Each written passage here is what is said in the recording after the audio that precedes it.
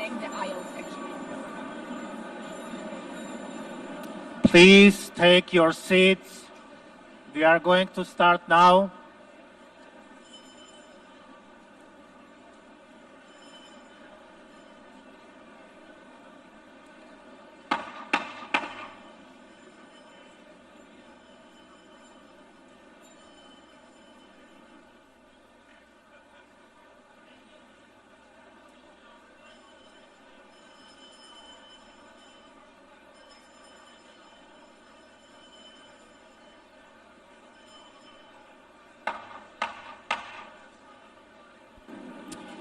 Good morning.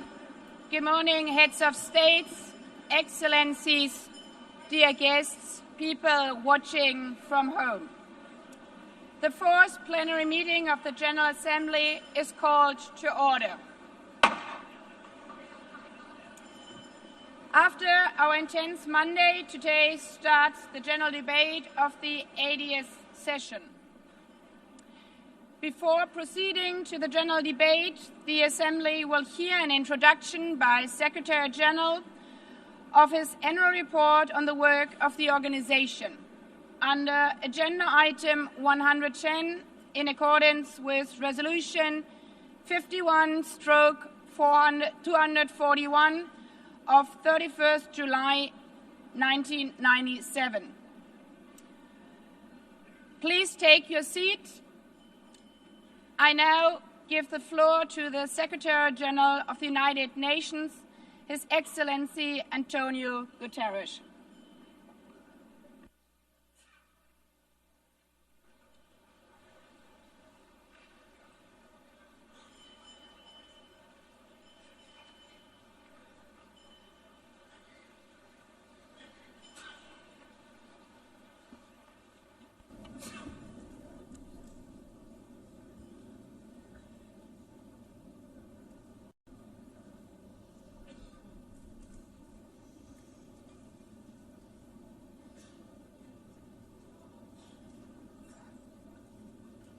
Please, could you take your seats?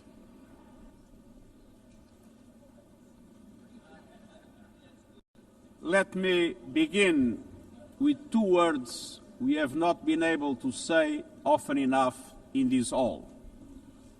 Madam President.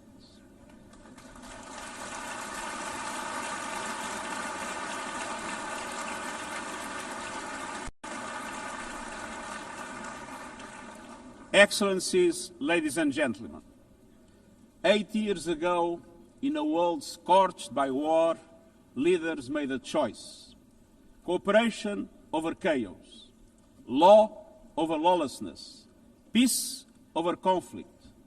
And that choice gave birth to the United Nations, not as a dream for perfection, but as a practical strategy for the survival of humanity.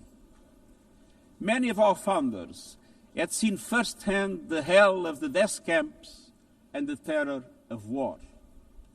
They knew that true leadership meant creating a system to prevent a replay of those horrors, a firewall against the flames of conflict and World War III, a forum for sovereign states to pursue dialogue and cooperation, and a concrete affirmation of an essential human truth: we are all in this together.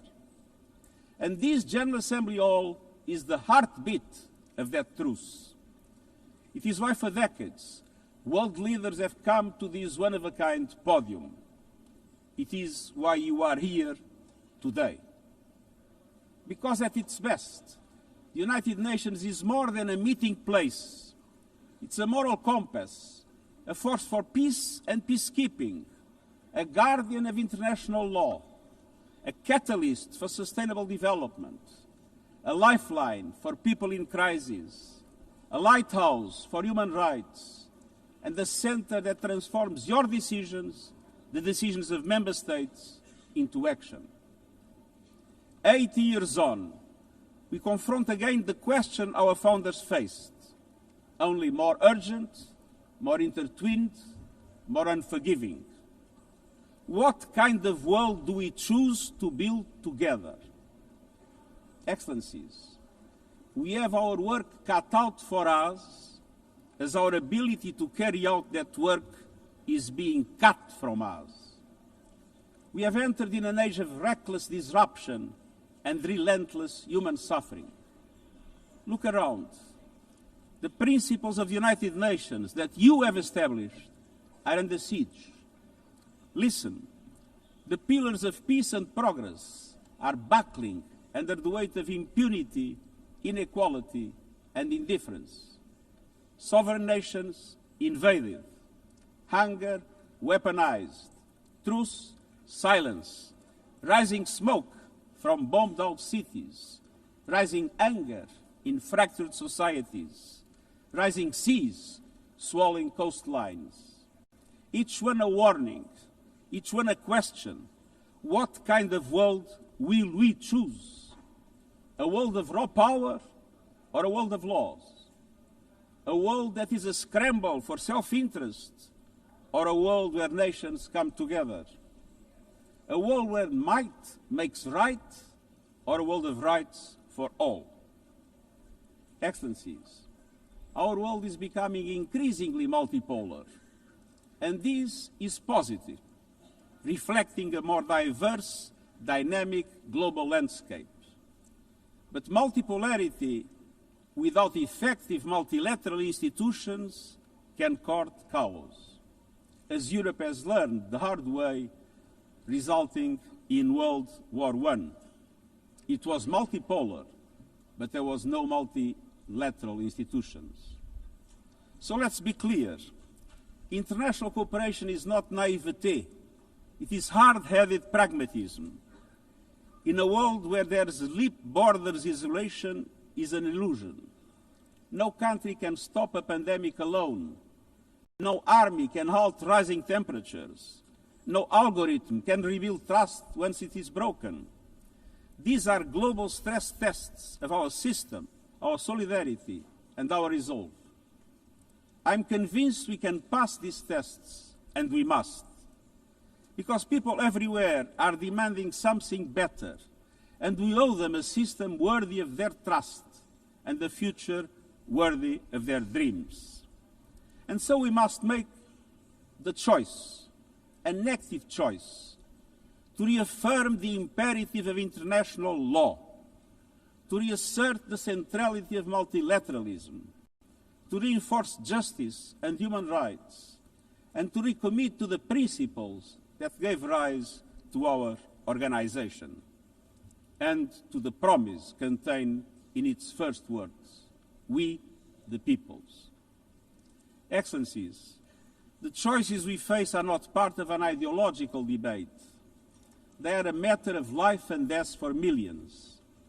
As I scan the global landscape, we must make 5 critical choices. First, we must choose peace rooted in international law. Peace is our first obligation. Yet today, wars rage with a barbarity we vowed never to allow. Too often, the Charter is brandished when convenient and trampled when not. But the Charter is not optional. It is our foundation. And when the foundation cracks, everything built upon fractures. Around the world, we see countries acting as if the rules don't apply to them. We see humans treated as less than human, and we must call it out.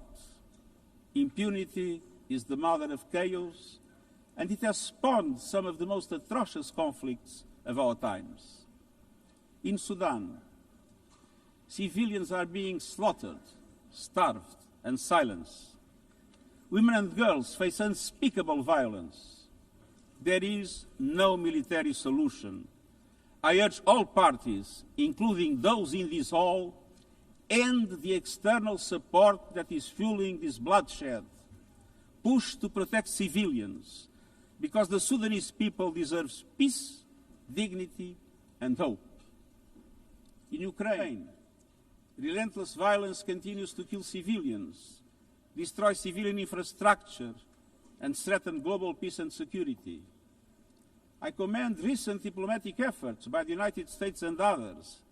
We must work for a full ceasefire and a just, lasting peace in accordance with the Charter, UN resolutions, and international law. In Gaza, the horrors are approaching a third monstrous year. They are the result of decisions that defy basic humanity. The scale of death and destruction are beyond any other conflict in my years as Secretary General. The International Court of Justice has issued legally binding provisional measures in the case named Application of the Convention on the Prevention and Punishment of the Crime of Genocide in the Gaza Strip. Since then, a famine has been declared and the killing has intensified. The measures stipulated by the ICJ must be implemented fully and immediately.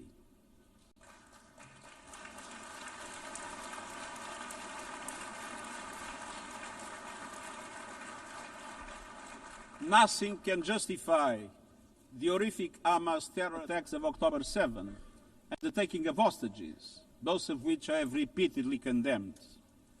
And nothing can justify the collective punishment of the Palestinian people and the systematic destruction of Gaza. We know what is needed. Permanent ceasefire now. All the hostages released now. Full humanitarian access now. And we must not relent in the only viable answer to sustainable Middle East peace, a two-state solution as so eloquently reaffirmed yesterday. We must urgently reverse dangerous trends on the ground. Relentless settler expansion and violence and the looming threat of annexation must stop. Everywhere, from Haiti to Yemen, to Myanmar and the Sahel and beyond, we must choose peace anchored in international law. The past year has brought glimmers of hope, including the ceasefire between Cambodia and Thailand, and the agreement between Azerbaijan and Armenia brokered by the United States. But far too many crises continue unchecked.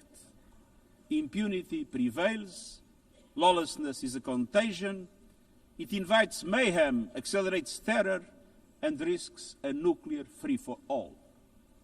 When accountability shrinks, graveyards grow. When UN staff and facilities are attacked, violating legal obligations, so too is the core of our ability to serve and deliver. The Security Council must live up to its responsibilities.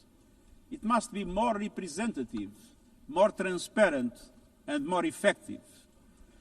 Beyond crisis response, we must tackle the injustices that ignite conflict: exclusion, inequality, impunity, and corruption. The surest way to silence the guns is to raise the volume for justice. Real security is born of fairness and opportunity for all. Excellences, cela m'amène au deuxième point. This leads me to my second point. We must choose human dignity and human rights. Les droits humains ne sont pas Human un ornement rights de la are not paix. an ornament Ils en of sont le peace. socle. They're its bedrock. Les droits humains, sociaux, Human rights, économiques, economic, politiques, social, civiques cultural, et political, culturels and civil sont are universels, universal, indivisibles indivisible, et and interdépendants. interdependent. Choisir les droits, Choosing c'est rights plus que des means paroles. more than C'est words. choisir la justice It plutôt que le means choosing silence. justice over C'est silence. préserver la liberté It means et l'espace protecting civique. freedom and civic space. Faire avancer l'égalité pour Advancing les femmes et equality les for filles. women and girls. Combattre le Confronting racisme et la racism and discrimination discrimination sous toutes leurs in formes. all its forms. Protéger les défenseurs des Protecting droits human humains, rights les defenders, journalistes journalists, et la liberté and freedom of d'expression, speech. et garantir les droits des And réfugiés et upholding des the rights migrants of refugees and afin que la migrants mobilité so soit that sûre mobility is et safe conforme and au in droit accordance with international. international law. Les droits humains sont un Human combat rights quotidien, are a daily battle, en ligne comme hors online ligne. and offline. Ils exigent de la They volonté require politique, political will. mais la dignité ne se But résume dignity pas à la is not only protection des droits. about the protection of Elle rights, exige pleinement concrétiser ces droits about grâce rights à un fulfilled développement through inclusif inclusive et and résilient. resilient development. Des droits qui mettent fin à la Rights that pauvreté put an end et à la to faim. poverty and hunger. Des droits qui ouvrent Rights de la that voie de open l'éducation, doors de la to santé education, et des health opportunités. and opportunity. The Sustainable Development Goals are our shared roadmap for achieving these rights. But in order to make progress down this road, we need fuel. And that fuel is finance. We've seen what development done right can deliver. In the past decade, millions more have gained access to electricity, clean cooking solutions, and to the internet. Child marriage is in retreat. Women's representation is growing, but cuts to aid are wreaking havoc. They are a death sentence for many. For so many more, a stolen future. This is the great paradox of our time. We have the solutions, but we are siphoning off the fuel that would make it possible to make progress. To choose dignity, we must choose financial justice and solidarity. We need to reform the international financial architecture so that it drives development for all.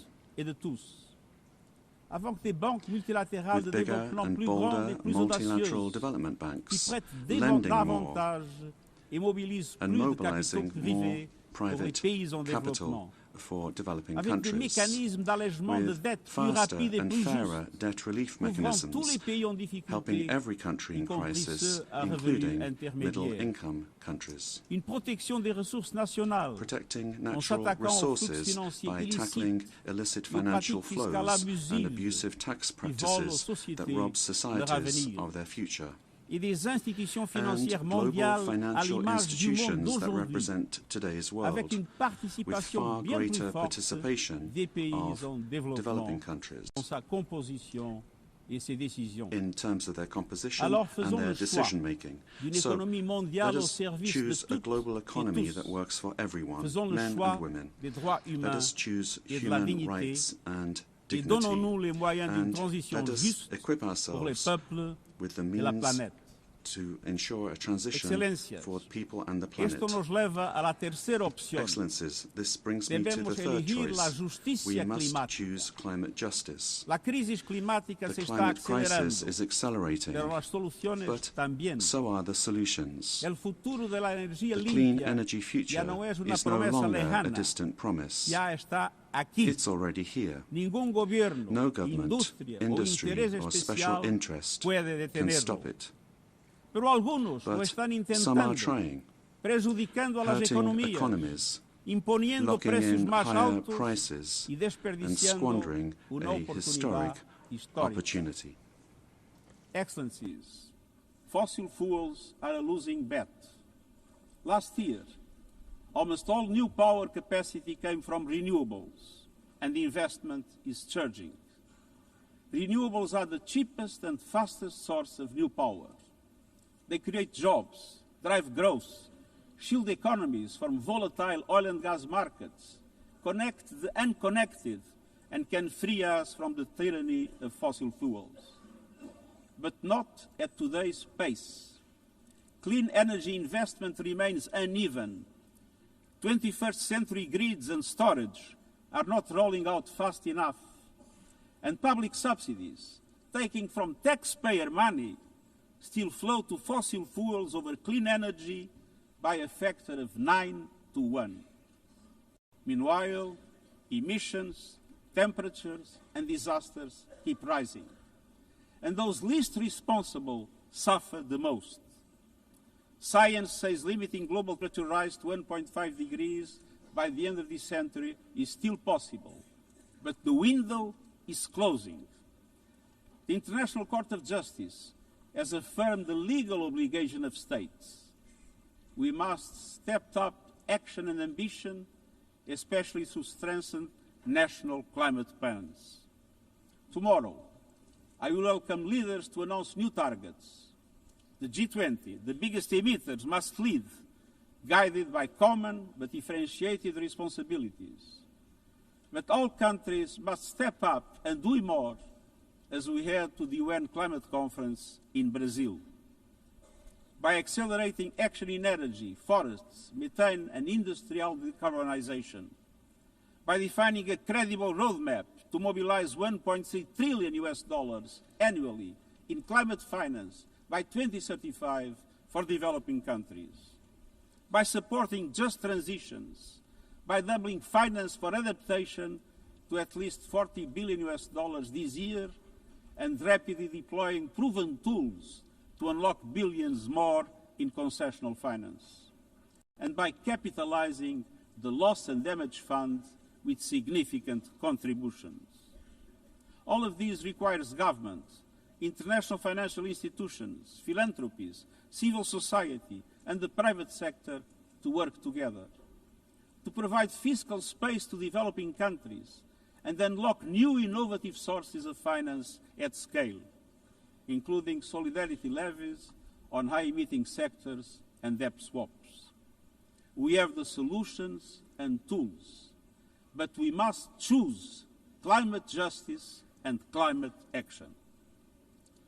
First, we must choose to put technology at the service of humanity. Artificial intelligence is rewriting human existence in real time, transforming how we learn, work, communicate, and what we can trust. And the question is not how to stop it, but how to steer it for the greater good.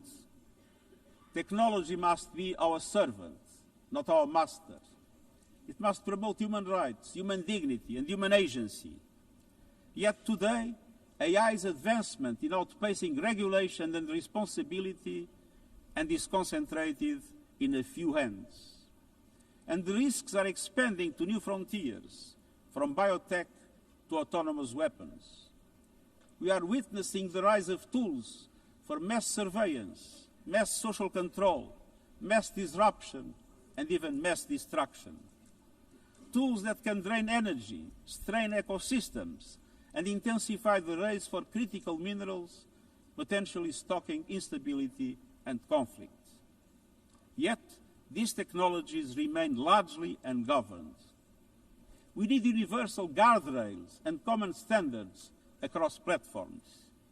No company should be above the law. No machines should decide who lives or dies. No system should be deployed without transparency, safety, and accountability. Last month, this Assembly took a historic step, establishing an independent international scientific panel on AI and an annual global dialogue on AI governance. Two new pillars of a shared architecture, connecting science with policy to bring clarity and foresight, enabling innovation to flourish while advancing our values and our rights, and ensuring governments, companies, and civil society can help shape common norms. We must build on these mechanisms and close the capacity gap. All countries must be able to design and develop AI, not just to consume it.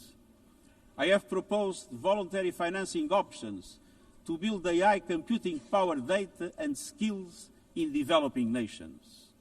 No country should be locked out of the digital future or locked into systems it cannot shape or trust.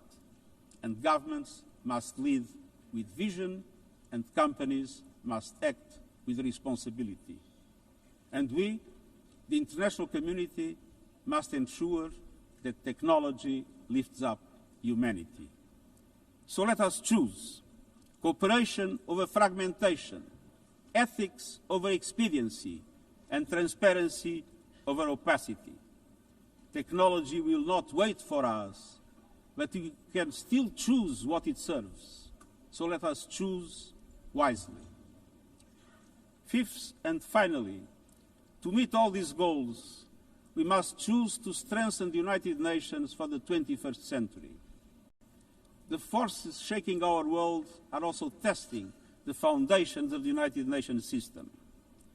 We are being hit by rising geopolitical tensions and divisions, chronic uncertainty, and mounting financial strain. But those who depend on the United Nations must not be made to bear the cost, especially now, when for every dollar invested to support our core work to build peace, the world spends $750 on weapons of war. This is not only unsustainable, it is indefensible. In this moment of crisis, the United Nations has never been more essential. The world needs our unique legitimacy, our convening power, our vision to unite nations, to bridge divides and confront the challenges before us. The Pact for the Future has shown your determination to build a United Nations that is stronger, more inclusive, and more effective. That is the logic and the urgency of our UN80 initiative. We are moving swiftly and decisively. I put forward concrete proposals, a revised budget for 2026 that strengthens accountability, improves delivery, and cuts costs. Practical reforms to implement mandates more effectively and efficiently with greater impact. And ideas to spark a paradigm shift in the structure of the UN and how its parts work together. Most of these decisions rest with you, the Member States, and we will move forward in full respect of the established procedures. Together, let us choose to invest in a United Nations that adapts, innovates, and is empowered to deliver for people everywhere. Excellencies, my overriding message comes down to this. Now is the time to choose. It's not enough to know what the right choices are. I urge you to make them. I grew up in a world where choices were few. I was raised in the darkness of dictatorship, where fear silenced voices and hope was nearly crushed. Yet, even the bleakest hours, especially then, I discovered a truth that has never left me. Power does not reside in the hands of those who dominate or divide. Real power resides from people, from our shared resolve to uphold dignity, to defend equality, to believe fiercely in our common humanity and the potential of every human being. I learned early to persevere, to speak out, to refuse to surrender, no matter the challenge, no matter the obstacle, no matter the hour. We must and we will overcome. Because in a world of many choices, there is one choice we must never make, the choice to give up. We must never give up. That is my promise to you, for peace, for dignity, for justice, for humanity, for the world we know is possible when we work as one. I will never, ever give up. Thank you.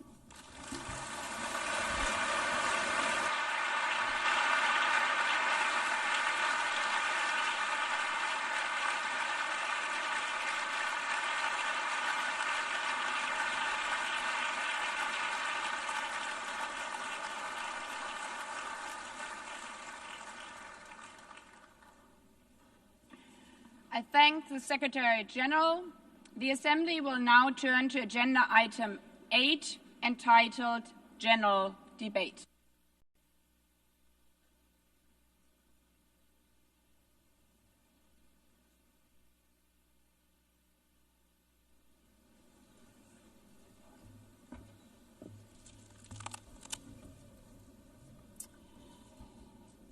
Years, longer than the average human life. This anniversary of the United Nations should have been a moment of celebration. But this is not an ordinary year. Just look at the state of our world, as the Secretary General described. Thousands of orphans in Gaza are wandering around the rubble, eating sand, drinking contaminated water. 90-year-old women in Ukraine are hiding from drones, trapped in their homes instead of living their final years in peace. Children in Haiti, too afraid to walk to school, afraid they might be gunned down by gangs like their friends. And for every conflict and tragedy that seizes the headlines, there are so many more that are forgotten, lost to the news cycle. Like women in Democratic Republic of the Congo, shielding their daughters from armed groups, fearful they might be raped. And Rohingya children spending their whole childhood in tattered tents, unable to remember what their home looks like. Faced with these realities, now is not the time to celebrate, but to ask ourselves, where is the United Nations? Distinguished heads of state and government, Mr. Secretary General, Excellencies, ladies and gentlemen, people out there in the world watching us. Clearly, we have to do better.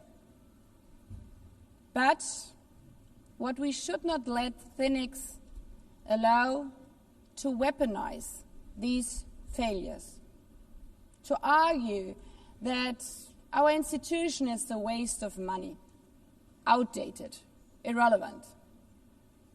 When the principles of the Charter are ignored, is it the UN that has failed? When tanks rolled into Ukraine, was it because Article 2 of the Charter is not clear enough about sovereignty and territorial integrity? When civilians, children, are killed in Gaza, is it humanitarian law at fault for failing to protect them? It's not the Charter which fails. It's not the UN as an institution which fails.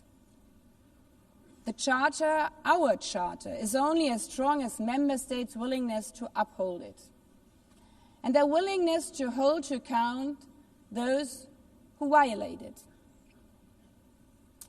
Excellencies, yes, our world is in pain. Yes, we have failures. But imagine how much worse would it be without the United Nations? Would a single person be better off without it? Without UNICEF, 26 million children would not have received an education. Without the World Food Programme, nearly 125 million people would have lacked life-saving food assistance. Without the World Health Organization, over 1 billion vaccines would not have been supplied. Sometimes we could have done more, but we cannot let this dishearten us. If we stop doing the right thing, evil would prevail. This 80th session is not about big celebrations. It's about finding the resolve not to give up, the resolve to be better together, just as our predecessors did 8 decades ago. This institution was born in a world on fire and desperate for reprieve.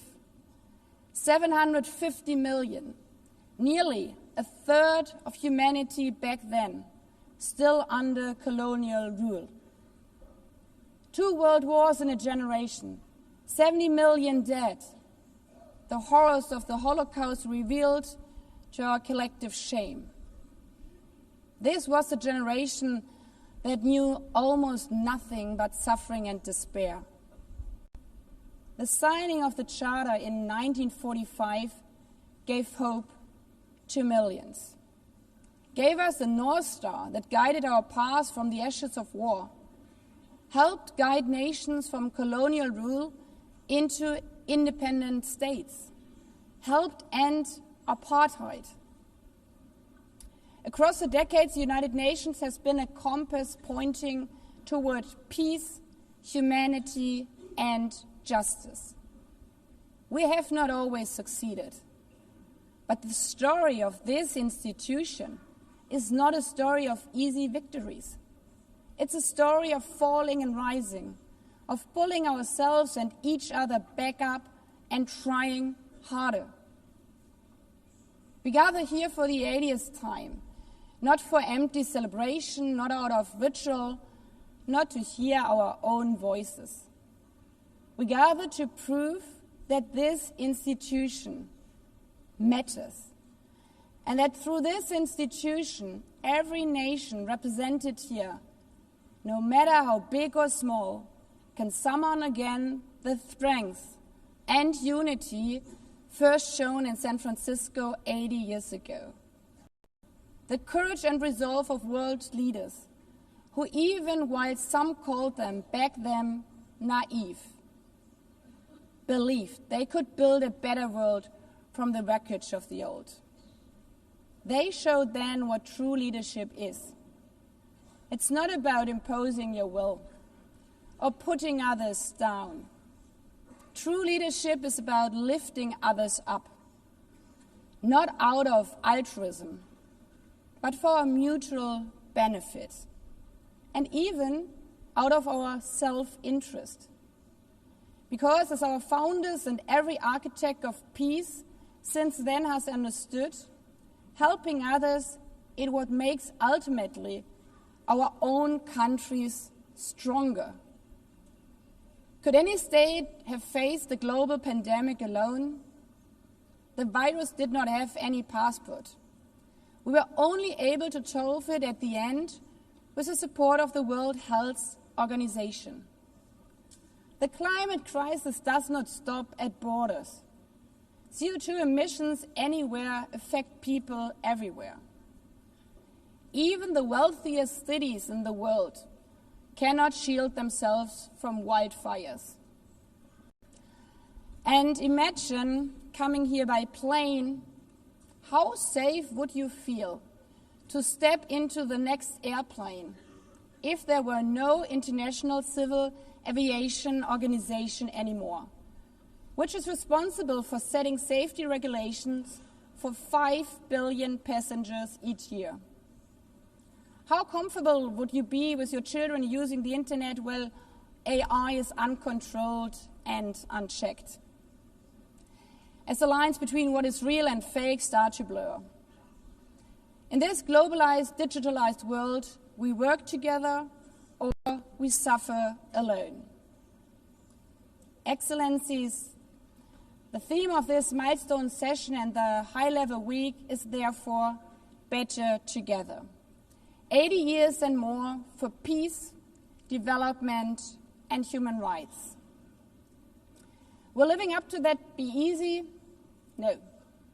But this hall was not built for easy times. It was built to come together to confront the hardest topics. This session is a session where the high-level week is about resolving differences. We showed some of it yesterday already. But even the House of Dialogue and Diplomacy needs a renovation. That is why the UN80 initiative and the wider reform process are not luxuries, but necessities. We are literally now at a crossroads, a make it or break it moment, politically, financially.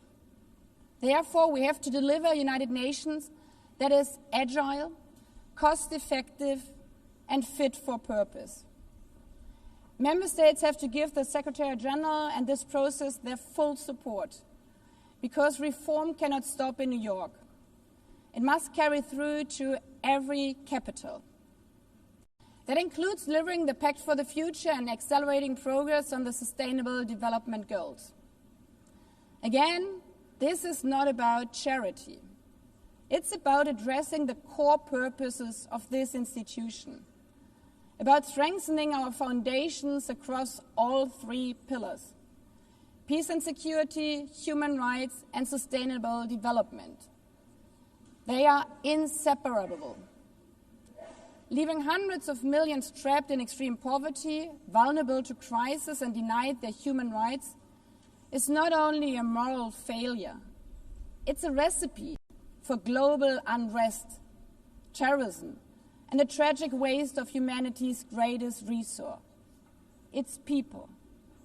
Put it simply, without the SDGs, there cannot be lasting peace. Excellencies, our future as an institution will also be shaped by the selection of the next Secretary General. And here we must pause and reflect. In nearly 80 years, this organization has never chosen a woman for that role. One might wonder how out of 4 billion potential candidates, there could not be found a single one. Of course,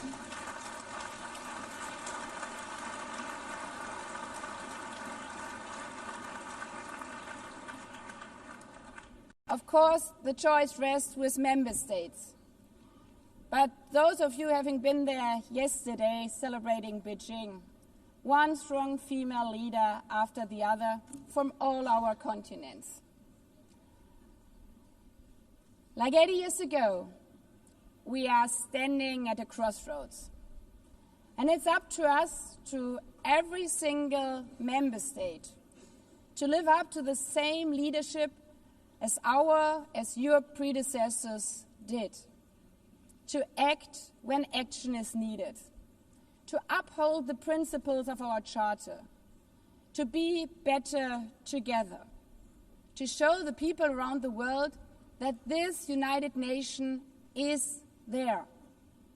Today, tomorrow, and for the next 8 decades.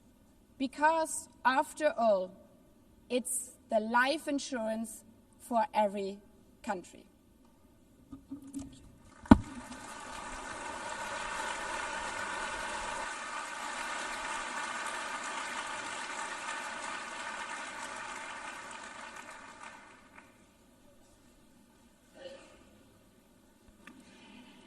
Before giving the floor to the first speaker for this morning, I would like to remind member states that the list of speakers for the general debate has been established on the agreed basis that statements should be no longer than 15 minutes to enable all the speakers to be heard at a given meeting.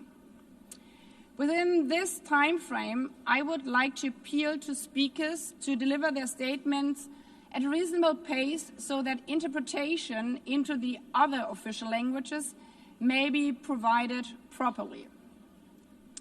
I would also like to draw your attention to the decision taken by the Assembly at previous sessions, namely that the practice of expressing congratulations inside the Assembly Hall after speech has been delivered is strongly discouraged.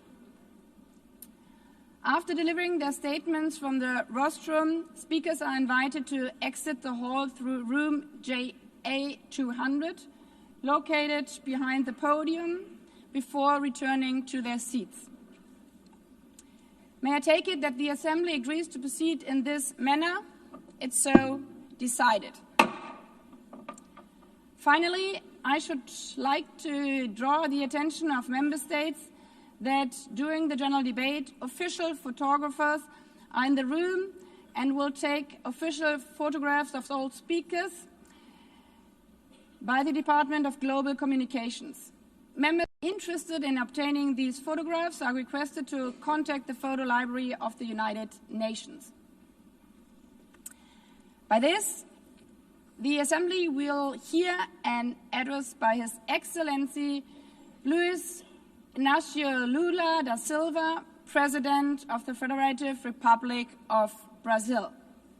I request the protocol to escort His Excellency and invite him to address the Assembly.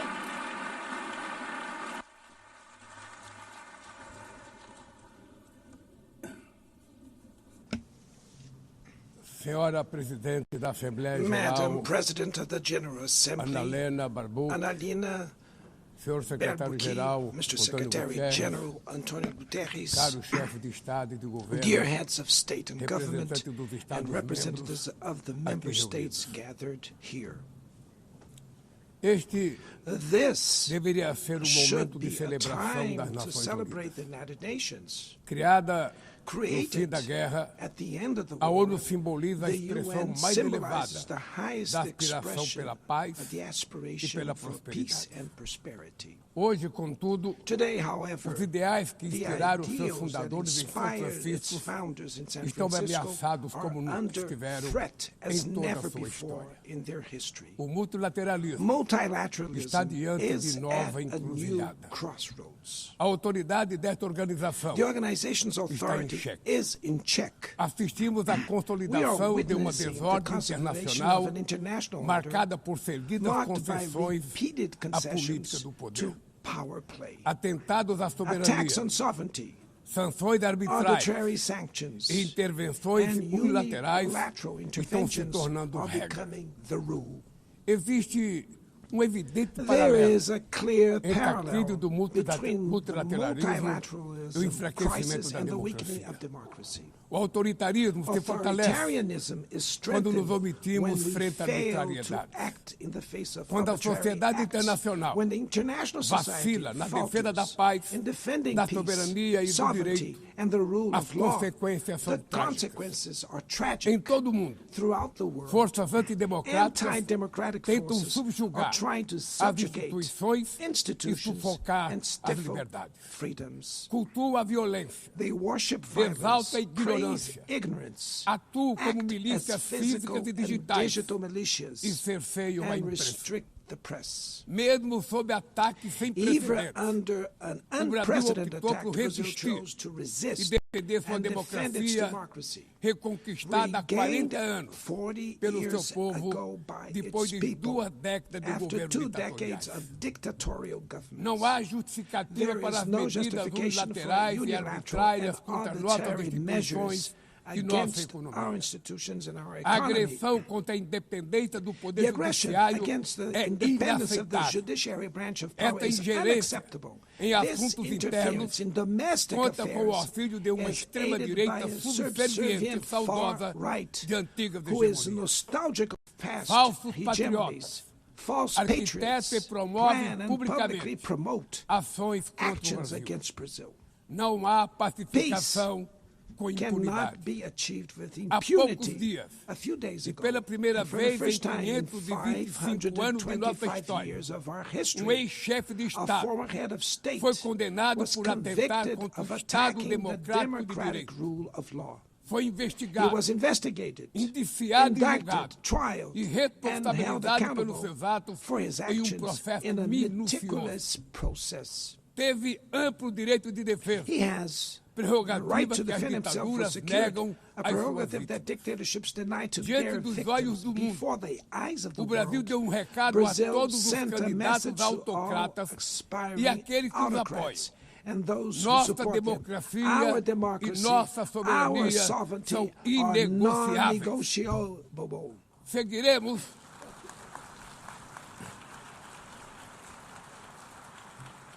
Seguiremos como We will nação continue independente as an e independent como povo nation livre and as de a people qualquer tipo de free tutela. from any type of guardianship. Democracias sólidas, Sound vão além democracies do go ritual beyond eleitoral. the electoral ritual. Seu vigor Its strength pressupõe a redução das presupposes the desigualdades, reduction of a garantia inequalities, dos direitos the mais guarantee of the elementares, most basic a rights, alimentação, food, a segurança, safety, o trabalho, work, a moradia, housing, a educação education, e a and saúde. health.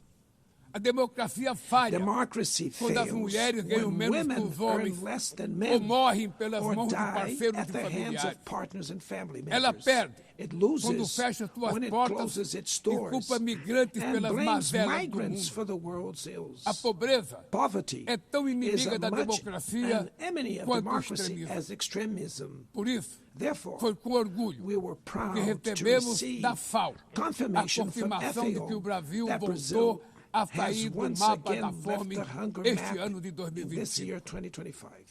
Mas no mundo, But in the ainda há world, 670 there are milhões still de pessoas famintas 670 e million hungry cerca de people 2 bilhões and e about 300 milhões 2.3 que billion enfrentam insegurança face alimentar. food insecurity. A única guerra The only que war todos podem of sair which vencedores everyone é can que emerge travamos victorious contra a is the fome one e a we wage pobreza. against hunger and Esse Esse é o objetivo da Aliança This is the Global goal of the que global lançamos no alliance we G20 launched e que já conta at the com o apoio de G20 and which has the 103 support países. of 103 A countries. comunidade The internacional international community precisa rever needs to suas revise prioridades, its priorities, reduzir os gastos com reduce guerras arms e spending, aumentar a ajuda and ao increase desenvolvimento. development aid. Aliviar o serviço da Relieve the dívida service externa of the dos foreign países mais debt pobres, of the poorest sobretudo os countries, above africanos, all African e nations, definir and padrões set mínimos de minimum tributação global global tax standards para que os super so ricos that the super paguem mais rich impostos pay que more os taxes trabalhadores. than workers.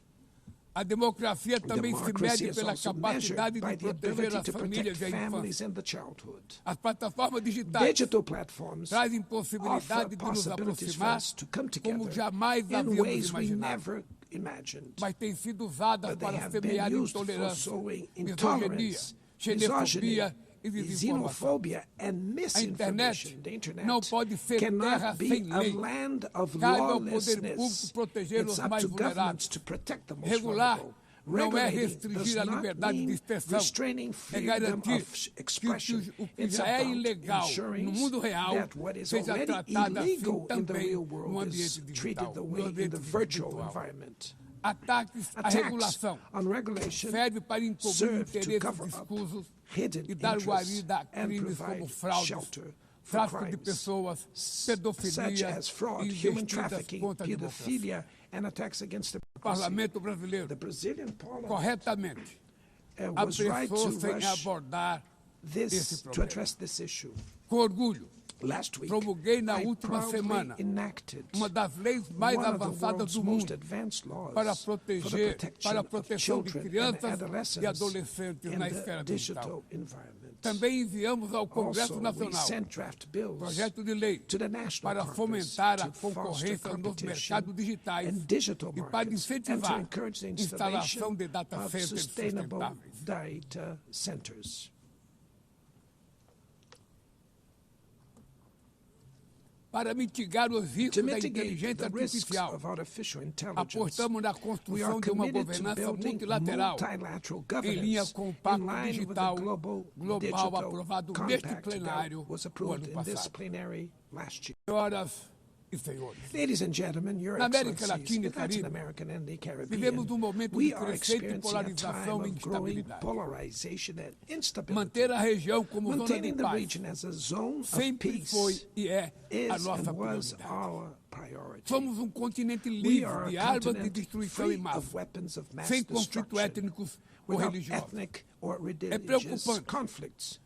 A The equiparação entre a comparison between criminalidade e o crime terrorismo. and terrorism is A worrying. forma mais The eficaz most effective way de combater o to tráfico de combat drogas drug é a trafficking cooperação is to para cooperate reprimir to suppress a lavagem de dinheiro money e laundering limitar o and comércio de limit armas. arms trade.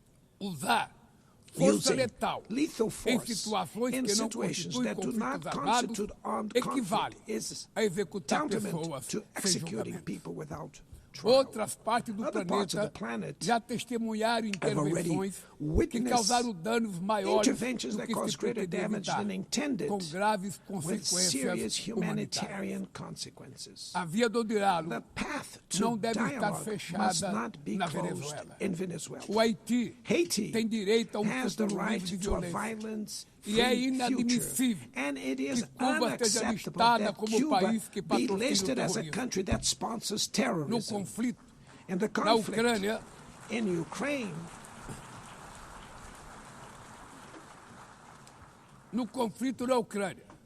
in the todos já conflict in sabemos Ukraine, que não we haverá all solução militar. already know that there will be O no recente encontro no military Alasca solution. The despertou recent a meeting in esperança de uma Alaska saída raised negociada. hopes for a negotiated É way preciso out. pavimentar It's necessary to caminhos pave the way para uma solução for realista. a realistic Isso solution. implica This levar em conta as implies legítimas taking into preocupações de account segurança the de todas as legitimate partes. security concerns A of all iniciativa parties. africana The African e o Initiative Grupo de Amigos da and Paz, the Friends criado for por Peace China e group Brasil, created by China pode and contribuir Brazil para promover o can diálogo. help promote dialogue Nenhuma situação and a diplomatic é solution. mais No emblemática situation do is que o more uso emblematic desproporcional e of the ilegal disproportionate da and força illegal do use que a of da force Palestina. that the one occurring in Os Palestine. atentados terroristas The terrorist perpetrados attacks pelo Hamas perpetrated by são Hamas are indefensáveis sob qualquer indefensible ângulo. from any angle, nada, but nothing, absolutamente absolutely nada, nothing justifica o justifies genocídio the ongoing em curso genocide in Gaza.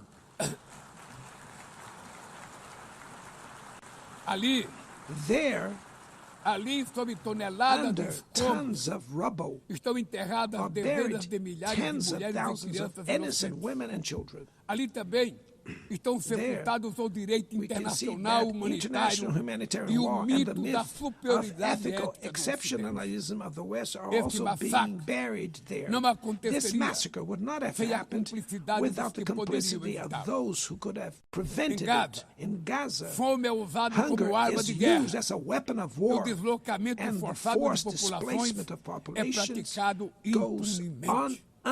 Quero unpunished. expressar I minha express admiração my aos admiration judeus to the Jews que dentro e who, fora de Israel inside and se outside opõem Israel, a esta punição oppose this coletiva. collective punishment. O povo The palestino Palestinian people corre o risco are de at risk desaparecer. of disappearing. Só sobreviverá They como will um only Estado survive independente with an integrado à independent state comunidade integrated internacional. to the international community. Esta é a This solução is the defendida por solution mais de defended by more 150 than membros da ONU 150 e afirmada UN members, ontem aqui, reaffirmed neste mesmo yesterday plenário, here in this very mas plenary, obstruída but por bared único by veto. a single É veto. lamentável It is que o regrettable presidente that Mahmoud President Abbas Mahmoud tenha Abbas sido was impedido prevented pelo by país the host anfitrião de country ocupar of a occupying bancada da the Palestinian Palestina bench nesse at this momento historical moment.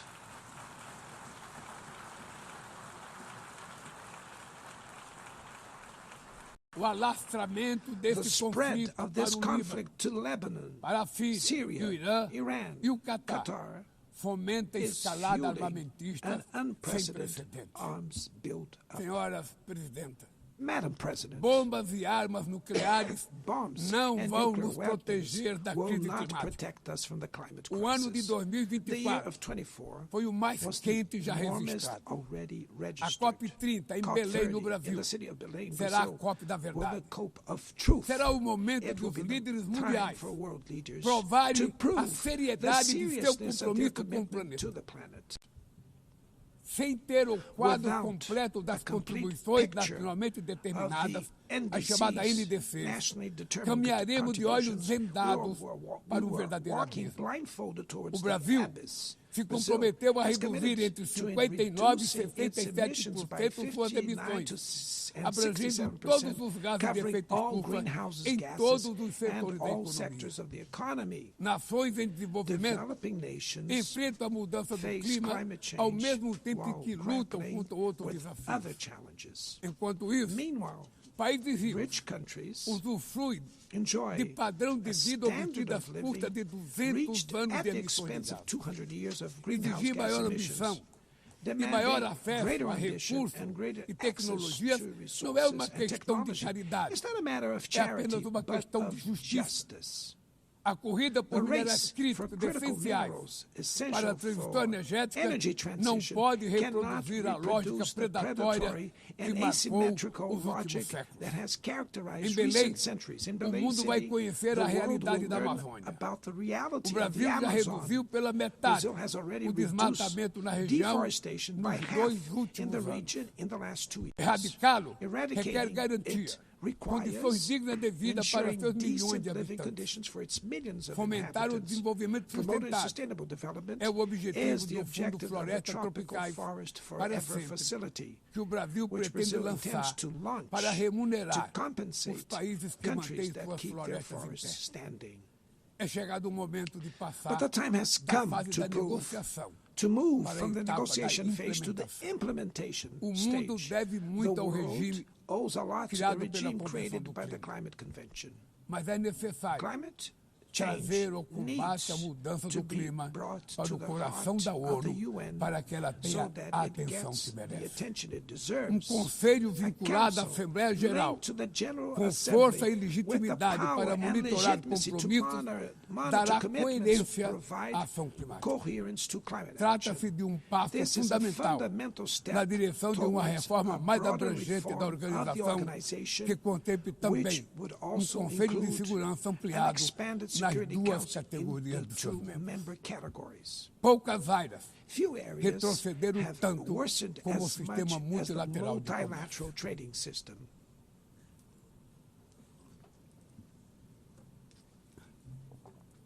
Medidas Unilateral unilaterais measures transformam em letra have rendered morta fundamental principles princípios basilares such as como a the cláusula most de favored nação nations mais clauses favorecida. meaningless. Desorganizam cadeias de valor They have e disrupted lançam a economia value mundial chains and em through the uma global espiral economy perniciosa into a de preços pernicious altos e spiral of estagnação. high prices and É urgente stagnation. It is urgent refundar o to OMC em to bases refound the modernas e WTO flexíveis. based on modern Senhoras and flexible e senhores, foundations. Your Excellencies, ladies este and ano gentlemen, this year, o mundo perdeu the duas world lost two personalidades exceptional excepcionais. public figures. O ex-presidente do Former Uruguai, Pepe Uruguayan Mujica, President Pepe e o Mujica nosso querido and Papa our dear Francisco. Pope Francis, Ambos both encarnaram como ninguém embodied the os best melhores valores humanist humanistas. values like no Suas other. vidas se Their lives entrelaçam, were se entrelaçaram intertwined com as with 8 the 8 décadas de existência da decades ONU. of the UN. Se ainda UN's estivesse entre nós, existence. If they were still among us, provavelmente usariam they would esta use this tribuna platform para to lembrar remember que o autoritarismo, that authoritarianism, a degradação environmental ambiental e a degradation, and desigualdade inequality não são are not inexoráveis. Que relentless. os únicos derrotados That the only são os que ones cruzam os defeated are braços those who resignados. stand idly by, Que resigned, podemos vencer os falsos profetas e resignate, oligarcas and que that we can exploram o defeat the medo false e prophets and monetizam o oligarchs ódio. who exploit fear E and que o monetize amanhã hate, and that é feito de tomorrow escolhas is diárias made of daily e é preciso choices, coragem and it de takes agir courage para to act transformar. to transform it. No futuro que o Brasil In the vislumbra, future that Brazil não há envisions, espaço there para a is no reedição room de for the rivalidades reenactment ideológicas of ou esferas de ideological influência. rivalries or A spheres of confrontação effort. é Confrontation is inevitável. not inevitable. Precisamos de We lideranças need com leaders clareza de with visão, clear que visions, entendam que a who ordem understand internacional that the international não é order jogo is de not a soma zero. zero-sum game. O século The XXI 21st será century cada will vez be mais increasingly multipolar. Para se multipolar. manter pacífico, For it não to pode remain deixar de ser peaceful, multilateral. it cannot fail O Brasil fall confere to multilateral. crescente importância à Brazil União is Europeia, giving à increasing União Africana, importance to the European à Union, the ASEAN, African Union, à CELAC, ASEAN, aos CELAC, BRICS e ao BRICS, G20. and the G20. A voz do The Sul voice of global the global South deve ser must respeitada e be ouvida. heard. A ONU, The UN tem hoje The UN quase has 4 today vezes almost mais 4 membros do que os times more members 51 than que estiveram na the sua 51 fundação. who were at its Nossa foundation. missão histórica Our é historic detonada mission novamente, is to make it once portadora de again a esperança barrier of e hope promotora and da a igualdade promoter da of paz, equality, do desenvolvimento peace, sustentável sustainable e da development, diversidade diversity, e da and tolerância. tolerance. Que Deus May nos God abençoe a bless todos us e muito all. obrigado. And thank you very much.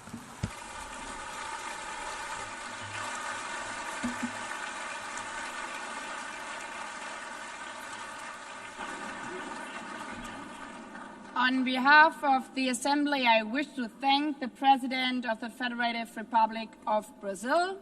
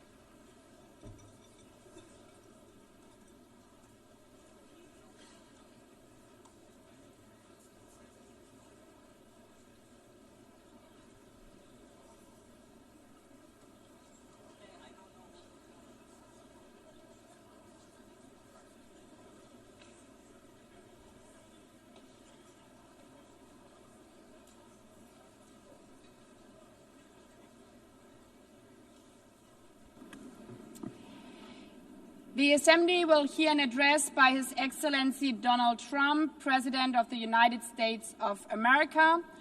I request protocol to escort His Excellency and invite him to address the Assembly.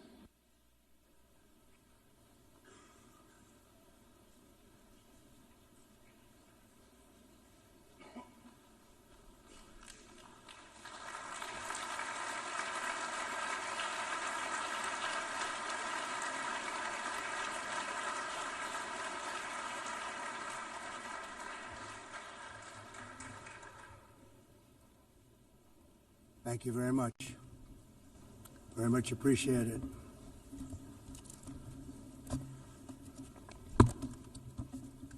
And I don't mind making this speech without a teleprompter, because the teleprompter is not working.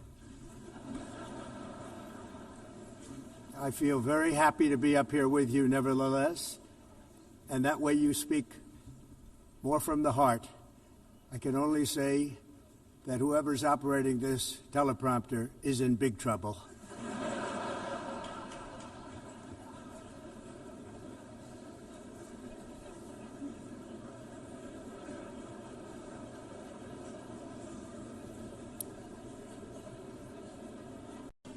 Hello, Madam First Lady. Thank you very much for being here. And Madam President, Mr. Secretary General, First Lady of the United States, distinguished delegates, ambassadors, and world leaders. 6 years have passed since I last stood in this grand hall and addressed a world that was prosperous and at peace in my first term. Since that day, the guns of war have shattered the peace I forged on 2 continents. An era of calm and stability gave way to one of the great crises of our time. And here in the United States, 4 years of weakness, lawlessness, and radicalism under the last administration delivered our nation into a repeated set of disasters. 1 year ago, our country was in deep trouble, but today, just 8 months into my administration, we are the hottest country anywhere in the world, and there is no other country even close. America is blessed with the strongest economy, the strongest borders, the strongest military, the strongest friendships, and the strongest spirit of any nation on the face of the earth. This is indeed the golden age of America. We are rapidly reversing the economic calamity we inherited from the previous administration, including ruinous price increases and record-setting inflation we've never had before. Under my leadership, energy costs are down, gasoline prices are down, grocery prices are down, mortgage rates are down, and inflation has been defeated. The only thing that's up is the stock market, which just hit a record high. In fact, it hit a record high 48 times in the last short period of time. Growth is surging, manufacturing is booming. The stock market, as I said, is doing better than it's ever done. And all of you in this room benefit by that, almost everybody. And importantly, workers' wages are rising at the fastest pace in more than 60 years. And that's what it's all about, isn't it? In 4 years of President Biden, we had less than $1 trillion of new investment into the United States. In just 8 months since I took office, we have secured commitments and money already paid for $17 trillion. Think of it, 4 years, less than $1 trillion, 8 months, much more than $17 trillion is being invested in the United States, and it's now pouring in from all parts of the world. We've implemented the largest tax cuts in American history and the largest regulation cuts in American history, making this once and again the best country on earth to do business. And many of the people in this room are investing in America, and it's turned out to be an awfully good investment during this 8-month period. In my first term, I built the greatest economy in the history of the world. We had the best economy ever, history of the world. And I'm doing the same thing again, but this time it's actually much bigger and even better. The numbers far surpass my record-setting first term. On our southern border, we have successfully repelled a colossal invasion. And for the last 4 months, and that's 4 months in a row, the number of illegal aliens admitted and entering our country has been 0. Hard to believe, because if you look back just a year ago, it was millions and millions of people pouring in from all over the world, from prisons, from mental institutions, drug dealers. All over the world they came. They just poured into our country with the ridiculous open border policy of the Biden administration. Our message is very simple. If you come illegally into the United States, you're going to jail, or you're going back to where you came from, or perhaps even further than that. You know what that means.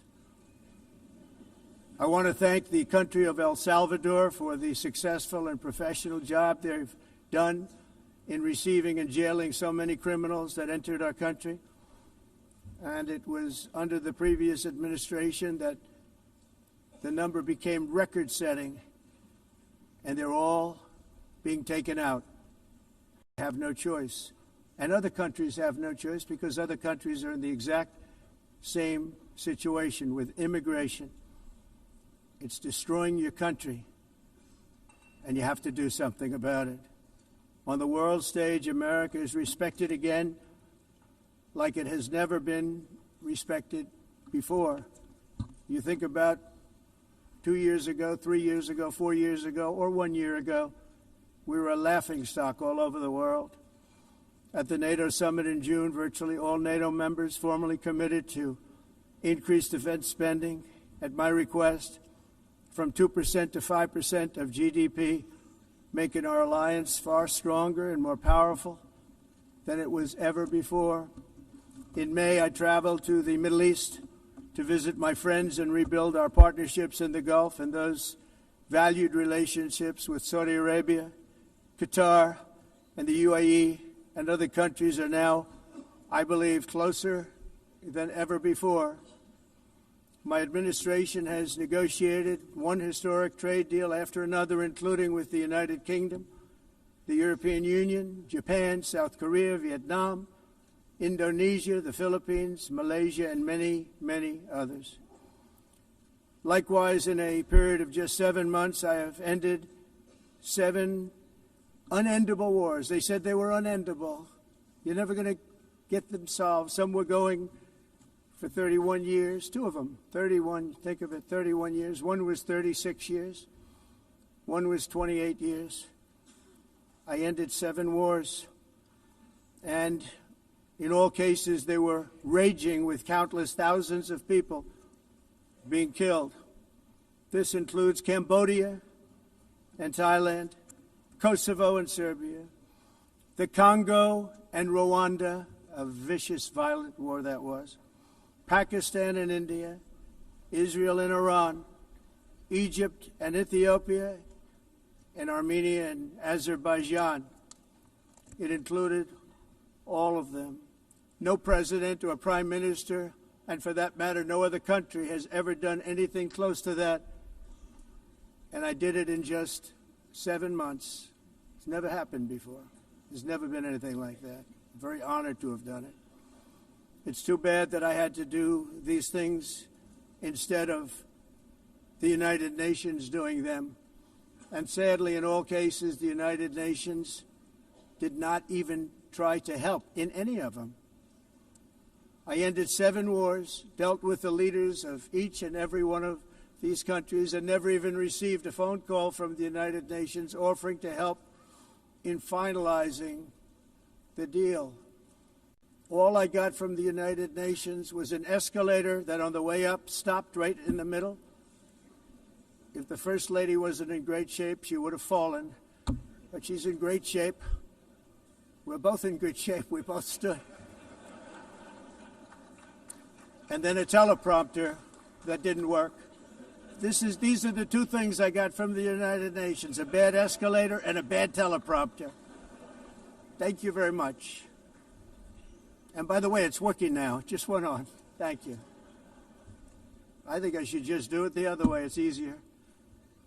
Thank you very much. I didn't think of it at the time because I was too busy working to save millions of lives. That is the saving and stopping of these wars. But later I realized that the United Nations wasn't there for us. They weren't there. I thought of it really after the fact, not during these negotiations, which were not easy. That being the case, what is the purpose of the United Nations? The UN has such tremendous potential. I've always said it. It has such tremendous, tremendous potential, but it's not even coming close to living up to that potential. For the most part, at least for now, all they seem to do is write a really strongly worded letter and then never follow that letter up. It's empty words, and empty words don't solve war. The only thing that solves war and wars is action. Now, after ending all of these wars and also earlier negotiating the Abraham Accords, which is a very big thing for which our country received no credit, never receives credit. Everyone says that I should get the Nobel Peace Prize for each one of these achievements.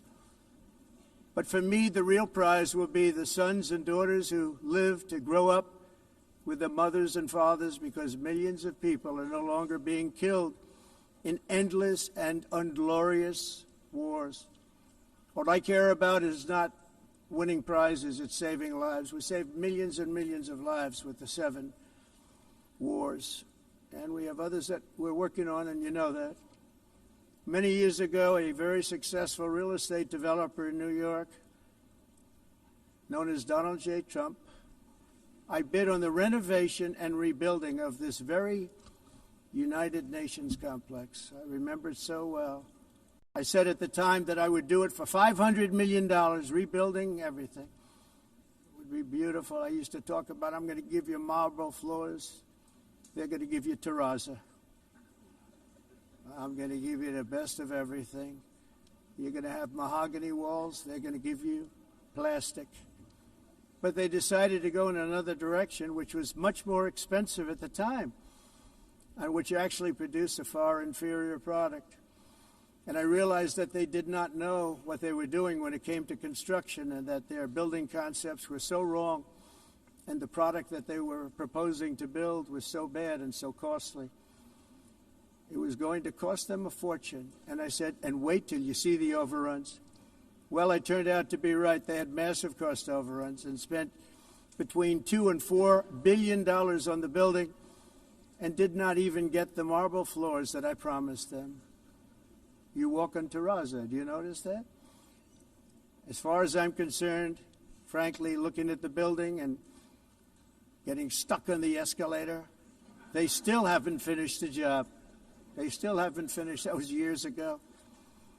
The project was so corrupt that Congress actually asked me to testify before them on the tremendous waste of money, because it turned out that they had no idea what it was, but they knew it was anywhere between $2 and $4 billion as opposed to $500 million with a guarantee.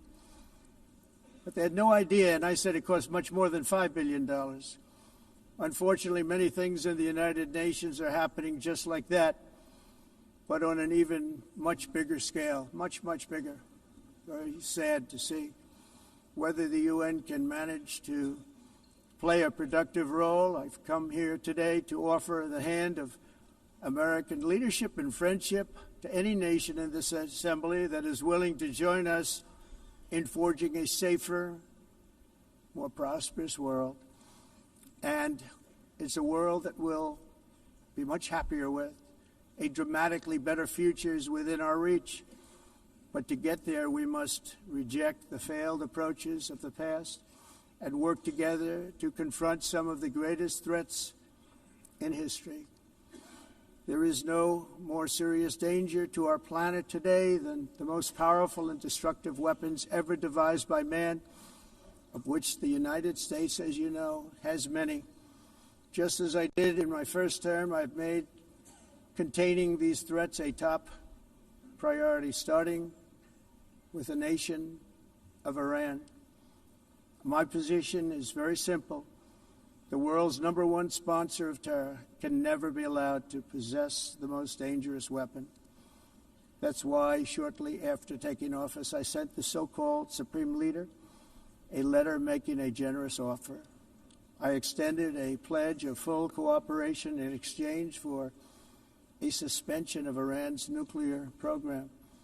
The regime's answer was to continue their constant threats to their neighbors and U.S. interests throughout the region, and some great countries that are right nearby.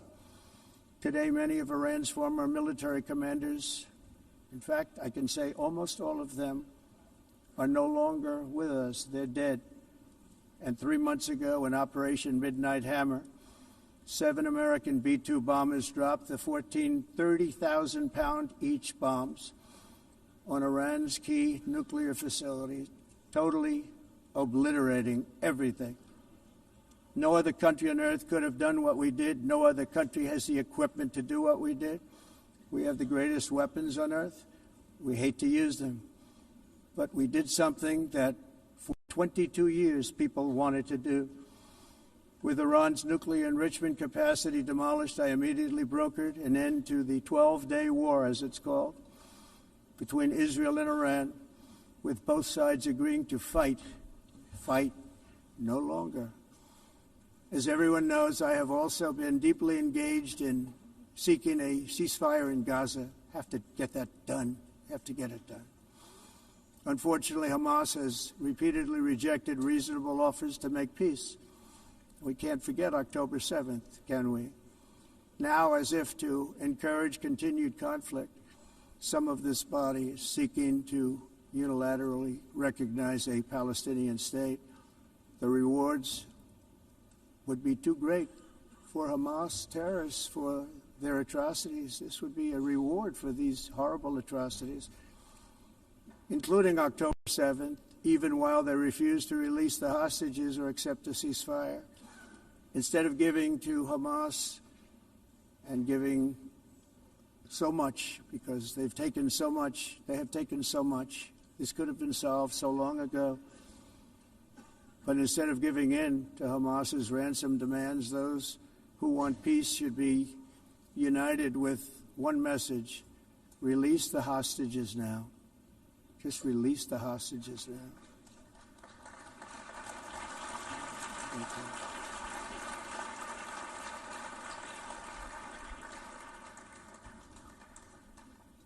Thank you. As we have got to come together, and we will come together, got to get it done. We have to stop the war in Gaza immediately. We have to stop it. We have to get it done. We have to negotiate, immediately have to negotiate peace. We got to get the hostages back. We want all 20 back. We don't want 2 and 4. As you know, I got, along with Steve Witkoff and others that helped us, Marco Rubio, we got most of them back. We were involved in all of them. But I always said the last 20 are going to be the hardest, and that's exactly what happened. We have to get them back now. We don't want to get back 2, and then another 2, and then 1, and then 3, have this process. No, we want them all back, and we want the actually 38 dead bodies back, too.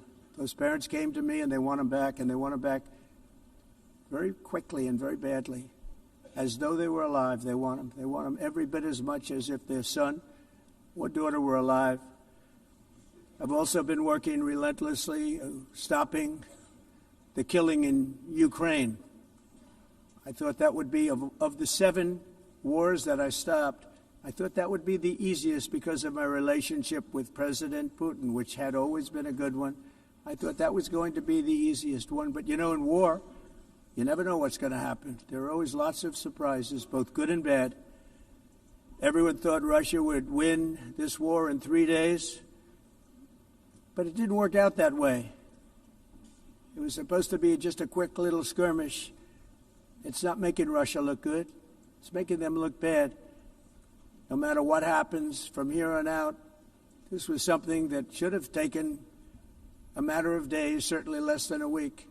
And they've been fighting for 3.5 years and killing anywhere from 5,000 to 7,000 young soldiers, mostly soldiers, on both sides, every single week, from 5,000 to 7,000 dead young people, and some in cities, much smaller numbers, where rockets are shot, where drones are dropped. This war would never have started if I were president. This was a war that should have never happened. It shows you what leadership is, what bad leadership can do to a country. Look what happened to the United States, and look where we are right now in just a short period of time. The only question now is how many more lives will be needlessly lost on both sides. China and India are the primary funders of the ongoing war by continuing to purchase Russian oil. But inexcusably, even NATO countries have not cut off much Russian energy and Russian energy products, which, as you know, I found out about 2 weeks ago, and I wasn't happy. Think of it. They're funding the war against themselves. Who the hell ever heard of that one? In the event that Russia is not ready to make a deal to end the war, then the United States is fully prepared to impose a very strong round of powerful tariffs, which would stop the bloodshed, I believe, very quickly. But for those tariffs to be effective, European nations, all of you are gathered here right now, would have to join us in adopting the exact same measures.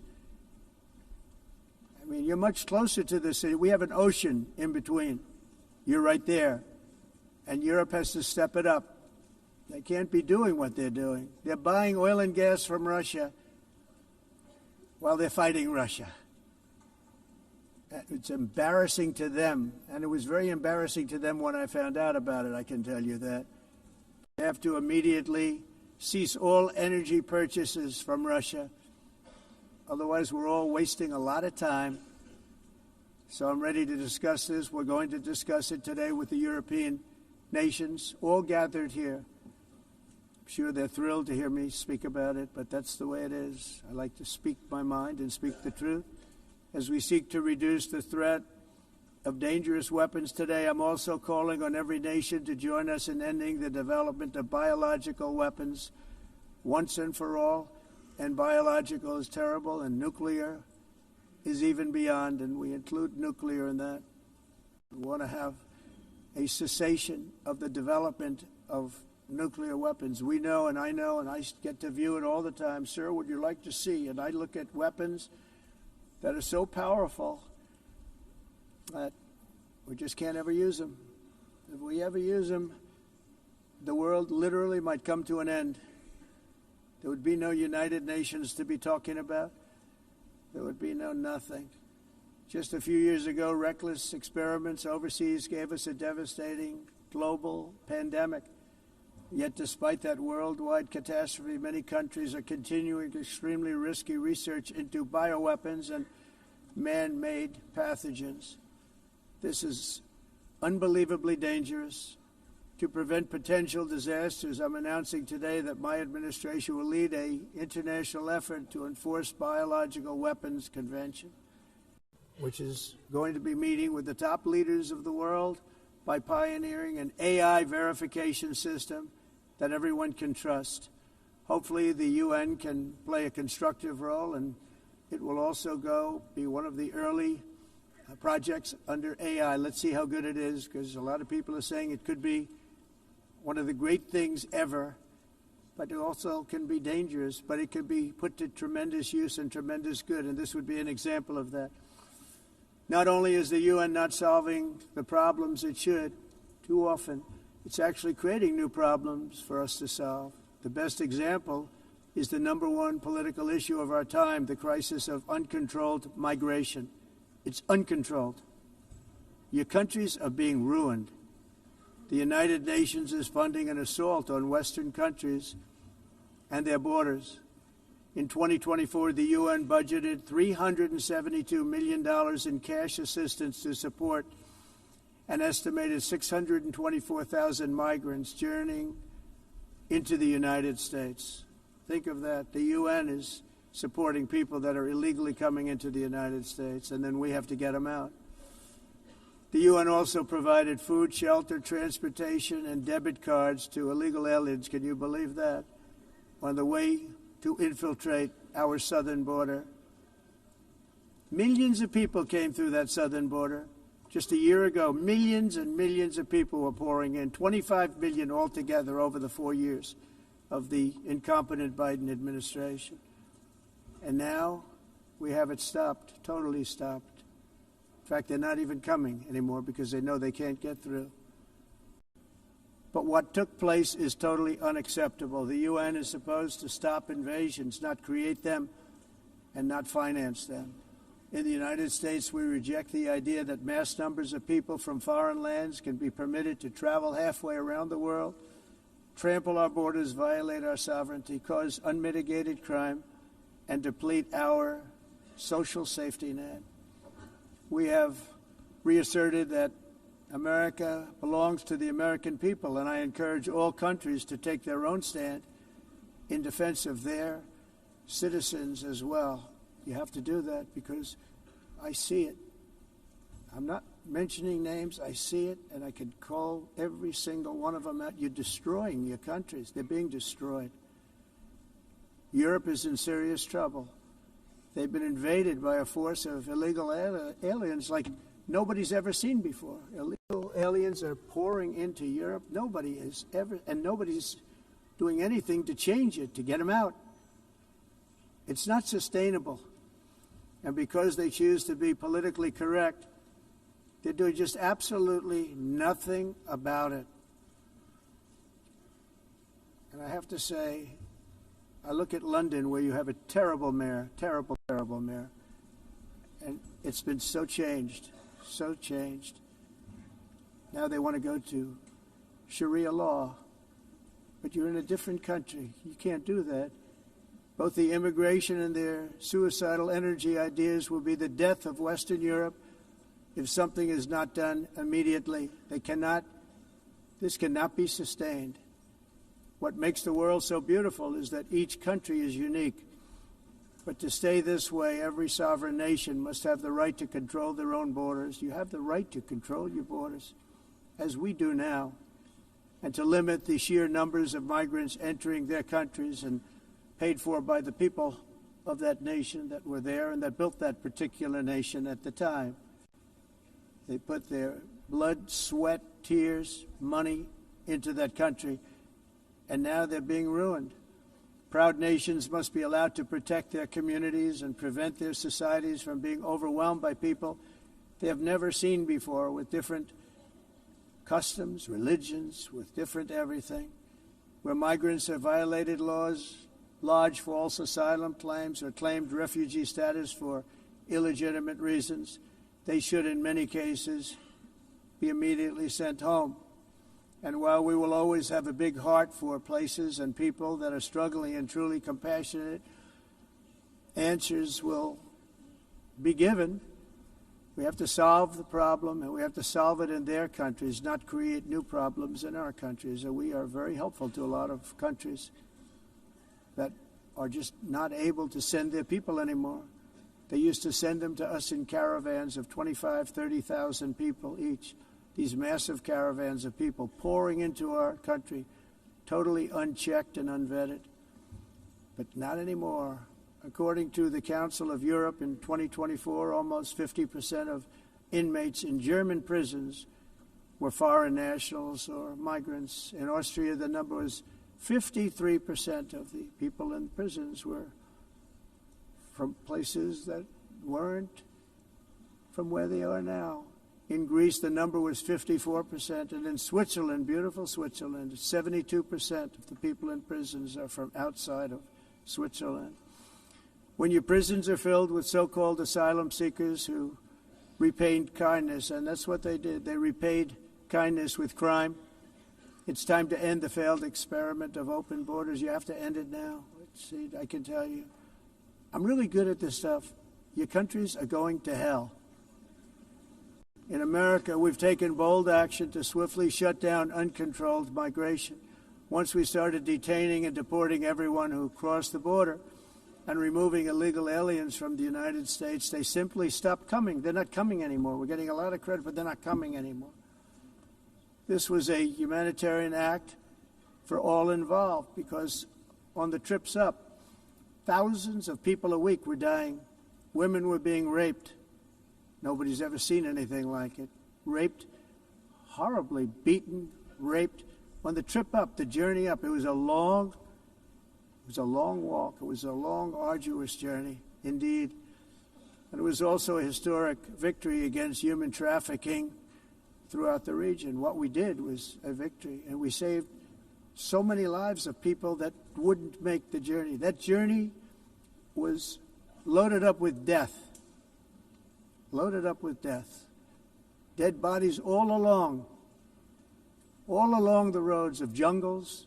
To get up, they go through jungles, they go through areas so hot you couldn't breathe. They were dying of suffocation, areas so hot that you couldn't breathe. Dead bodies all over. By them not coming, we're saving tremendous numbers of lives. My people have done a fantastic job in doing what they did, and the American public agrees with it. I mean, I was very proud to see this morning I have the highest poll numbers I've ever had. Part of it is because of what we've done on the border. I guess the other part is what we've done on the economy. Joe Biden's policies empowered murderous gangs, human smugglers, child traffickers, drug cartels, and prisoners from all over the world. The previous administration also lost nearly 300,000 children. Think of that. They lost more than 300,000 children, little children, who were trafficked into the United States on the Biden watch, many of whom have been raped, exploited, and abused, and sold. Sold. Nobody talks about that. The fake news doesn't write about it. With many others, young children who are missing or dead. And we found a lot of these children, and we're sending them back, and we've been sending them back to their parents. They said, nobody knows who they are. They said, where do you come from? And they'll give us a country, and we'll find out, and we'll figure it out, and we'll bring them back to their homes. And the mother and father rush to the door, and their tears in their eyes. They can't believe that they're seeing their son or daughter, their little son or daughter again. We've done almost 30,000 of them so far.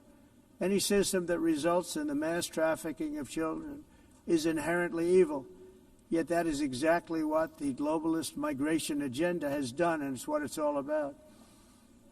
In America, those days, as you know, are over. The Trump administration is working, and we are continuing to work to track down the villains that are causing this problem, and also, as I said, to get back the 30,000 we've already returned. Now I think we're going to have another. We're going to find a lot. You're not going to find all of them. 300, more than 300,000. They're lost or they're dead. They're lost or they're dead because of the animals that did this. To protect our citizens, I've also designated multiple savage drug cartels as far as and you see this, and you see it happening right before your eyes. Let's put it this way. People don't like taking big loads of drugs in boats anymore. There aren't too many boats that are traveling on the seas by Venezuela. They tend not to want to travel very quickly anymore. And we've virtually stopped drugs coming into our country by sea. We call them the water drugs. They kill hundreds of thousands of people. I've also designated multiple savage drug cartels as far as foreign terrorist organizations, along with two bloodthirsty transnational gangs, probably the worst gangs anywhere in the world, MS-13 and Tren de Aragua. Tren de Aragua is from Venezuela, by the way.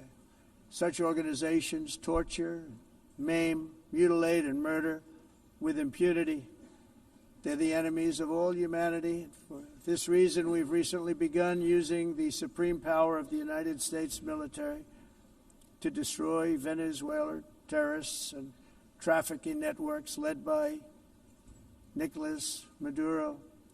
To every terrorist thug smuggling poisonous drugs into the United States of America, please be warned that we will blow you out of existence. That's what we're doing. We have no choice. Can't let it happen. They're destroying.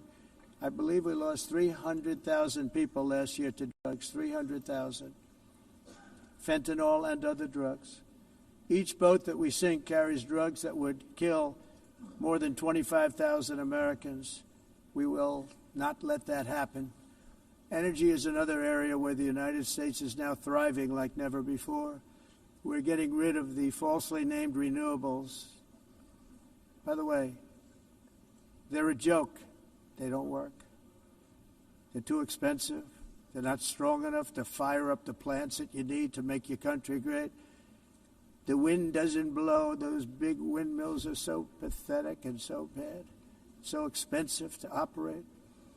And they have to be rebuilt all the time, and they start to rust and rot most expensive energy ever conceived, and it's actually energy. You're supposed to make money with energy, not lose money. You lose money, the governments have to subsidize. You can't put them out without massive subsidies. And most of them are built in China, and I give China a lot of credit. They build them, but they have very few wind farms. So why is it that they build them and they send them all over the world, but they barely use them? You know what they use? Coal. They use gas. They use almost anything, but they don't like wind. But they sure as hell like selling the windmills. Europe, on the other hand, has a long way to go, with many countries being on the brink of destruction because of the green energy agenda. And I give a lot of credit to Germany. Germany was being led down a very sick path, both on immigration, by the way, and on energy. They were going green, and they were going bankrupt. And the new leadership came in, and they went back to where they were, with fossil fuel and with nuclear, which is good. It's now safe. You can do it properly. But they went back to where they were, and they opened up a lot of different plants, energy-producing plants, and they're doing well. I give Germany a lot of credit for that. They've said this is a disaster, what's happening. They were going all green. All green is all bankrupt. That's what it represents. And it's not politically correct. I'll be very badly criticized for saying it, but I'm here to tell the truth. I don't care. It doesn't matter to me. I'm in New York City. I'm feeling a lot safer. Crime, we're getting crime down. And by the way, speaking of crime, Washington, D.C. was the crime capital of America. Now it's after 12 days, it's a totally safe city. Everyone's going out to dinner. They're going out to restaurants. Your wife can walk down the middle of the street with or without you. Nothing's going to happen. My people have done a fantastic job. And yes, I called in the National Guard, and the National Guard took care of business. And they weren't politically correct, but they took care of business. We got 1,700 career criminals out, brought them back to where they came from, the countries where they came from, or put them in jails. Washington, D.C. is now a totally safe city again, and I welcome you to come. In fact, we'll have dinner together at a local restaurant, and we'll be able to walk. We don't have to go by an armor-plated vehicle. We'll walk right over there from the White House. They've given up their powerful edge, a lot of the countries that we're talking about, in oil and gas, such as essentially closing the great North Sea oil. Oh, the North Sea, I know it so well. Aberdeen was the oil capital of Europe, and there's tremendous oil that hasn't been found in the North Sea, tremendous oil. And I was with the Prime Minister I respect and like a lot, and I said, you're sitting with the greatest asset. They essentially closed it by making it so highly taxed that no developer, no oil company can go there. They have tremendous oil left, and more importantly, they have tremendous oil that hasn't even been found yet. And what a tremendous asset for the United Kingdom. And I hope the Prime Minister is listening, because I told it to him 3 days in a row. That's all he heard. North Sea oil, North Sea, because I want to see them do well. I want to stop seeing them ruining that beautiful Scottish and English countryside with windmills and massive solar panels that go 7 miles by 7 miles, taking away farmland. But we're not letting this happen in America. In 1982, the executive director of the United Nations Environmental Program predicted that by the year 2000, climate change would cause a global catastrophe. He said that it will be irreversible, as any nuclear holocaust would be. This is what they said at the United Nations. What happened? Here we are. Another UN official stated in 1989 that within a decade, entire nations could be wiped off the map by global warming. Not happening.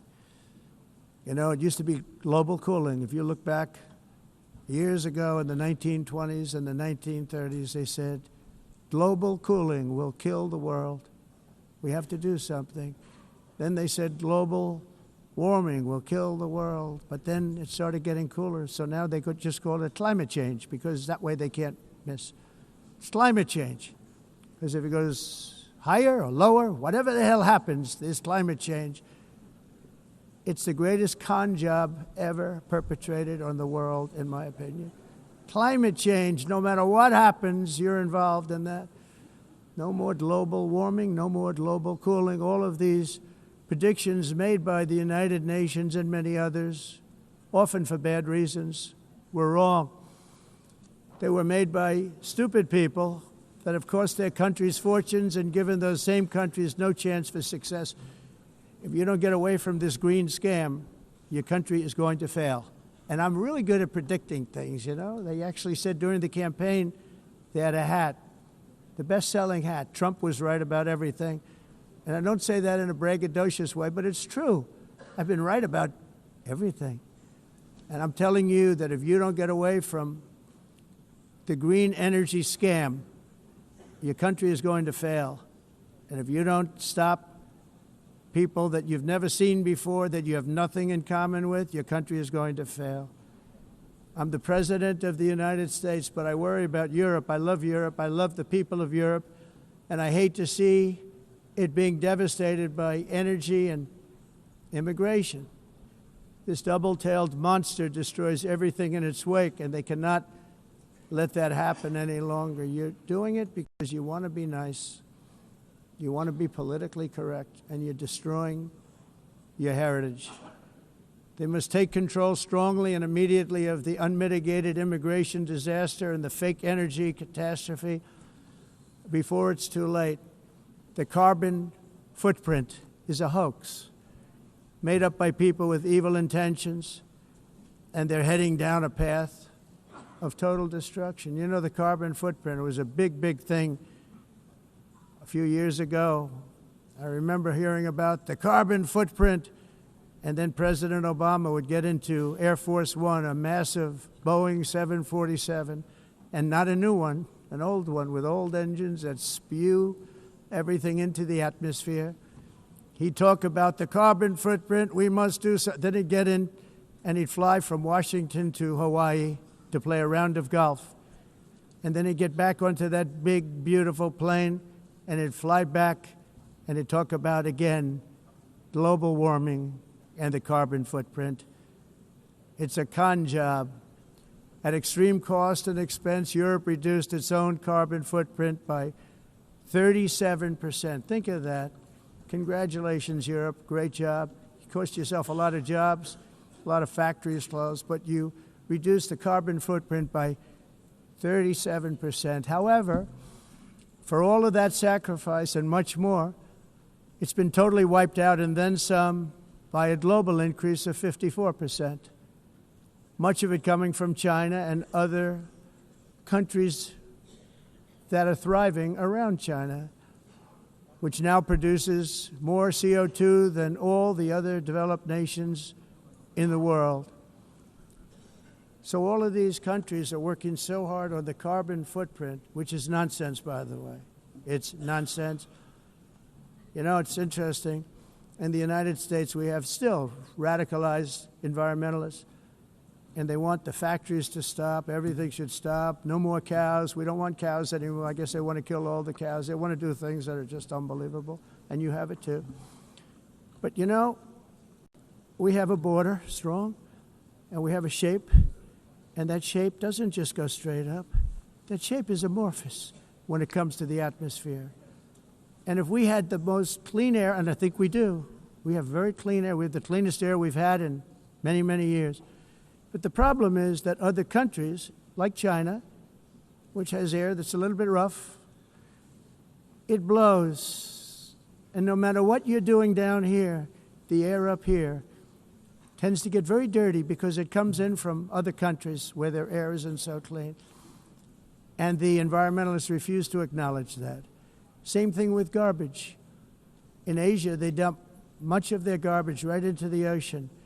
And over about a 1 week and 2 week journey, it flows right past Los Angeles. You've seen it. Massive amounts of garbage, almost too much to do anything about, flowing past Los Angeles, past San Francisco, and then somebody will get in trouble because he dropped a cigarette on the beach. The whole thing is crazy. The primary effect of these brutal green energy policies has not been to help the environment, but to redistribute manufacturing and industrial activity from developed countries that follow the insane rules that are put down to polluting countries that break the rules and are making a fortune. They're making a fortune. European electricity bills are now 4 to 5 times more expensive than those in China, and 2 to 3 times higher than the United States. And our bills are coming way down. You probably see that our gasoline prices are way down. You know, we have an expression, drill, baby, Nós reduzimos os custos de energia porque nós faremos, como a expressão, vamos fazer tudo isso, reduzir os custos de energia e os custos diminuíram nos Estados Unidos. Por exemplo, se você olhar nos países em faturas de energia não climatizam. Mas nós, nos Estados Unidos, conseguimos usar eles e evitar aumento da temperatura, porque é muito caro também usar nada e ninguém usa isso. The entire globalist concept asking successful industrialized nations to inflict pain on themselves and radically disrupt their entire societies must be rejected completely and totally, and it must be immediate. Aumento da temperatura, porque é muito caro também usar nada e ninguém usa. Pretending to stop is paying so much more than every country. Others weren't paying. China didn't have to pay until 2030. Russia was given an old standard that was easy to meet, a 1990 standard. But for the United States, we're supposed to pay like $1 trillion. And I said, this is another scam. The fact is, the United States has been taken advantage of by the world for many, many years, but not any longer, as you probably noticed. I unleashed massive energy production and signed historic executive orders to hunt for oil, but we don't have to do much hunting because we have the most oil of any nation anywhere, oil and gas in the world. And if you add coal, we have the most of any nation in the world. Clean, I call it clean, beautiful coal. You can do things today with coal that you couldn't have done 10 years ago, 15 years. So I have a little standing order in the White House. Never use the word coal, only use the words clean, beautiful coal. Sounds much better, doesn't it? But we stand ready to provide any country with abundant, affordable energy supplies if you need them, when most of you do. We're proudly exporting energy all over the world. We're now the largest exporter. In the United States, we want trade and robust commerce with all nations, everybody. We want to help nations. We're going to help nations. But it must also be fair and reciprocal. The challenge with trade is much the same with climate. The countries that followed the rules, all their factories have been plundered. It's really sad to watch. They've been broken. They've been broken by countries that broke the rules. That's why the United States is now applying tariffs to other countries, and much as these tariffs were for many years applied to us, uncontrollably applied to us. We've used tariffs as a defense mechanism under the Trump administration, including my first term, where hundreds of billions of dollars in tariffs were taken in. And by the way, we had the lowest inflation, and now we have very low inflation. The only thing different is that we have hundreds of billions of dollars flowing into our country. But this is how we will ensure that the system works for everyone and is sustainable into the future. We're also using tariffs to defend our sovereignty and security throughout the world, including against nations that have taken advantage of former U.S. administrations for decades, including the most corrupt, incompetent administration in history, the sleepy Joe Biden administration. Brazil now faces major tariffs in response to its unprecedented efforts to interfere in the rights and freedoms of our American citizens and others, with censorship, repression, weaponization, judicial corruption, and targeting of political critics in the United States. I have a little problem saying this because I must tell you, I was walking in and the leader of Brazil was walking out. We saw him and I saw him, he saw me, and we embraced. And then I'm saying, can you believe I'm going to be saying this in just 2 minutes? But we actually agreed that we would meet next week. We didn't have much time to talk, like about 20 seconds. They were in retrospect, I'm glad I waited because this thing didn't work out too well. But we did talk, we had a good talk, and we agreed to meet next week, if that's of interest. But he seemed like a very nice man, actually. He liked me, I liked him. But if you, and I only do business with people I like. When I don't like them, I don't like them. But we had, at least for about 39 seconds, we had excellent chemistry. It's a good sign. But also in the past, Brazil, can you believe this, unfairly tariffed our nation, but now because of our tariffs, we are hitting them back, and we're hitting them back very hard. As president, I will always defend our national sovereignty and the rights of American citizens. So I'm very sorry to say this, that Brazil is doing poorly and will continue to do poorly. They can only do well when they're working with us. Without us, they will fail, just as others have failed. It's true. Next year, the United States will celebrate the 250th anniversary of our glorious independence, a testament to enduring power and American freedom and spirit. We will also be proudly hosting the 2026 FIFA World Cup, and shortly thereafter, the 2028 Olympics, which is going to be very exciting. I hope you all come. I hope that countless people from all over the globe will take part of these will be great celebrations of liberty and human achievement, and that together we all can rejoice in the miracles of history that began in July 4th, 1776, when we founded the light to all nations. And it's something really that an amazing thing came out of that date. It's called the United States of America. In honor of this momentous anniversary, I hope that all countries who find inspiration in our example will join us in renewing our commitment, values, and those values, really, that we hold so dear together. Let us defend free speech and free expression. Let us protect religious liberty, including for the most persecuted religion on the planet today. It's called Christianity. And let us safeguard our sovereignty and cherish qualities that have made each of our nations so special, incredible, and extraordinary. In closing, I just want to repeat that immigration and the high cost of so-called green renewable energy is destroying a large part of the free world and a large part of our planet.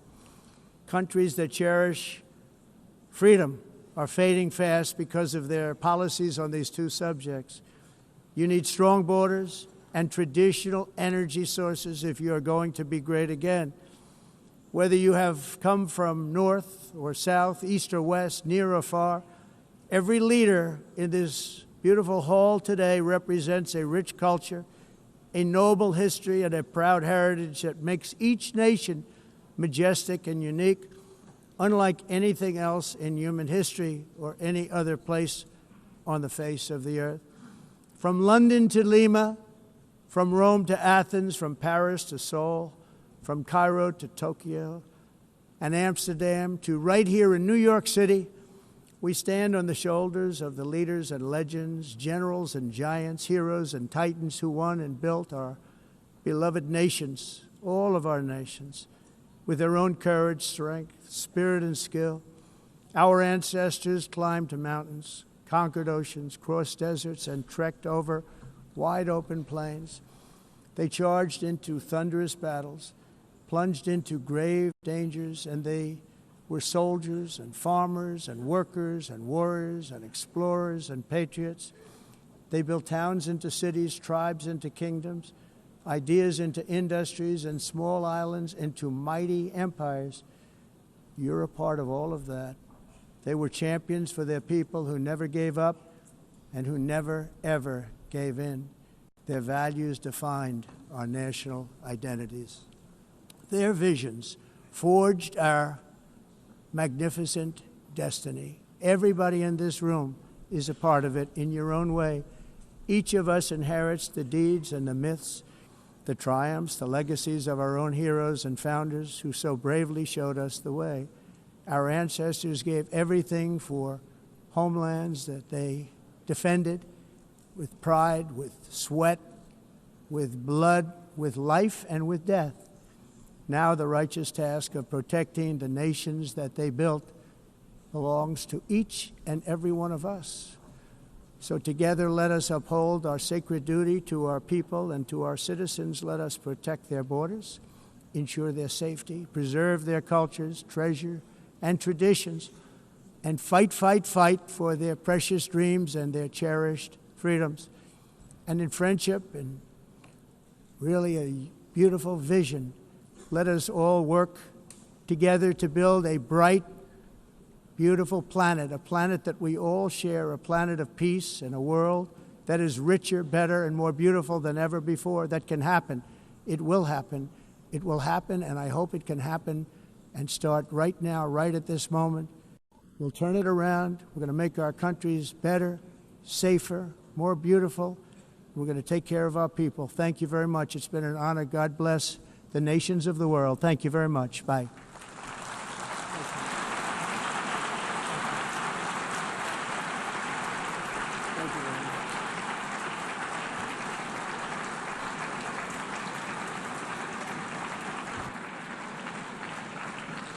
On behalf of the Assembly, I wish to thank the President of the United States,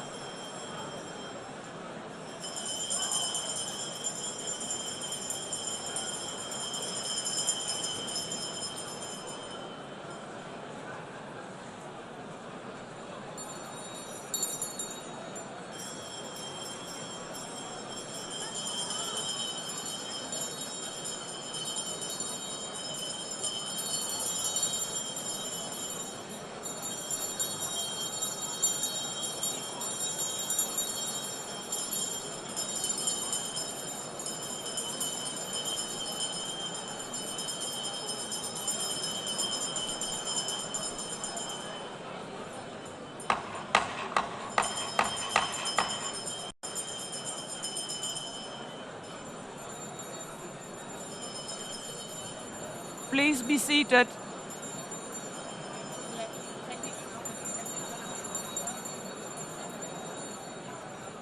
Please be seated.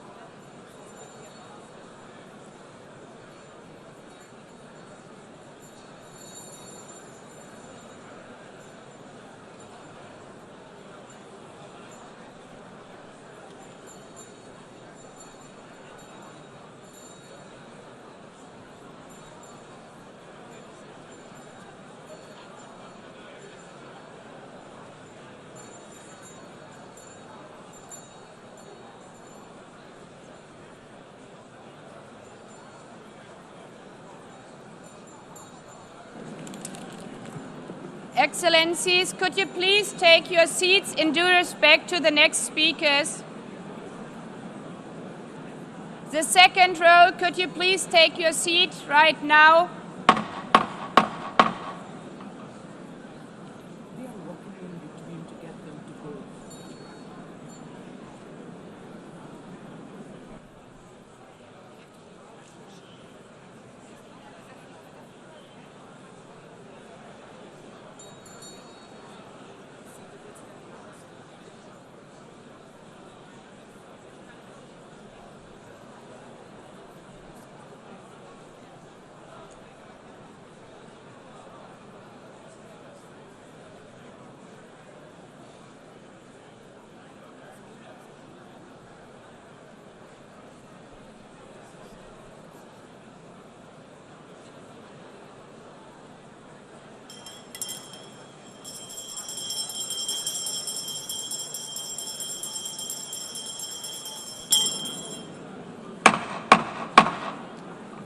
Please take a seat now.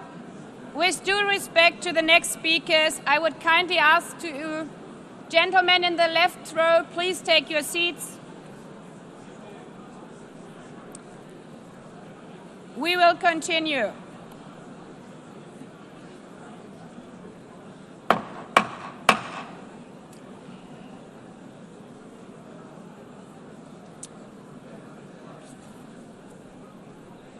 Excellencies, as we are receiving queries, I would like to assure you that don't worry, the UN teleprompters are working perfectly. And by this technical note, I would like to call on the next speaker. The Assembly will hear an address by His Excellency Prabowo Subianto, President of the Republic of Indonesia. I request protocol to escort His Excellency and invite him to address the Assembly.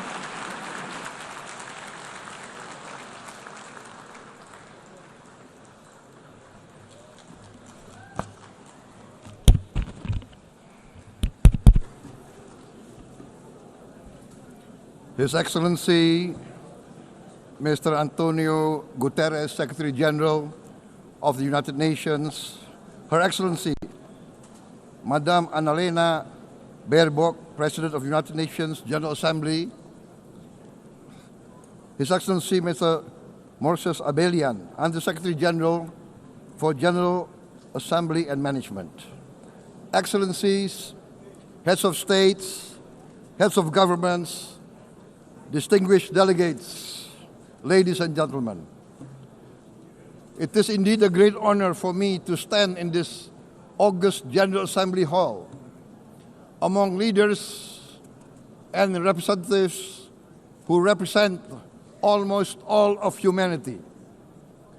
We differ in race, religion, and nationality, yet we gather together today as one human family.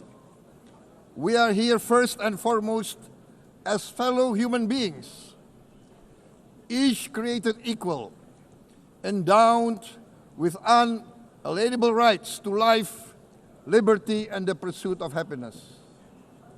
The words of the United Nations Declaration of Independence have inspired democratic movements across continents, including the French Revolution, the Russian Revolution, the Mexican Revolution, the Chinese Revolution, and Indonesia's own struggle and journey to freedom. It also gave birth to the Universal Declaration of Human Rights, adopted by the United Nations in 1948. All men are created equal was the creed that opened the way to unprecedented global prosperity and dignity. And yet, in our own era of scientific and technological triumphs, an era capable of ending hunger, poverty, and environmental ruin, we also continue to face today grave dangers, challenges, and uncertainties. Human folly, fueled by fear, racism, hatred, oppression, and apartheid, threatens our common future. My country knows this pain. For centuries, Indonesians lived under colonial domination, oppression, and slavery. We were treated less than dogs in our own homeland. We Indonesians know what it means to be denied justice and what it means to live in apartheid, to live in poverty, and to be denied equal opportunity. We also knew what solidarity can do. In our struggle for independence, in our fight to overcome hunger, disease, and poverty, the United Nations stood with Indonesia and gave us vital assistance. Decisions made here based on human solidarity by the Security Council and this Assembly gave Indonesia independence, international legitimacy, opened doors, and supported our early development through the efforts of the United Nations Children Fund, the United Nations Food and Agriculture Organization, the FAO, the World Health Organization, and many, many other United Nations institutions. And because of that, Indonesia today stands on the cusp of shared prosperity and greater equality and dignity. Madam President, Excellencies, our world today is driven by conflict, injustice, and deepening uncertainty. Every day we witness suffering, genocide, and blatant disregard for international law and human decency. In the face of these challenges, we must not give up. As the United Nations Secretary General said, we cannot give up. We cannot surrender our hopes or our ideals. We must draw closer, not drift apart. Together we must strive to achieve our hopes, our dreams. The United Nations was born from the ashes of the Second World War that claimed scores of millions of lives. It was created to secure peace, security, justice, and freedom for all. We remain committed to internationalism, to multilateralism, and to every effort that strengthens this great institution. Today, Indonesia is nearer than ever before to meeting the Sustainable Development Goals of ending extreme poverty and hunger. Because years ago, this very chamber chose to listen and uphold social and economic justice. We will never forget. And today, we must never be silent while Palestinians are denied that same justice and legitimacy in this very hall. Excellencies, Thucydides warned, the strong do what they can, the weak suffer what they must. We must reject this doctrine. The United Nations exist to reject this doctrine. We must stand for all, the strong and the weak. Might cannot be right. Right must be right. Indonesia today is one of the largest contributors to United Peacekeeping Forces. We believe in the United Nations. We will continue to serve where peace needs guardians, not with just words, but with boots on the ground. If and when the United Nations Security Council and this great assembly decide Indonesia is prepared to deploy 20,000 or even more of our sons and daughters to help secure peace in Gaza or elsewhere, in Ukraine, in Sudan, in Libya, everywhere when the peace needs to be enforced, peace needs to be guarded, we are ready. We will take our share of the burden, not only with our sons and daughters, we are also willing to contribute financially to support the great mission to achieve peace by the United Nations. Madam President, Excellencies, I propose to this Assembly a message of hope and optimism, grounded in action and execution. Today, we heard the speech of Madam President, the President of the United Nations General Assembly. Yes, it is true what she said. Without the International Civil Aviation Organization, will we be here today? Will we sit in this great hall? Without the United Nations, we cannot be safe. No country can feel secure. We need the United Nations, and Indonesia will continue to support the United Nations. Even though we still struggle, but we know the world needs a strong United Nations. The world's population is growing. Our planet is under strain. Food, energy, and water insecurity haunt many nations. We choose to answer these challenges directly at home and to help abroad wherever we can. This year, Indonesia recorded the highest rice production and grain reserves in our history. We are now self-sufficient in rice, and we are starting now to export rice to other nations in need, including providing rice for Palestine. We are building resilient food supply chains, strengthening farmer productivity, investing in climate-smart agriculture to ensure food security for our children and for the children of the world. We are confident in a few years' time, Indonesia will be the granary of the world.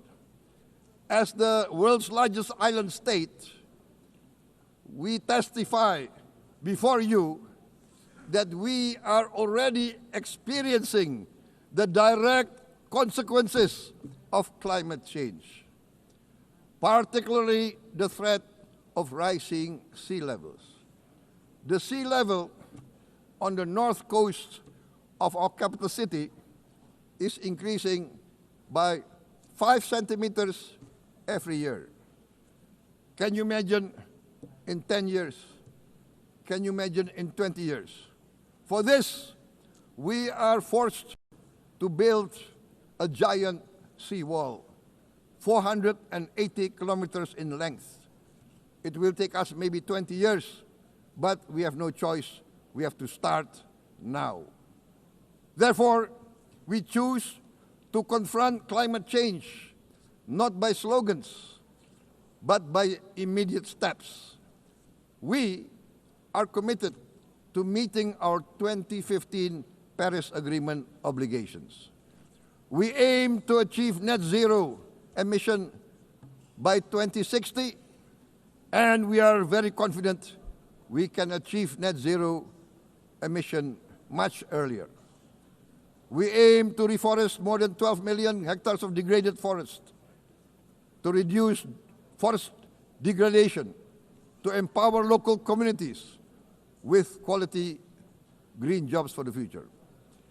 Indonesia is shifting decisively from fossil fuel-based development towards renewable-based development. From next year, most of our additional power generation capacity will come from renewables. Our goal is clear: to lift all of our citizens out of poverty and make Indonesia a hub for solutions to food, energy, and water security. Madam President, Excellencies, we live in a time when hatred and violence can seem to be the loudest voices. But beneath this loud noise lies a quieter truth, that every person longs to be safe, to be respected, to be loved, and to leave a better world to their children. Our children are watching. They are learning leadership, not from textbook, but from our choices. Today, still, a catastrophic situation in Gaza is unfolding before our eyes. At this very moment, the innocent are crying for help, are crying to be saved. Who will save them? Who will save the innocent? Who will save the old and women?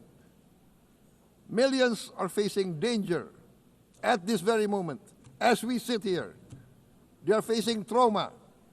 They are facing irreparable damage to their bodies. They are dying of starvation. Can we remain silent? Will there be no answer to their screams? Will we teach them that the human family can rise to the challenge? Madam President, we must act now. Many speakers have said that. We must stand for a multilateral order where peace, prosperity, and progress are not the privilege of a few, but the right of all. With a strong United Nations, we can build a world where the weak do not suffer what they must, but live the justice that they deserve. Let us continue humanity's great journey of ideals, the selfless aspirations that created the United Nations. Let us use science to uplift, not use science to destroy. Let rising nations help others to lift themselves. I am convinced that the leaders of the great world civilizations of the West, of the East, of the North, of the South, leaders of America, Europe, of India, China, the Islamic world, the whole world, I am convinced they will rise to their role demanded by history. We are all hopeful that the leaders of the world will show great statesmanship, great wisdom, restraint, humility, overcome hate, overcome suspicion.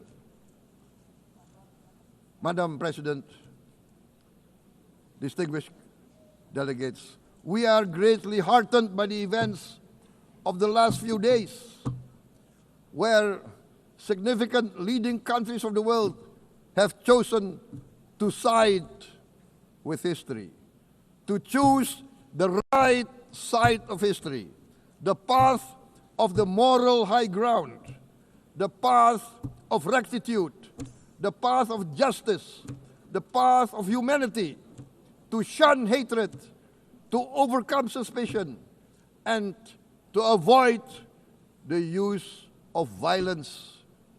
The use of violence will beget violence.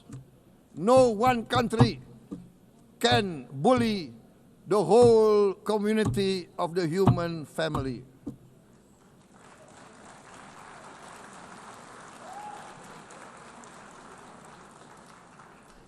We may be weak individually, but the sense of oppression, the sense of injustice has proven in the history of mankind that this sense of injustice, this sense of oppression will unite into a strong force that will overcome this oppression, that will overcome this injustice. To close, I would like to reiterate again Indonesia's complete support for the two-state solution in Palestine. We must have an independent Palestine, but we must also recognize, we must also respect, and we must also guarantee the safety and security of Israel. Only then we can have real peace, and no longer hate and no longer suspicion. The only solution is this two-state solution. Two descendants of Abraham must live in reconciliation, peace, and harmony. Arabs, Jews, Muslims, Christians, Hindus, Buddhists, all religions, we must live as one human family. Indonesia is committed to being part of making this vision a reality. Is this a dream? Maybe, but this is the beautiful dream that we must work together towards. Let us work towards this noble goal. Let us continue humanity's journey of hope, a journey started by our forefathers, a journey that we must complete. Thank you. Wassalamualaikum warahmatullahi wabarakatuh.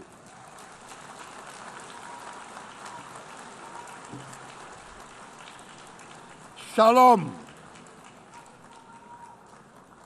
Om Santi, Santi, Santi Om. Namo Buddhaya. Thank you very much. May God bless us all. May peace be upon us. Thank you very much. Thank you. On behalf of the Assembly, I wish to thank the President of the Republic of Indonesia.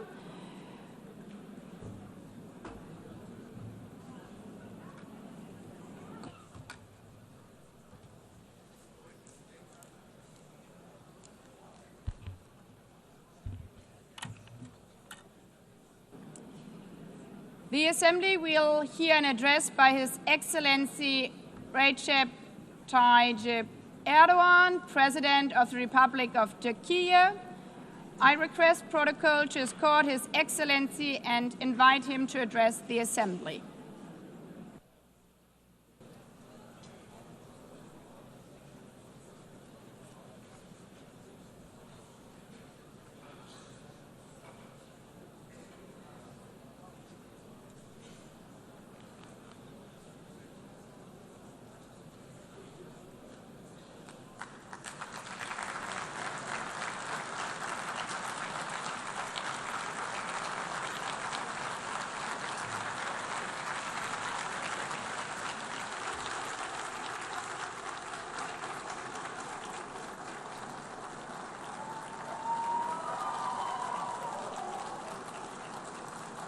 Sayın Başkan, Excellency değerli President of UNGA, devlet ve hükümet başkanları, Excellencies, Heads of State and Government, Sayın Genel Sekreter, Distinguished Secretary kıymetli General, delegeler, distinguished sizleri delegation members, şahsım ve milletim on behalf adına of myself and en my kalbi nation, I duygularımla greet you all with selamlıyorum. most heartfelt feelings. Birleşmiş Milletler I wish 80. for the Genel 80th Kurulu'nun United tüm Nations insanlık General için Assembly to hayırlara bring vesile blessings to olmasını all humanity. temenni ediyorum.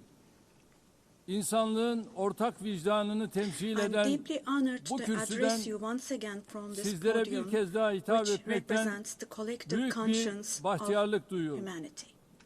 Genel Kurul Başkanlığını tamamlayan I congratulate Sayın Mr. Young'ı tebrik ediyor. has completed Bu his görevi term as devralan President of the General Sayın Assembly, Baerbock'a and I wish başarılar success to diliyorum. Ms.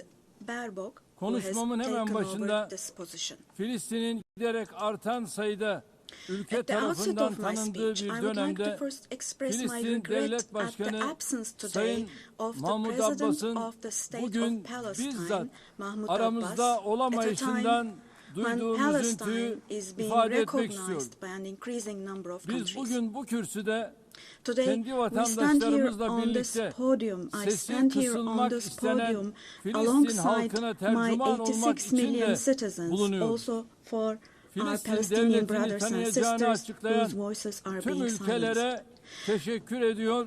Henüz bu kararı almayan I'd like to devletleri thank all the ise countries bir an who önce announced that they harekete recognize the geçmeye state of çağırıyorum. Palestine, and I call Sayın on Başkan, all the other countries değerli who üyeler, have not done so yet Birleşmiş to Milletler do so to şartı recognize bundan the state of 80 yıl Palestine önce as soon as San possible. Francisco'da imzalandı Esteemed President, ve distinguished members, 24 Ekim the United Nations Charter was 1945'te signed in San yürürlüğe Francisco girdi. 8 years ago, and it Birleşmiş entered into Milletler force on Kuruluş October the Şartı'nın 24th, ilk 1945. maddesinin ilk I kelimelerini would like to recall here burada again the first tekrar words of the hatırlatmak first isterim. article of the UN Charter. Birleşmiş Milletler'in amacı The uluslararası purpose of barış the United ve Nations güvenliği is to maintain korumaktır. international peace and Evet, security. bizler Unquote. bu salonda Birleşmiş As Milletler'in we celebrate the 80th anniversary 80. of the yaşını UN in kutlarken this hall, grave dünyanın events are birçok bölgesinde unfolding in many parts kuruluş of the world şartının that cast ilk a shadow maddesinin over the ilk very first kelimelerine words gölge of düşürecek the UN Charter's vahim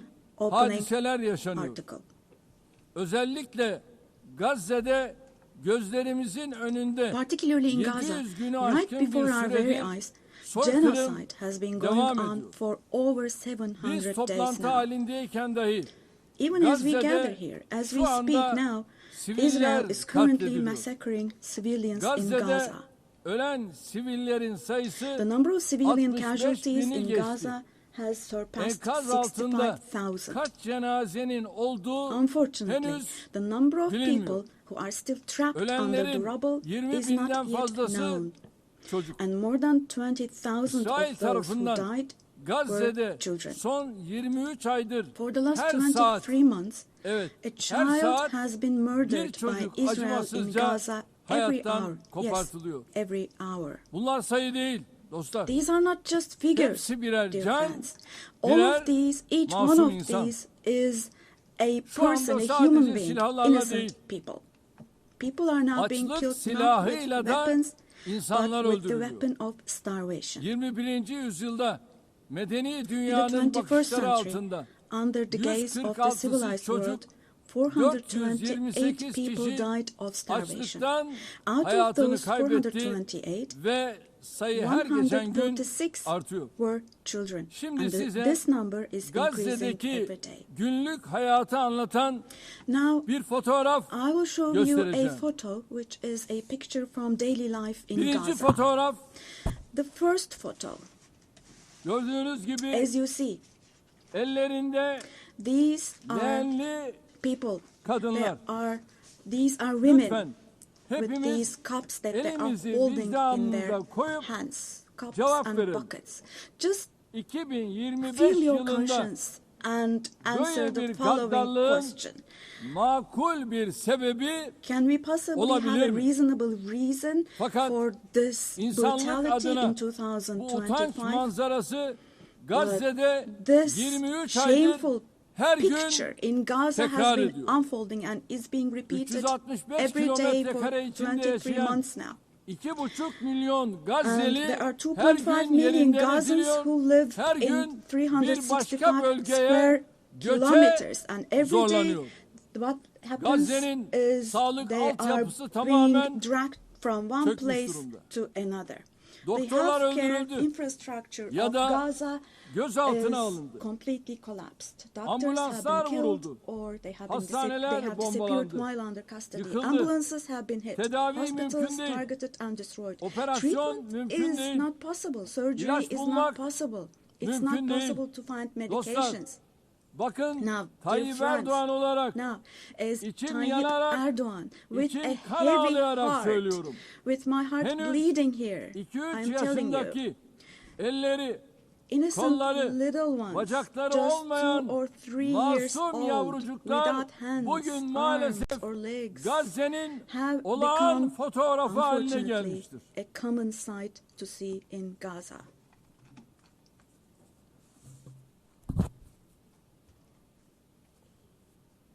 Buna hangi vicdan dayanır? What kind of a human conscience can Hangi vicdan possibly buna bear this? sessiz kalabilir? Possibly.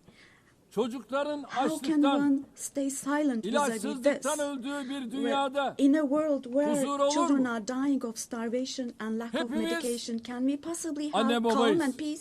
We all are Üzerine parents. titrediğimiz We have evlatlarımız, children torunlarımız or var. grandchildren Burada, who we dearly cherish. Amerika'da, Here, Avrupa'da, say in dünyanın her America or yerinde in Europe, anywhere bir in the çocuğun world, eline when a küçük small bir rose diken thorn batsa hurts a anne child's babaların hand, yüreği yanıyor. the hearts of Ama parents Gazze'de break. But in çocukların Gaza, elleri, children's kolları, hands, arms, bacakları and legs are anestezi being amputated yapılmadan without ampute ediliyor. anesthesia.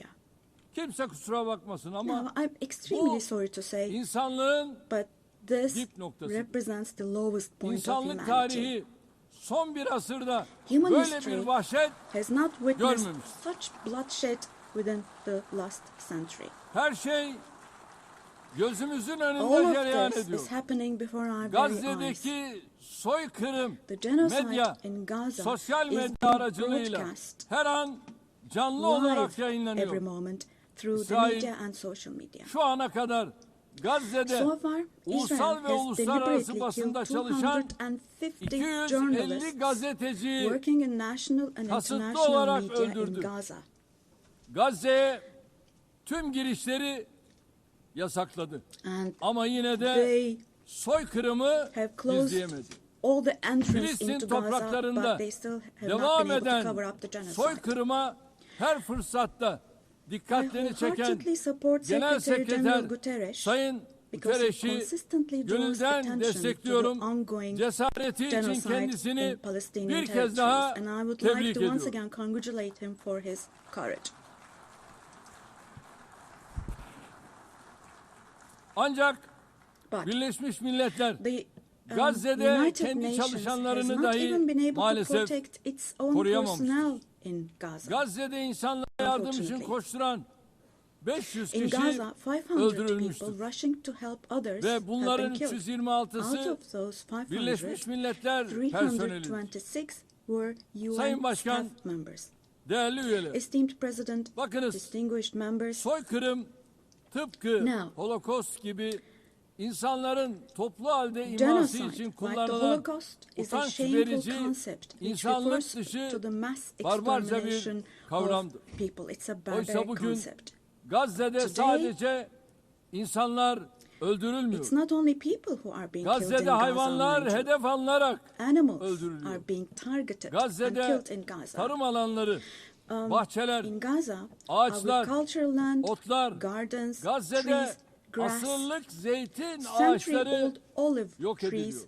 are being destroyed. Gazze'de In Gaza, sular yok ediliyor. water supplies are being Kirletiliyor. destroyed and Gazze'de polluted. binalar, evler, Buildings, kütüphaneler, homes, hastaneler, libraries, okullar, hospitals, camiler, schools, mosques, kiliseler, churches, tarihi yapılar and historical bilinçli bir structures şekilde in Gaza are being yıkılıyor. deliberately destroyed. Gazze'nin toprağı insan içinde, The soil hayvan of içinde, Gaza is being bitki rendered içinde useless for humans, artık for işe animals, yaramaz and for hale plants. getiriliyor.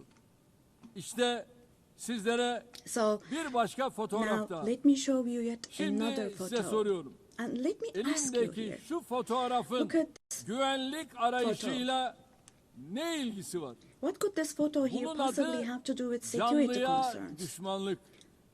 Hayata This is being düşmanlık değil. against Bu kürsüden life. açık açık ifade ediyorum. Don't you think? Gazze'de Let bir me savaş state yok. this openly from this podium. Gazze'de There is iki no war taraftan in Gaza. söz edilemez. We cannot possibly talk about the Gazze'de bir presence yanda of two sides in elinde en Gaza. modern, Because en in öldürücü Gaza, on silahlar one olan side, there is a İsrail regular ordu, army diğer with the most tarafta ise modern, most lethal masum weapons. siviller, And on the other masum hand, there are çocuklar var. innocent civilians, Bu innocent terörle children. mücadele değildir. This is not fight Bu against 7 Ekim terrorism. olayı öne sürülerek yürütülen bir işgal, tehcir, This is an occupation, sürgün, deportation, soykırım, daha exile, doğrusu genocide, bir toplu and kıyım life politikasıdır. destruction, mass destruction Bugün policy Gazze carried out Hamas by invoking the bahanesiyle events of yok October the edilirken 7th. eş Today, zamanlı while olarak Gaza is being destroyed Hamas'ın under the yönetimde pretext of olmadığı Hamas, Batı Şeria'da concurrently, adım adım simultaneously, işgal the edilmekte, West Bank, where Hamas infazlarla is not in power, masum siviller is also being occupied katledilmektedir. step by step, and Üstelik innocent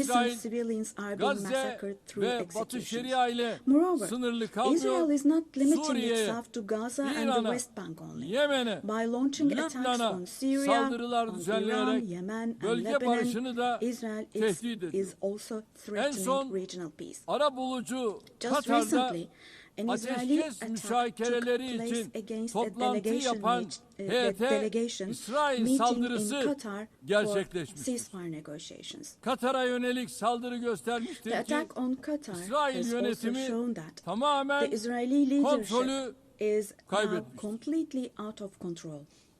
Netanyahu'nun barış yapmaya da rehineleri Netanyahu kurtarmaya da niyetinin is olmadığı not obviously bir kez daha interested in forging anlaşılmıştır. peace or releasing Sadece the komşuları değil, hostages. Orta Doğu'daki Not only tüm ülkeler Israel's neighbors, İsrail but all hükümetinin countries in the Middle pervasız East are tehditlerine subject to the Israeli muhatap oluyor. government's reckless Şunun da threats. farkına varalım.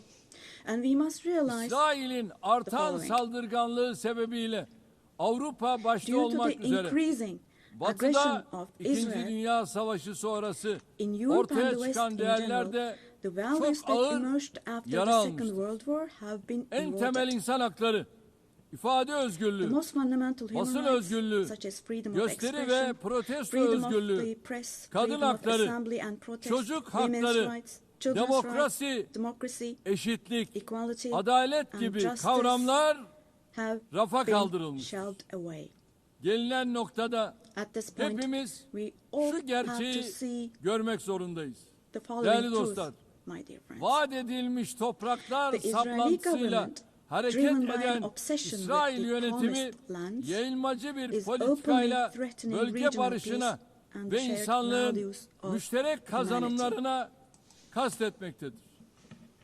3 semavi dinin kutsal beldesi, Three celestial insanlığın religions, ortak mirası olan Kudüs-ü Şerif Jerusalem bu radikalizmin all doğrudan three celestial hedefi. religions, and Vicdan sahibi a common Musevileri de inherited rahatsız eden, holy place. onların da tasvip Al-Quds etmediği is dahası holy for all tüm three dünyada religions. antisemitizmi körükleyen bu cinnet This hali madness disturbs artık conscientious Jews. daha It fazla fuels anti-Semitism devam around the edemez. world.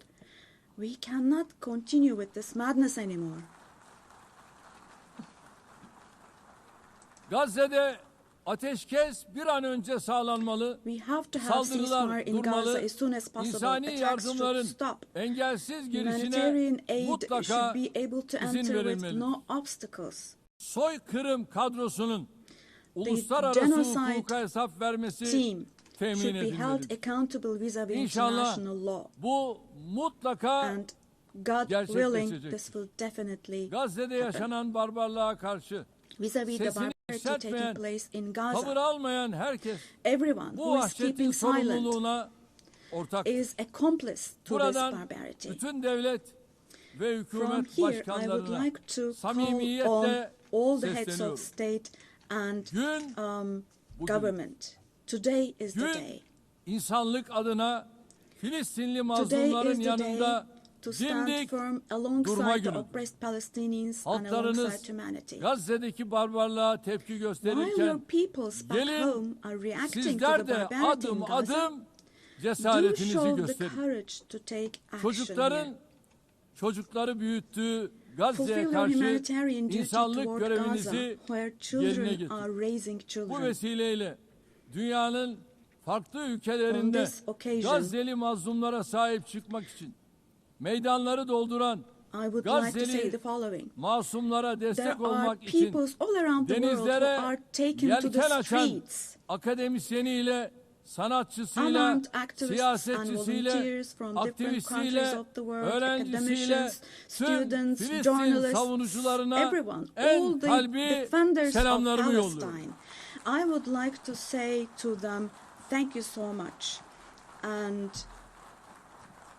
clear bows Kıymetli and delegeler, favorable winds 13 for yıl their boyunca actions. sizlere Esteemed bu delegation kürsüden members, for komşumuz 13 Suriye'de years, yaşanan I zulümden have spoken to you ve from this çatışmalardan platform about the oppression bahsettim. and conflicts in our Nasıl neighbor bugün Syria. Gazze'li mazlumlar için Just as I sesimizi raised my voice yükseltiyorsak today for the oppressed 13 people yıl of süresince Gaza, de Suriyelilerin likely for 13 feryatlarına years, dikkat I çek. have also drawn attention to the Burada onların cries da of the Syrians, sesi, and nefesi here oldu. I became their voice 1 milyon and insanın breath as well. hayatına, milyonlarcasının da The persecution vatanlarını that caused the terk deaths etmesine of 1 sebep olan million zulüm, people and 8 that Aralık forced millions devrimiyle more to birlikte flee their hamdolsun homeland has, artık thankfully, tarihe become a karıştı. thing of the past. Suriyeli With the kardeşlerimiz December 8th 8 revolution. Aralık Our tarihi Syrian itibariyle brothers and sisters yeni bir dönemin opened the doors to a new kapılarını period açtılar. as of December the 8th. Eli kanlı bir rejime karşı I believe that the mücadeleyi people of kazanan Syria who Suriye fought against halkı a bloodthirsty inanıyorum ki regime will büyük also bedeller be able to ödeyerek carry the victory elde they ettikleri achieved at zaferi great de cost inşallah to its menziline rightful place, ulaştıracaktır. God willing. DAEŞ başta olmak üzere terörün We'll hiçbir support with çeşidinin all our olmadığı, means the vision of güvenliğin a one tesis and edildiği unified Syria bir with ve no bütün forms of Suriye terrorism, vizyonunu especially tüm ISIS, imkanlarımızla being present. destekleyeceğiz. Suriye'de istikrar A free kökleştikçe Syria where security hiç is şüphesiz established is what we bunun want. kazananı As stability takes root in Suriyelilerle Syria, birlikte the tüm winners komşu ülkeler, for sure tüm will be all bölgemiz the neighboring olacak. countries, our entire region along Körfez'deki with Syrians. kardeş ülkelere de And the Suriye'nin brotherly countries in the toparlanmasına Gulf. verdikleri katkılar I would için like to thank them for their teşekkürlerimi contributions iletiyorum. for Syria Bizimle to aynı recuperate. ilkeleri paylaşan tüm bölgesel All the ve regional uluslararası and international aktörlerle actors who share the same işbirliğimizi principles with us, inşallah God aynı willing, şekilde we will continue sürdüreceğiz. with our cooperation with all those Değerli dostlar, actors in the same manner. komşumuz Esteemed İran'la friends, ilgili nükleer dosyanın we hope bir an that the evvel nuclear diplomasi issue with our yoluyla neighbor Iran will be çözülmesini resolved through temenni diplomacy as soon as possible. unutulmamalıdır It should ki not be forgotten bölgemiz that our yeni bir region krizi cannot daha tolerate kaldıramaz. yet another crisis. Komşumuz Irak'ın istikrarı, The stability, güvenliği security ve and refahı prosperity of our neighbor bölgemizin Iraq selameti are bakımından extremely important fevkalade for the well-being önemlidir. of our region. Kalkınma yolu projesi gibi kolektif refahı In this önceleyen regard, we attach great stratejik importance to hamlelere strategic bu moves bakımdan based on stability büyük and önem prosperity, atfediyoruz. such as the Kuzeyde development path her project. ikisi de komşumuz In the olan north, we are Rusya hosting ve with Ukrayna great arasında enthusiasm the Istanbul process İstanbul between sürecine Russia and büyük bir Ukraine, iştiyakla both of ev which sahipliği are yapıyoruz. our neighbors. Doğrudan görüşmeler sayesinde Through çok direct sayıda talks, we esirin facilitated ve the naaşın exchange of mübadelesine several prisoners and aracılık etti. corpses, and we Taraflar worked to arasında identify the barış modalities müzakerelerinin modalitelerini of peace belirlemeye çalıştık. negotiations between the Unutmayın, parties. savaşın kazananı forget, adil bir barışın There kaybedeni is no olmaz winner of şiarıyla war önümüzdeki and no dönemde losers de of a just ateşkes peace. için So with this çaba motto in mind, in göstermeye the coming days devam also, edeceğiz. we will continue to work hard for a Azerbaycan peaceful ve ceasefire. Ermenistan arasında barışın Meanwhile, tesisi için We have tarafları encouraged the parties en başından from the bu very yana beginning to establish peace cesaretlendirdik. between Azerbaijan 8 and Ağustos Armenia. tarihinde iki ülke arasında kalıcı We are barışa pleased giden that steps were adımların taken on atılmasından August the 8th, memnuniyet duyuyoruz. steps that will enable the Azerbaycan establishment of Cumhurbaşkanı lasting peace Sayın between the two Aliyev ile countries. Ermenistan Başbakanı Sayın Paşinyan başta olmak üzere sürece katkıda bulunan Amerikan Başkanı Sayın Trump'ı burada bir kez daha tebrik ediyorum. Bu vesileyle ülkemizle Ermenistan arasındaki normalleşme sürecinin kendi rayında ilerlediğini de ifade etmek isterim. Diğer bir arabuluculuk faaliyetimiz olan Ankara süreci kapsamında Somali ile Etiyopya arasındaki ihtilafın halline yönelik gayretlerimizi sürdürüyoruz. Tarafların bu girişimi hızla başarıyla neticelendirmelerini temenni ediyorum. Değerli delegeler, Karadeniz'de güvenliğin teminatı olan Montreux Sözleşmesi'ni tam 89 yıldır tarafsızlık içinde harfiyen uygulamaktayız. Ege Denizi'ni ve Doğu Akdeniz'i ilgili tüm tarafların meşru menfaatlerine riayet edilen bir istikrar ve refah havzası olarak görmek istiyoruz. Enerji ve çevre başta olmak üzere her konuda yapıcı işbirliğine hazırız. Komşularımızdan da aynısını bekliyoruz. Bu vesileyle Doğu Akdeniz'de Türkiye'yi ve Kuzey Kıbrıs Türk Cumhuriyeti'ni dışlayan projelerin başarılı olamayacağını burada özellikle vurgulamak istiyorum. Kıbrıs adasının batısında Türkiye'nin hak ve yetkileri, adanın etrafındaki alanlarda ise Kıbrıs Türklerinin meşru hakları var.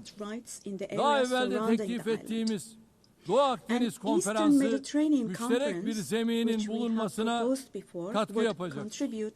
Kıbrıs meselesinin çözümü daha önce defalarca denenmiş ancak Rum tarafının uzlaşmaz tutumu nedeniyle tüketilmiş federasyon modeli üzerine bina edilemez. Kıbrıs adasında iki ayrı devlet ve iki ayrı halk vardır. Kıbrıs Türkleri adanın eşit sahibidir ve azınlık olmayı kabul etmeyecek. Uluslararası toplum Kıbrıs Türklerinin yarım asırdır maruz bırakıldıkları haksız izolasyona artık son vermelidir. Son 3 Birleşmiş Milletler Genel Kurulu'nda yaptığım çağrıyı bugün bir kere daha tekrarlıyor. Uluslararası toplumu Kuzey Kıbrıs Türk Cumhuriyeti'ni tanımaya, diplomatik, siyasi ve ekonomik ilişkiler kurmaya davet ediyor. Sayın Başkan,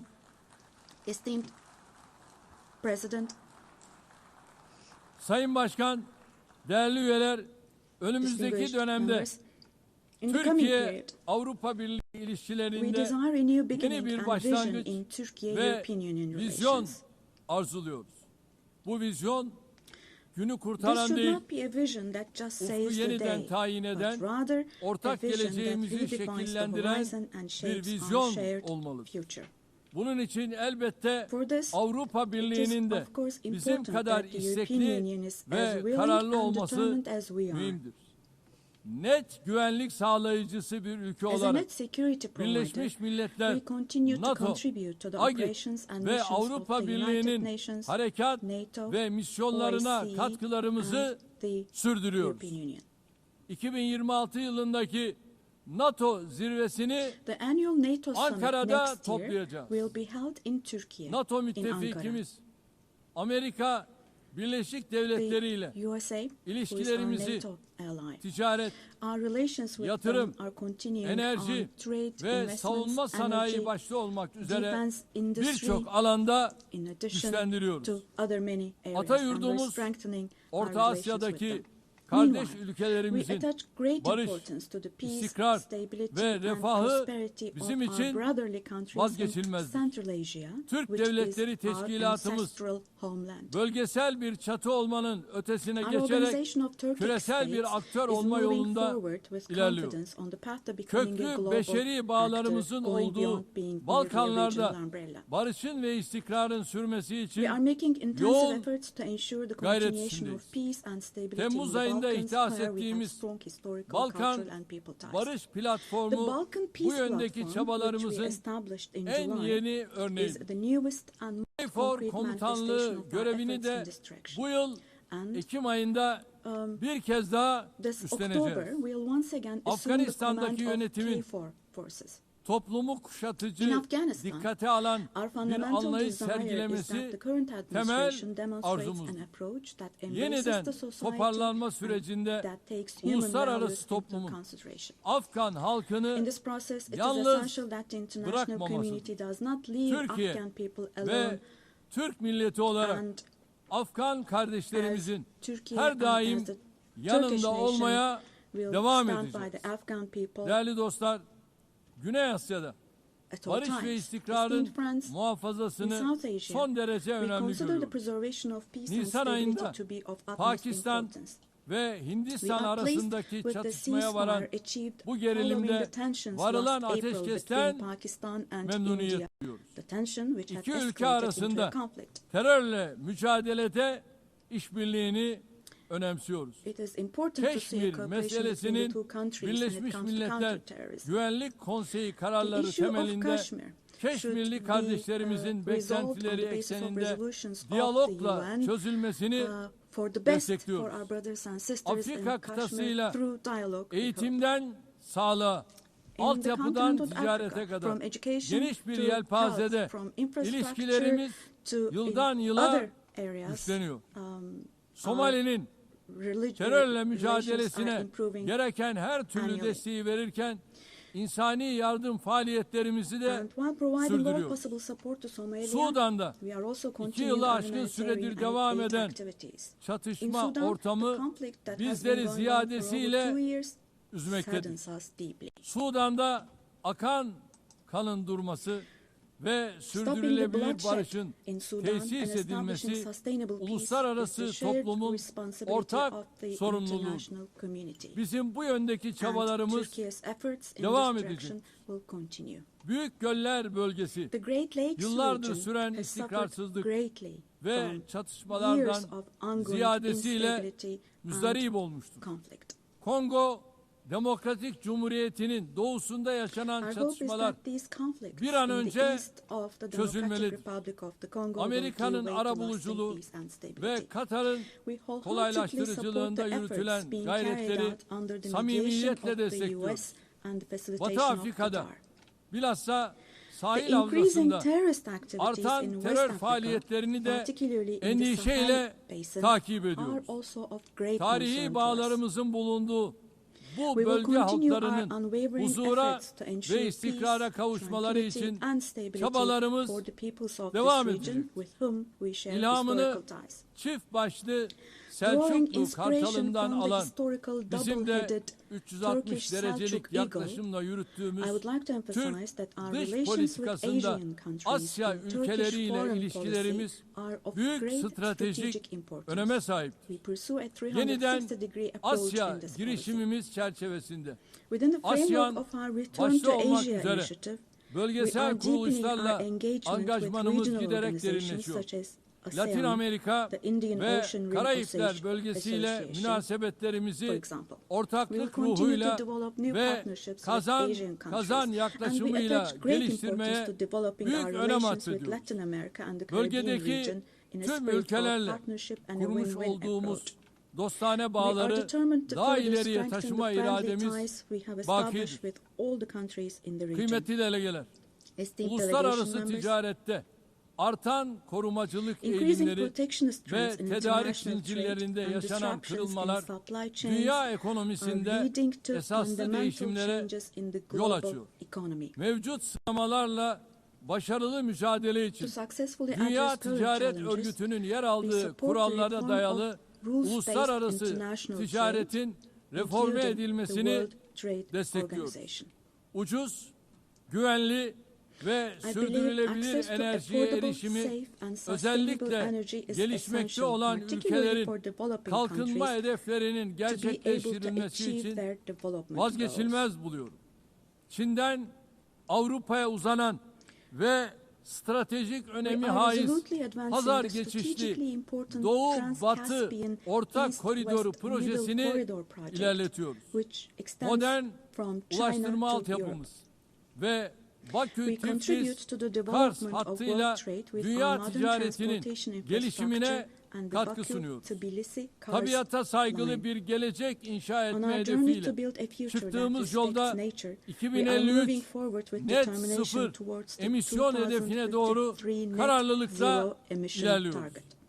Eşim Emine Erdoğan'ın himayesinde yürüyen sıfır atık hareketinin tüm dünyada her yıl dalga dalga büyüyen, daha fazla insana ve kalbe ulaşan bir farkındalık halkasına dönüştüğünü görmek bizim için ayrı bir bahtiyarlıktır. Bu süreçte gelişmiş ülkelerin sorumluluklarını yerine getirmesi artık bir tercihten öte yükümlülük haline gelmiştir. Dünyada en fazla kalkınma yardımı yapan ülkelerden biri olarak Birleşmiş Milletler'in sürdürülebilir kalkınma hedeflerine ulaşılması için çaba harcıyoruz. 2030 hedeflerine erişmek ve dünyanın dört bir yanındaki yüz milyonlarca insanı onurlu yaşama kavuşturmak için küresel finansman mimarisinin kimseyi geride bırakmama anlayışıyla uyumlu hale getirilmesini savunuyor. Burada şunu da özellikle dikkatinizi çekerek söylemek istiyorum. Biz jeopolitik sınamalarla uğraşırken İnsanlık yapay zeka alanında olağanüstü bir sıçramaya şahitlik ediyor. Çığır açan bu teknolojilerin dönüştürücü gücü ve sunduğu nimetlerden hiçbir toplumun mahrum bırakılmaması gerekiyor. Yapay zeka teknolojileri yeni bir tahakküm aracı olarak değil, insanlığın lehine kullanılmalıdır. Ev sahipliğini yaptığımız en az gelişmiş ülkeler için Birleşmiş Milletler Teknoloji Bankası dijital ve teknolojik açığın kapatılmasında kritik rol oynuyor. Hazırladığımız ve evrensel mutabakatla yakında imzaya açacağımız dijital dünyada çocuk hakları sözleşmesinin bu alanda küresel bir farkındalık oluşturacağına inanıyor. Çabalarımıza güçlü desteğinizi bekliyoruz. Diğer taraftan ırkçılık, yabancı karşıtlığı ve bilhassa İslam düşmanlığının vahim boyutlara ulaştığı günümüzde bir arada yaşama kültürünü tehdit eden bu akımlarla mücadele insanlık için zaruret halini almıştır.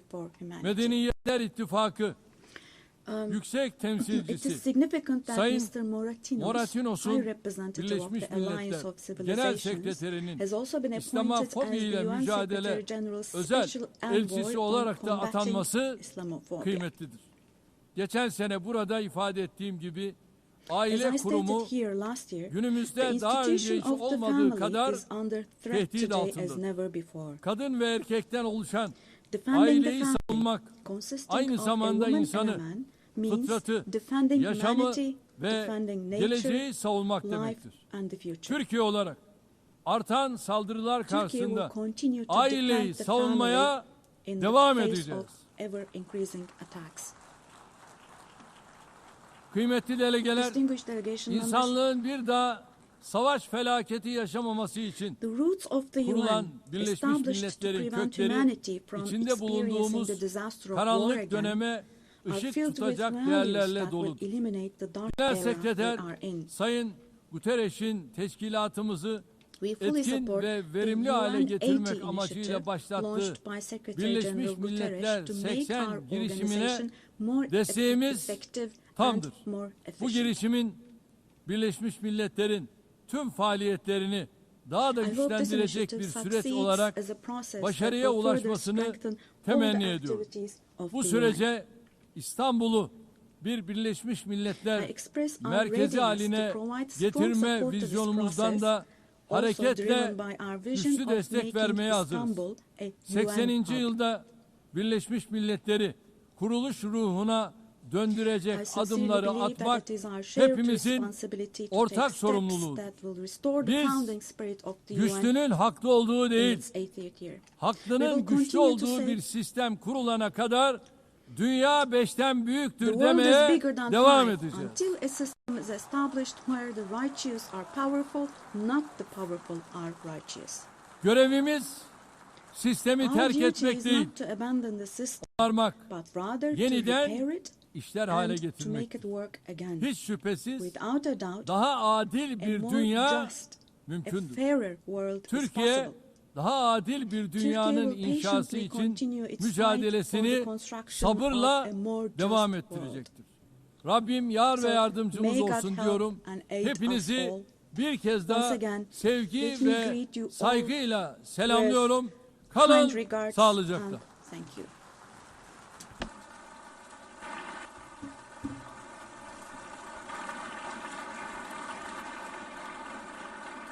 On behalf of the Assembly, I wish to thank the President of the Republic of Turkey.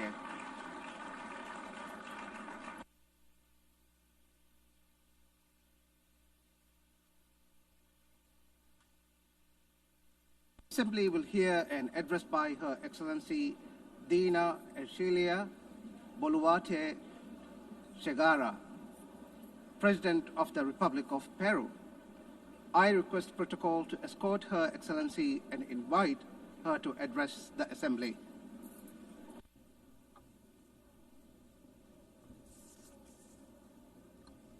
Señora Presidenta de la Asamblea Madam General, President of the General Assembly, Annalena Baerbock, Señor Secretario General Secretary de las General Naciones of the Unidas, United Nations, Antonio Guterres, Señoras ladies y señores, and gentlemen, Jefes de Estado heads of state, y señoras y señores presentes en esta magna ladies asamblea. and gentlemen present El here Perú in this august forum. Es el centro y cuna de Peru is grandes the center civilizaciones and cradle milenarias, of great millennial siendo la civilizations, última the last el of which imperio de was los the Incas, Inca Empire, que dejó which un left legado us de a grandeza. legacy of greatness. Somos herederos We are asimismo also heirs del of virreinato the del Perú, que viceroyalty abarcó of las Peru, 2/3 which partes encompassed de 2/3 América of del South Sur. America.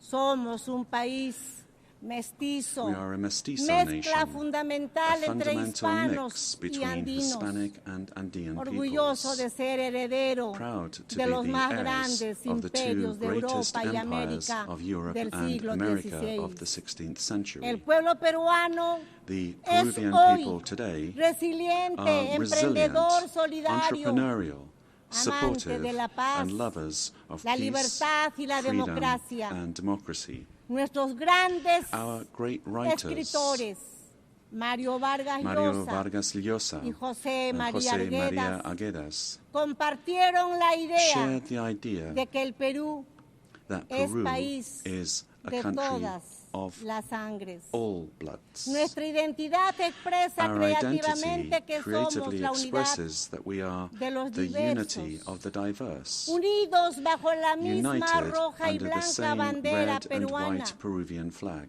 En nuestro país In our country, viven los pueblos native originarios y los peoples pueblos and del peoples mundo of the en world paz live together y unidad in peace and como una unity gran síntesis del as a Perú, great synthesis país en el que vivió y trabajó Peru, durante the 40 country años in el Papa which León Pope Leo XIV, XIV lived nacionalizado and worked in peruano, for 40 por su years, profundo a amor a naturalized nuestra Peruvian gente, because of his deep love tanto for por our su people, carácter solidario both y for his pacífico supportive como as well por as su fe his católica peaceful y disposition cristiana. and his Catholic and Christian faith. Todos los estudios señalan All studies que somos el indicate país más that we are the emprendedor most del mundo, entrepreneurial razón country in the world, por la cual después de la which pandemia is del why, after the COVID-19, que por COVID-19 una pandemic, pésima that administración due to gubernamental poor government alcanzó administration más de 2 claimed millones more de than 2 fallecidos. million lives. Nos hemos empezado a But we have recuperar begun logrando to hoy recover.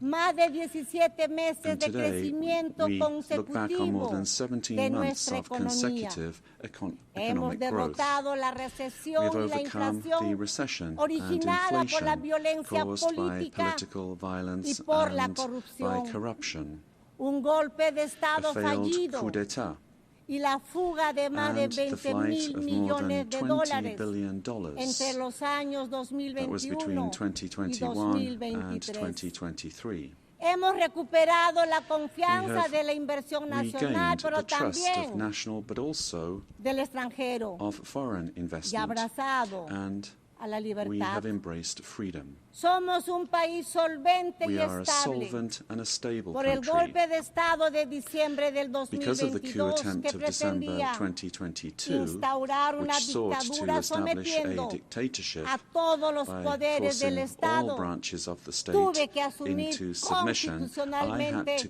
la presidencia constitutionally de la assume the República. presidency of the Republic. Desde ese entonces Since that se date, estableció una narrativa narrative por la cual was el established golpista by which se the convirtió coup en plotter víctima y la became a presidenta victim, and que the asumió president, who constitucional y constitutionally legalmente and la legally presidencia, assumed the presidency, fue acusada was por algunas accused voces by de some golpista quarters y of being a usurpadora. coup plotter and La usurper. mentira trastocada en verdad Lies turned into y truth, la verdad en and truth mentira. turned into lies. Este es uno de los temas This is que one nuestro, of the de nuestro issues tiempo. of our time. La construcción The de building narrativas of false falsas que narratives buscan armar to proyectos attempt to defend políticos antidemocráticos. anti-democratic La political reflexión projects. es que las The ideologías thinking de goes odio, that ideologies of con sus hatred, proyectos de with their estados projects of fallidos failed states que crecen that como grow estados into all-powerful todopoderosos, states, requieren para require, imponerse una in order narrativa to impose falsa their will, para a lograr false su narrative objetivo por medio in order to de la achieve their violencia que objectives en el through poder violence, and who, aplasta las once in libertades, power, crush aplasta los freedoms, medios de comunicación, silence a la the press oposición and democrática, democratic opposition, viola los derechos humanos violate y da human inicio rights, al and control, begin to control, confiscación to y confiscate, expropiación and de to las empresas expropriate privadas, private companies, creando una burocracia creating corrupta a corrupt que bureaucracy destruye la that economía, destroys the economy, la sociedad y la society, moral pública. and public morality. El primer paso The para first todo step ello for achieving es all la of this construcción is to build de un a relato en el narrative que se in order miente, to se lie, engaña to y deceive, se and manipula. to manipulate. La ideología del odio de The clases ideology es of muy class hatred hábil is very en skillful trastocar la at realidad y distorting construir reality falsos and relatos, building false pues narratives, utiliza el método because it uses totalitario the de repetir totalitarian ad method of infinitum repeating a una lie mentira, ad infinitum, como se hiciera as en was el done mundo in the world antes de la Segunda before Guerra the Mundial y Second World como War, se viene and haciendo as is happening nuevamente again porque el today, because totalitarismo se totalitarianism renueva, se renews presenta con otros itself, presents rostros, itself with other porque lo faces, que sigue siendo una grave amenaza but it remains para a los serious países threat y to para el countries mundo. and to the world. El cínico relato se ve The cynical reforzado narrative is por el reinforced intervencionismo by en los interventionism asuntos in the internos de los internal affairs países, of countries, apoyando y supporting difundiendo and spreading falsedades falsehoods para to destruir la destroy democracy democracia y and eliminar eliminate la libertad. freedom.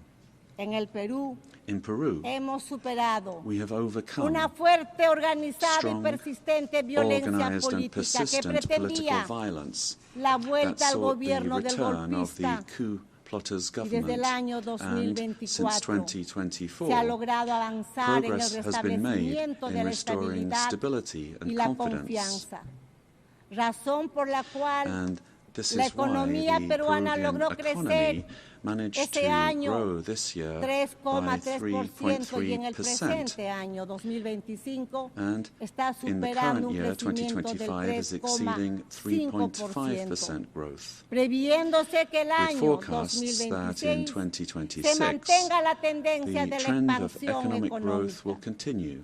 El gobierno The garantiza government 3 guarantees años de 3 years crecimiento of económico economic growth, encabezando las being the leader cifras en in Sudamérica. South America. La inflación que Inflation tenemos is es inferior al below 2% anual. 2% annually. Las reservas internacionales son International superiores reserves a los amount 88 to more mil than millones $88 de billion, dólares. Y nuestra and moneda our currency se mantiene remains estable y stable, se and fortalece it's cada día getting más. stronger every day. Nuestra deuda externa Our es menor external al debt is less than 32,2% del PBI, 32.2% of GDP, una de las más one of bajas the de lowest América in the y del Americas mundo. and in the world. Nuestro déficit And our fiscal fiscal este deficit año this será year de will be 2,2% 2.2% annually. anual.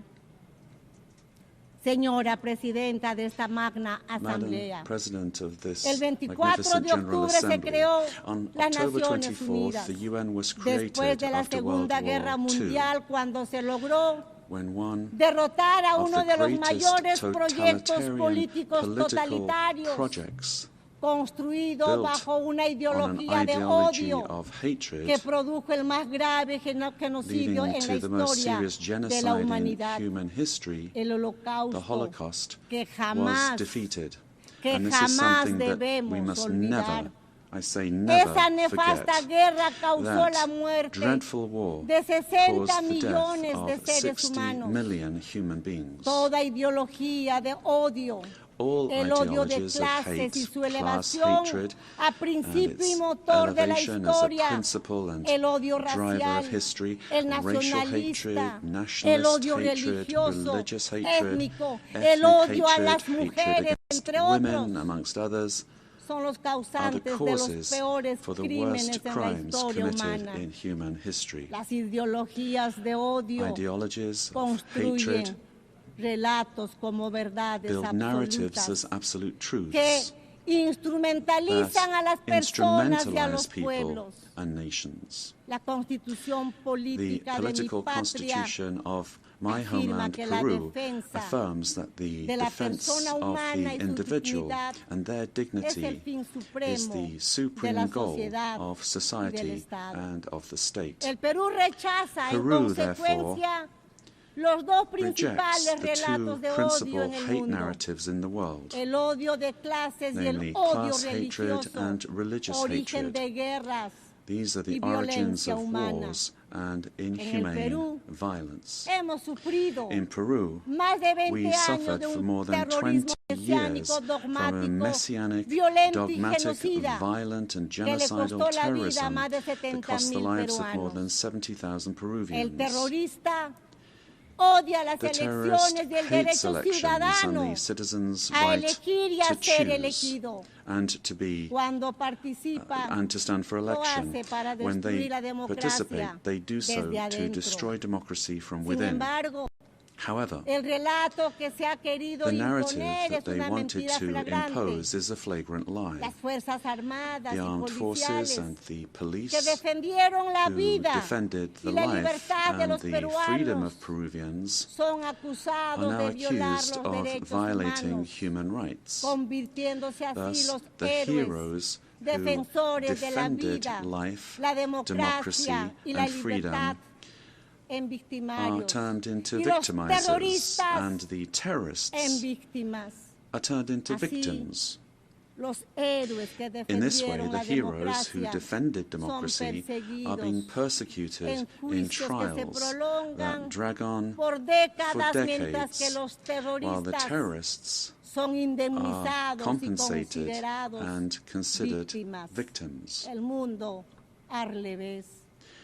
La ONU, Presidenta, This is the world in ha reverse. sido un hito The fundamental en el UN was a siglo XX. fundamental milestone in the Pero en el 20th siglo century, XXI but in the debemos 21st estar century, más we must atentos. be more vigilant. Es nuestro deber It is our impedir duty que el mundo to se prevent the world precipite from plunging into new genocides and new violence. It is not acceptable in a civilized world that one country invade another using a false narrative to justify a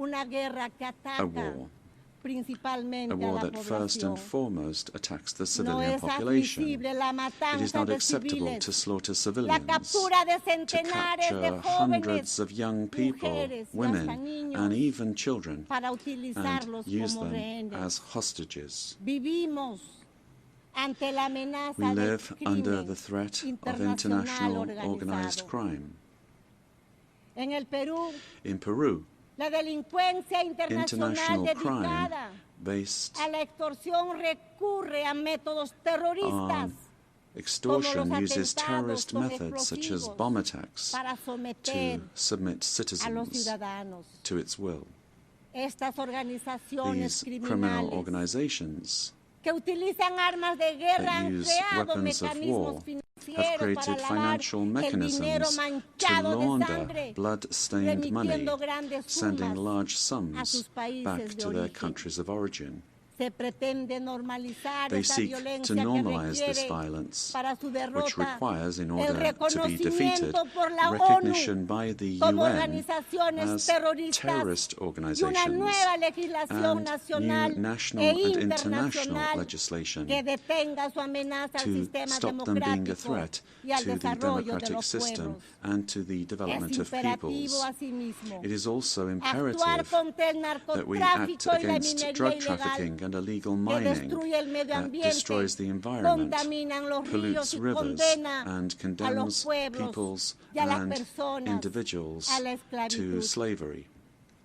El crimen internacional International tiene crime sometidas has subjected a miles de thousands mujeres of women extraídas de sus taken from their hogares, de home sus países con countries violencia through violence y engaños and deception y explotadas and y privadas de su being libertad. exploited and deprived of their freedom. Señoras y señores, Ladies and gentlemen, vivimos momentos que nos we are recuerdan los living through episodios times más that recall oscuros de the nuestra darkest historia chapters moderna. of our modern history, Y el Perú and está Peru convencido is que el mundo no convinced that necesita the menos world does ONU, not need less sino UN, más y mejor but ONU. more and a better Una UN, que esté acorde con one los that is in tiempos tune with the en los times, que las ideologías de in times odio in que which tanto daño ideologies of causaron y hatred that causan cause and a la cause humanidad so much damage to se han humanity refugiado en la have taken mentira, refuge in en las lies, informaciones in falsas y misinformation, en la and penetración which have de las penetrated sociedades democratic democráticas. societies. El Perú, como miembro fundador, Peru, está as a founding comprometido con member, un is sistema committed multilateral to an abierto, open multilateral basado system en el derecho based on international y law los principios and de the la Carta de principles Naciones of the UN Unidas. Charter. El pilar, el modelo And we see in La the ONU, UN the pero pillar el momento of the model de hacer un that has alto brought peace and y prosperity. mirar lo que está But pasando we en el have to mundo a look nuestro at what's alrededor. happening around us En in the este world. momento estamos At this aquí, time, as we're meeting pero al otro here, lado del mundo in other parts of the están world, matando niños, they are killing niñas, personas children, inocentes. girls, boys, innocent people. La prosperidad al mundo debe ser Prosperity en ese trabajo responsable y unido. will only come if we Y que are hoy debe united and work ingresar a un together. proceso de adecuación And we have to frente a las adapt nuevas to amenazas. new threats. Cada uno de nuestros países Each of our countries tiene el deber de has the duty contribuir al desarrollo to make their de contribution soluciones a los towards finding problemas solutions to que the enfrentamos y en problems eso that we all se face esfuerza together. mi país. And my country is Pero la striving to do this. interconexión de nuestras But sociedades the y interconnection of economías our societies hacen que and solo a economies través de la means that it is only through international internacional cooperation podamos resolver la that we crisis can resolve que the enfrentamos. crises which we face. Si no reformamos las If Naciones we do not Unidas, reform the United nuestra Nations, casa our común, common home, para devolverle to restore representatividad y efectividad a su representativeness and actuación, effectiveness to its corremos action, el grave then riesgo de we ver run desaparecer the very serious risk uno de los of seeing instrumentos one más of the most preciados precious que instruments tiene that la the international comunidad community internacional has for para la world estabilidad del stability mundo. Por disappearing. ello, For this reason, Peru supports the work of the UN 80 initiative, launched by the Secretary General, placing particular emphasis on the need to refocus the organization on its fundamental functions, bringing it closer to the needs of peoples, and at the same time making it more efficient. UN 80 must be an opportunity to strengthen multilateralism and ensure that the organization is better prepared to achieve its essential goals.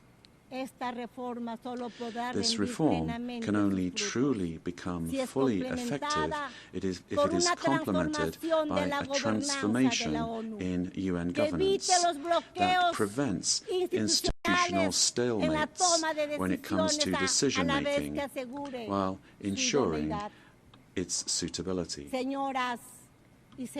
Ladies and gentlemen, in Peru,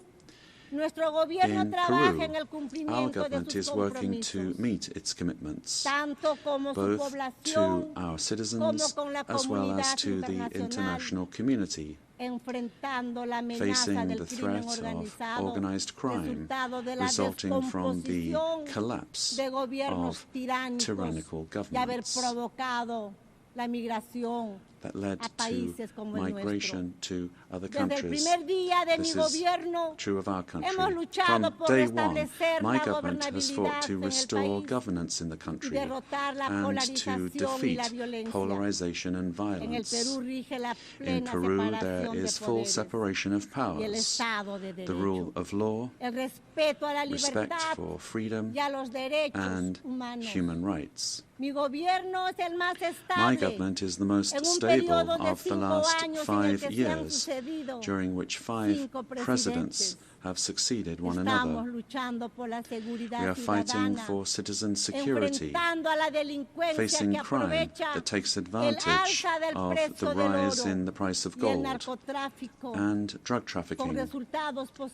We have achieved positive, verifiable results in these areas.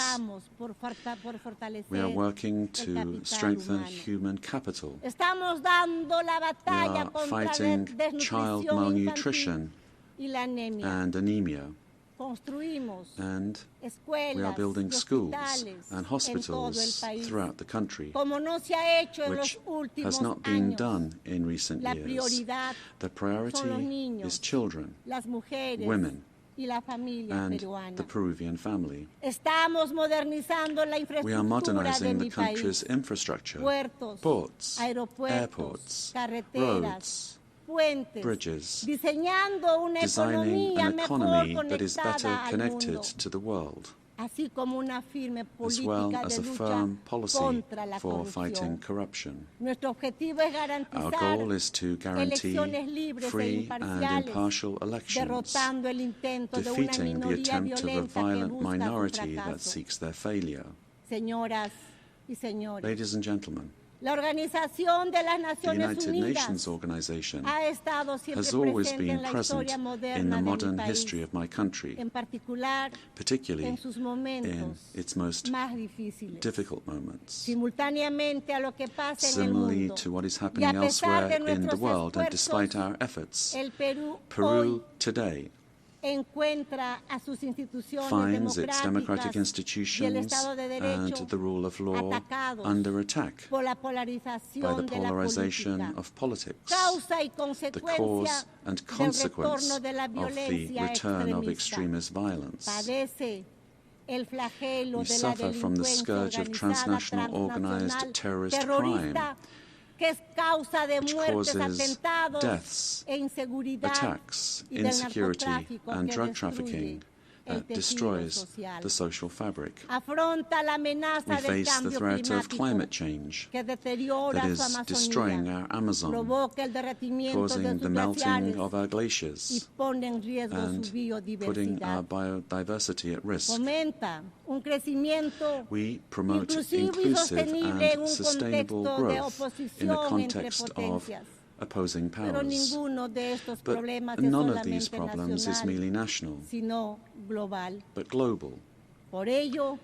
This is why que las Naciones we need Unidas the United Nations vuelva a ser to un once ágora del again diálogo y be la a forum cooperación. for dialogue and Deseo recordar el cooperation. legado del To embajador recall Javier the Pérez de legacy of Cuellar, Ambassador Javier quien Pérez de logró Cuellar, ejercer who una acción managed to do relevante relevant de la work in the organización organization a pesar de la despite the Guerra Cold Fría. War.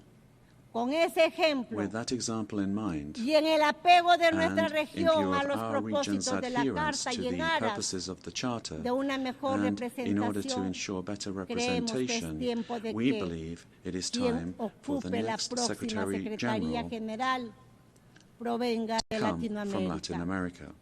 Señoras Ladies and y gentlemen, señores, el Perú está comprometido en Peru lograr is que esta committed to Asamblea ensuring General that this General Assembly no sea una simple this year is not efemérides, a mere commemoration, sino la reafirmación but de the nuestro reaffirmation compromiso of our commitment hacia una acción to colectiva collective action que revitalice that a las will Naciones revitalize the Unidas United como Nations as herramienta a que tool apoye that la supports paz peace y la unidad and global, global así unity como el as well desarrollo. as development. Tenemos que ser firmes We must en la stand verdad firm frente a los relatos in que the la truth, in the escamotean, face of la narratives that try to conceal it, pervierten o pervert mienten it, or abiertamente openly con el lie fin de in ocultar order to hide agendas agendas que no that do not corresponden a nuestro correspond tiempo to our y time, mucho menos much less al to the destino de la destiny humanidad. of humanity. Por ello, For this reason, es imperativo it is fortalecer essential la verdad that we frente a los strengthen relatos truth against basados narratives en that el are based odio, on la hatred, mentira the repetida que lie busca repeated imponerse that seeks to y que impose solo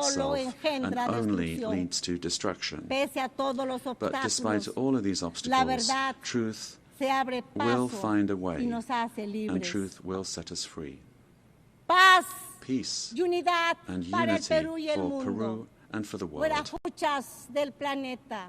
for all those on the Kuskayan planet. Yankasun. Ama Chiknikuspa. Ama Yuyakuspa. Buscando el desarrollo de nuestro pueblo. Let us seek the Señoras, development of our presidentes y peoples, presidentes del mundo. presidents of the world. Juntos trabajemos Together, let us work together sin odiarnos, without hating one queriéndonos, another. procurando el desarrollo Let us de work nuestros for the pueblos. development of our peoples. Sí a la vida, Yes to no a life, la violencia no to y no a la violence, guerra. and no Muchas to gracias. war. Thank you very much.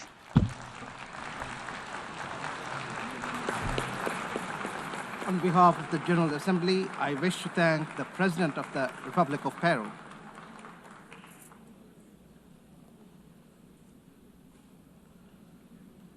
The Assembly will hear an address by His Majesty King Abdullah II Ibn al-Hussein, King of the Hashemite Kingdom of Jordan.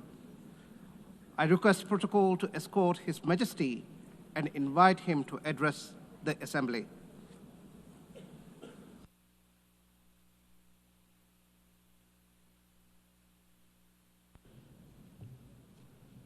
Bismillah ar-Rahman ar-Rahim. Madam President, Mr. Secretary General, in the name of Your God, the Excellencies. compassionate, the merciful. Another year, another UN General Assembly, and another occasion when I stand before you to address the same issue, the conflict in the Middle East. And not for the first time, developments on the ground have made me question the worth and utility of words in capturing the magnitude of the crisis. Yet not speaking about it would signal acceptance of the situation and abandonment of our humanity. And that I will not do. Our UN General Assembly was born 80 years ago, pledging to learn from, not repeat, history. The world vowed never again. However, for almost as long, Palestinians have been living through a cruel cycle of yet again, bombed indiscriminately, yet again, killed, injured, and maimed, yet again, displaced and dispossessed, yet again, denied rights, dignity, their basic humanity, yet again, So I must ask, how long? How long will it be before we find a resolution to this conflict, one that safeguards the rights of all sides and allows a level of normalcy in the lives of the families at its core? How long will it be before I stand before you and speak not of suffering and devastation in my region, but of prospect, prosperity, and potential? Sadly, this is not the only conflict in our world. And some may say that other wars are also devastating. But the Palestinian-Israeli conflict remains unique. It is the longest-standing conflict in the world, an illegal occupation of a helpless population by a self-declared democratic nation, and a flagrant violation of repeated UN resolutions, international law, and human rights conventions. A failure that should have elicited outrage and action, especially from major democracies. Instead, it has been met with decades of inertia.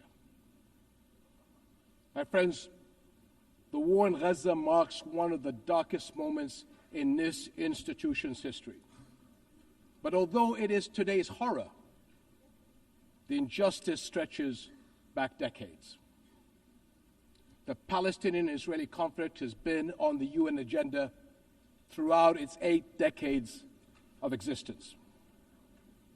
How long will we be satisfied with condemnation after condemnation without concrete action? When it comes to the Palestinian-Israeli conflict, it seems that what unfolds in the halls of power is theory. The struggles and suffering on the ground is reality. For decades, we have seen several attempts to achieve a solution by interim agreements and temporary stopgaps, none that delivered on the end game. In fact, many would argue these processes served as a distraction as Israel grabbed more land, expanded illegal settlements, demolished homes, and displaced entire neighborhoods. Muslim and Christian holy sites in Jerusalem have been vandalized and desecrated by those under government protection. And throughout all these years, Israeli families, too, have not been able to live in true security because military action cannot bring the safety they need. Nowhere is that more evident than in Gaza. More than 60,000 Palestinians killed, 50,000 children injured or killed, miles of burnt-out rubble, neighborhoods, hospitals, schools, farms, even mosques and churches in ruins, widespread starvation. And what we are seeing is only a glimpse, because never in our modern history has the lenses of international media been obstructed like this from capturing the reality on the ground. Almost 2 years in, and the cruelty of this military campaign continues unabated. Furthermore, the current Israeli government's provocative calls for a so-called Greater Israel can only be realized through the blatant violation of the sovereignty and territorial integrity of its neighbors. And there is nothing great about that. I can't help but wonder if a similar outrageous call were made by an Arab leader, would it be met with the same global apathy?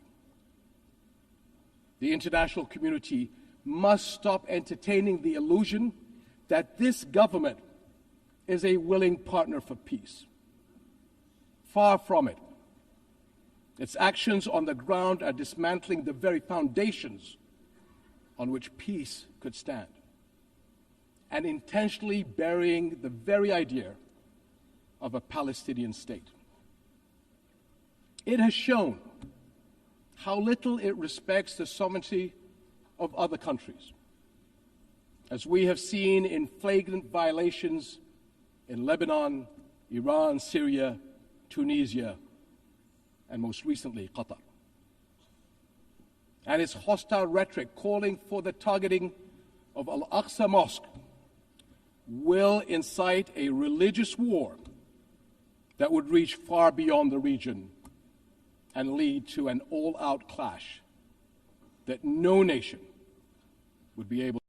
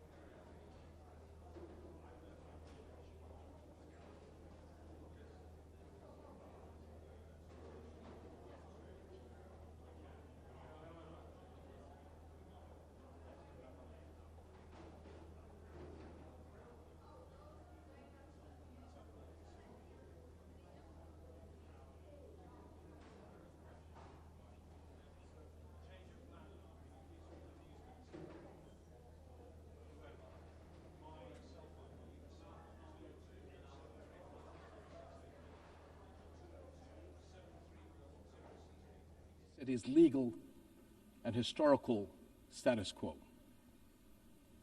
Compromising the delicate balance in the Holy City will turn it into a tinderbox that ignites global conflict. And Jordan is serving as the main base for international humanitarian response in Gaza, working by all possible means to provide critical supplies of aid and food. And we appreciate our regional and international partners. I'm also immensely proud of the many Jordanians, including men and women of Jordan Armed Forces, who are at the heart of this effort. Ground convoys, aircraft crews, doctors, nurses, and mobile medical staff who work even under fire to provide relief. These and countless others carry forward Jordan's deep heritage of compassion and generosity to a people in grave need. My friends, amid such darkness, there is a glimmer on the horizon. We are seeing more nations stepping up on behalf of a permanent ceasefire in Gaza, one that ensures the release of all hostages, unhindered humanitarian aid, and support for the Palestinian people as they rebuild. We all know that force is no foundation for security. It is a prelude for greater violence. Repeated wars are teaching generations of Israelis and Palestinians that their only recourse is the gun. Security will only come when Palestine and Israel begin to coexist. Seems I have the same problem as President Trump. Begin to coexist side by side. This is the two-state solution, in line with international law and UN resolutions. An independent and viable Palestinian state with East Jerusalem as its capital, alongside a secure Israel living in peace with its neighbors. For almost a quarter of a century, this has been the promise of the Arab Peace Initiative, in which Arab and Muslim partners around the globe extended their hand. My friends, for the past 2 years, we have finally seen the world's conscience stirring in the courage of ordinary people from every walk of life and every corner of the globe, raising their voices as one and declaring, "It has been too long."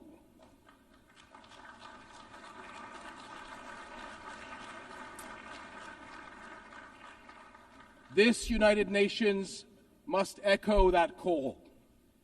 It has been too long, and it must act on that call until peace is a reality. Thank you.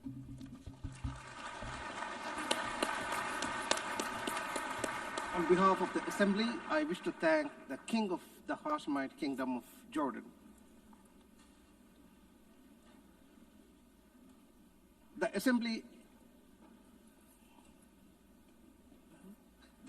will hear an address by His Excellency Lee Jae-myung, President of the Republic of Korea. I request protocol to escort His Excellency and invite him to address the Assembly.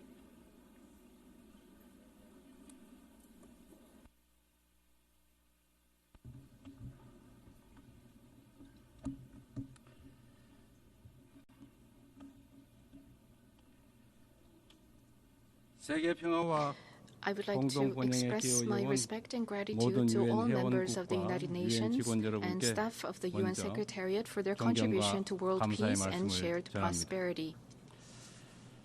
I extend my sincere congratulations to Her Excellency Annalena Baerbock on assuming the presidency of the 18th session of the UN General Assembly.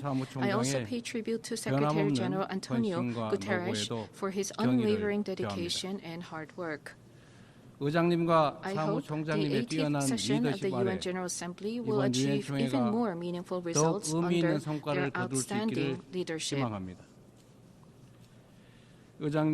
Madam President, Mr. Secretary, and distinguished delegates, this year is a meaningful year marking the 18th anniversary of the founding of the United Nations. The past 80 years of the UN has been a valuable journey of protecting the dignity and values of humanity and at seeking a path forward for future generations.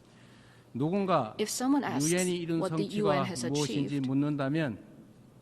I would confidently reply, look at the 80-year history of the Republic of Korea. It is no exaggeration to say that the Republic of Korea's history, dotted with challenges and responses, is the history of the United Nations, which has constantly confronted enormous challenges facing humanity. Liberated from colonial rule the very year that the United Nations was founded, the Republic of Korea emerged from the scars of division and ashes of war through UN assistance, maintaining national identity while achieving industrialization and blooming into a democracy. Therefore, the Republic of Korea in itself is a country that has proven the value of the UN's existence. Whenever the Republic of Korea revived the hopes of lives as precious as the weight of the universe amidst horrific wars and disasters, the UN flag fluttered at the center of that intense solidarity.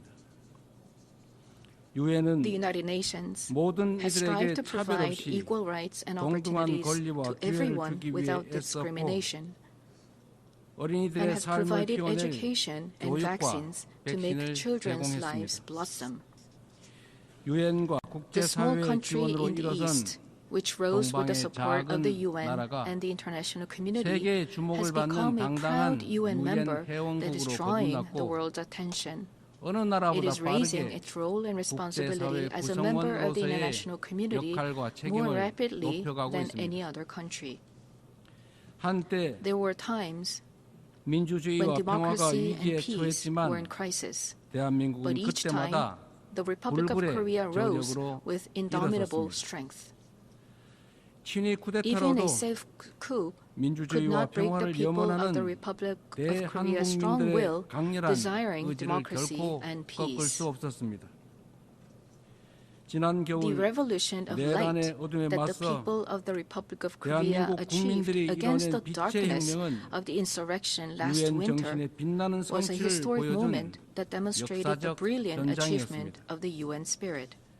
The remarkable resilience and strength of democracy that the Republic of Korea has shown will be ours as well as that of the entire world. I need you to take my hand and guide me away from all this, away to where the light shines through, to where the flowers bloom. As the novelist Han Gang, laureate of the Nobel Prize in Literature, wrote, the Republic of Korea will be a milestone of light for all those who join the journey toward democracy. Today, at the UN General Assembly, where world peace and humanity's shared prosperity is discussed, I proudly announce that a new Republic of Korea, which will be a beacon of light for global citizens, has completely returned to the international community. Thank you. The Republic of Korea, which has grown thanks to the support and assistance of the UN, will not hesitate to take on the role of a leading nation, generously sharing its experience and history of restoring democracy. Despite ceaseless efforts from all corners of the world, the international community's determination and aspiration to maintain international peace and security 80 years ago still remains an unfinished task for everyone. 280 million people are still in a state of extreme hunger. Armed conflicts around the world, including in Ukraine and the Middle East, as well as the climate crisis, which has already become a real problem, threaten the survival of humanity. The answer lies in the wisdom of the pioneers who founded the United Nations, as well as the path that the people of the Republic of Korea demonstrated. There is only one way: more democracy.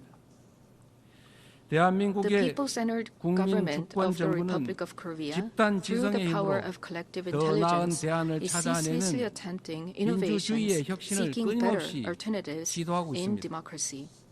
The way to solve common challenges facing the international community is no different. When all the countries experiencing the same problems gather here at the United Nations and continue multilateral cooperation, putting their heads together, we will all be able to move toward a bright future of peace and prosperity. I look forward to the UN 80 initiative presented by the Secretary General, taking root as a vision that achieves UN's evolution and advancement in line with the demands of our time. I also hope the UN Security Council can increase the number of seats of non-permanent members, reflecting changes in the international environment, and enhance its effectiveness and representation. As a member of the UN Security Council for the term 2024 to 2025, the Republic of Korea is making efforts so that the UN Security Council can respond proactively to threats to the international peace and security. Madam President, Mr. Secretary General, and distinguished delegates, the Republic of Korea, having restored democracy, dreams of a better future.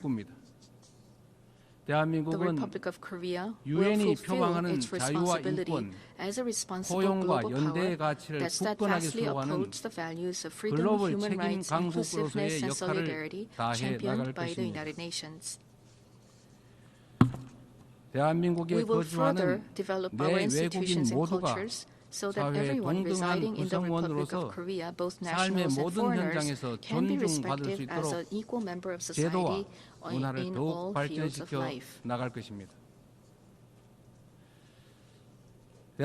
Republic of Korea will strengthen and lead cooperation with the international community while realizing the value of respect for human rights. In a time of crisis where immediate survival is urgent, words like solidarity, coexistence, and cooperation may feel somewhat distant. 하지만 인류는 However, 언제나 humanity has 깊은 always dreamed of 절망만큼 hopes 높은 as high 희망을 as its deep 꿈꾸었고 despair, 더 and 나은 has 내일을 achieved 향한 the progress 열정으로 we see today 지금의 through a 진보를 passion for a 이뤄냈습니다. better tomorrow. 어려운 The more 시기일수록 difficult the times are, 인류 the 보편 more we 가치에 대한 must return 믿음이라는 to the basic spirit of the 유엔의 UN, 기본 which is 정신으로 trust in universal 돌아가야 합니다. values of humankind. 전쟁의 Just 참화를 as the 물려주지 determination 않겠다는 to not 일념이 pass down the 유엔 devastation of 창립으로 wars 이어져 led to the founding of the 분쟁을 UN 예방하고 and has 평화를 prevented 지켜냈던 conflicts and 것처럼 preserved peace, 미래의 we 인류가 today must 살아갈 더 cooperate 나은 more, 세계를 위해 trust more, 오늘의 and join 우리는 hands more 더 firmly in 협력하고 order to build a better 더 future, 신뢰하고 a better 더 world 굳게 for future 손잡아야 합니다. generations. 지속 가능한 미래를 Democratic 향한 Korea will lead the way 다자주의적 in 협력의 길, multilateral 우리 cooperation toward 민주 a sustainable 대한민국이 future. 앞서가겠습니다. 평화는 무엇보다 Peace is a 중요한 value 가치입니다. that is more important than anything 대한민국에서도 else. In the 전 Republic of 세계 Korea, as 어디에서도 well as elsewhere in the world, 평화는 peace is the 민주주의와 basic 경제 foundation 발전의 for 기본적 democracy 토대가 and 됩니다. economic development. 지금 우리가 직면하고 The 있는 disputes and 분쟁과 conflicts we are 갈등은 currently facing 인간의 vividly 존엄과 show how 지속 easily 가능한 the 발전의 ideals of 이상이 human dignity and 평화가 sustainable 없다면 얼마나 development 쉽게 can 무너질 crumble 수 있는지를 without 선명하게 설명해 줍니다. 오늘날 Today, 대한민국은 the Republic of 유엔의 Korea 평화 is 유지 fulfilling 및 its 평화 구축 responsibility as a 활동에서 key contributor to the 핵심적인 United Nations 기여국으로서 책임을 peacekeeping 다하고 and 있습니다. peacebuilding activities. 분단 Our 국가인 brave soldiers 대한민국을 who have steadfastly 흔들림 없이 defended the 수호한 Republic of 우리의 Korea, a 용사들이 divided nation, 유엔이 are 주도하는 helping 지속 to pave the way 가능한 towards 평화의 길을 sustainable peace 돕고 있습니다. led by the UN. 평화를 위협하는 Threats to 것은 peace are 물리적인 not only 요소만이 physical 아닙니다. elements. 인공지능 In an 기술이 era where 안보 artificial 역량을 intelligence 결정하고 technology is 사이버 critical 공격이 to 국가 security 안보를 위협하는 capabilities 시대, and cyber attacks threaten 우리는 national 이제 security, 보이는 we 적을 must 넘어 confront not only 보이지 visible 않는 적과 enemies, but 맞서야 also 합니다. invisible enemies. AI 시대의 If we 변화에 passively let 수동적으로 ourselves be dragged 끌려다닌다면 along by the changes 기술 of the 악용으로 AI 인한 era, 인권 we 침해의 will 그 meet a 어두운 그림자를 dystopia of 떨쳐내지 못한 deepening 채 polarization and 양극화와 inequality, 불평등 unable to shake 심화라는 off the dark shadows of 디스토피아를 human rights, 맞이하게 될 것입니다. abuses caused by the misuse of technology. 그러나 However, 변화에 if 능동적으로 we proactively 대처한다면 respond to these 높은 changes, 생산력을 we can 동력 use the 삼아 high productivity 혁신과 as 번영의 a 토대를 driving force 세우고 to build a foundation for 직접 innovation 민주주의를 and 강화하는 prosperity, 유용한 and create a 기반을 useful base 만들 for 수 있습니다. strengthening direct democracy. 내일 안보리 I hope the 의장으로서 open 주재하는 debate that I 공개 will 토의 preside 자리가 over as 인공지능의 UN 책임 있는 Security 이용을 Council 촉진하는 President tomorrow will 국제사회의 노력에 significantly contribute to the 큰 international 보탬이 될 community's 것으로 efforts to 확신합니다. promote the responsible use of AI. 아울러 Furthermore, 다음 달 we intend 대한민국 to share our 경주에서 vision 열릴 for the future of AI APEC through the 정상회의에서 APEC AI APEC initiative AI at the 이니셔티브를 APEC 통한 Economic Leaders Meeting, AI which will be 미래 held 비전을 in Gyeongju, Korea 공유하고자 합니다. next month.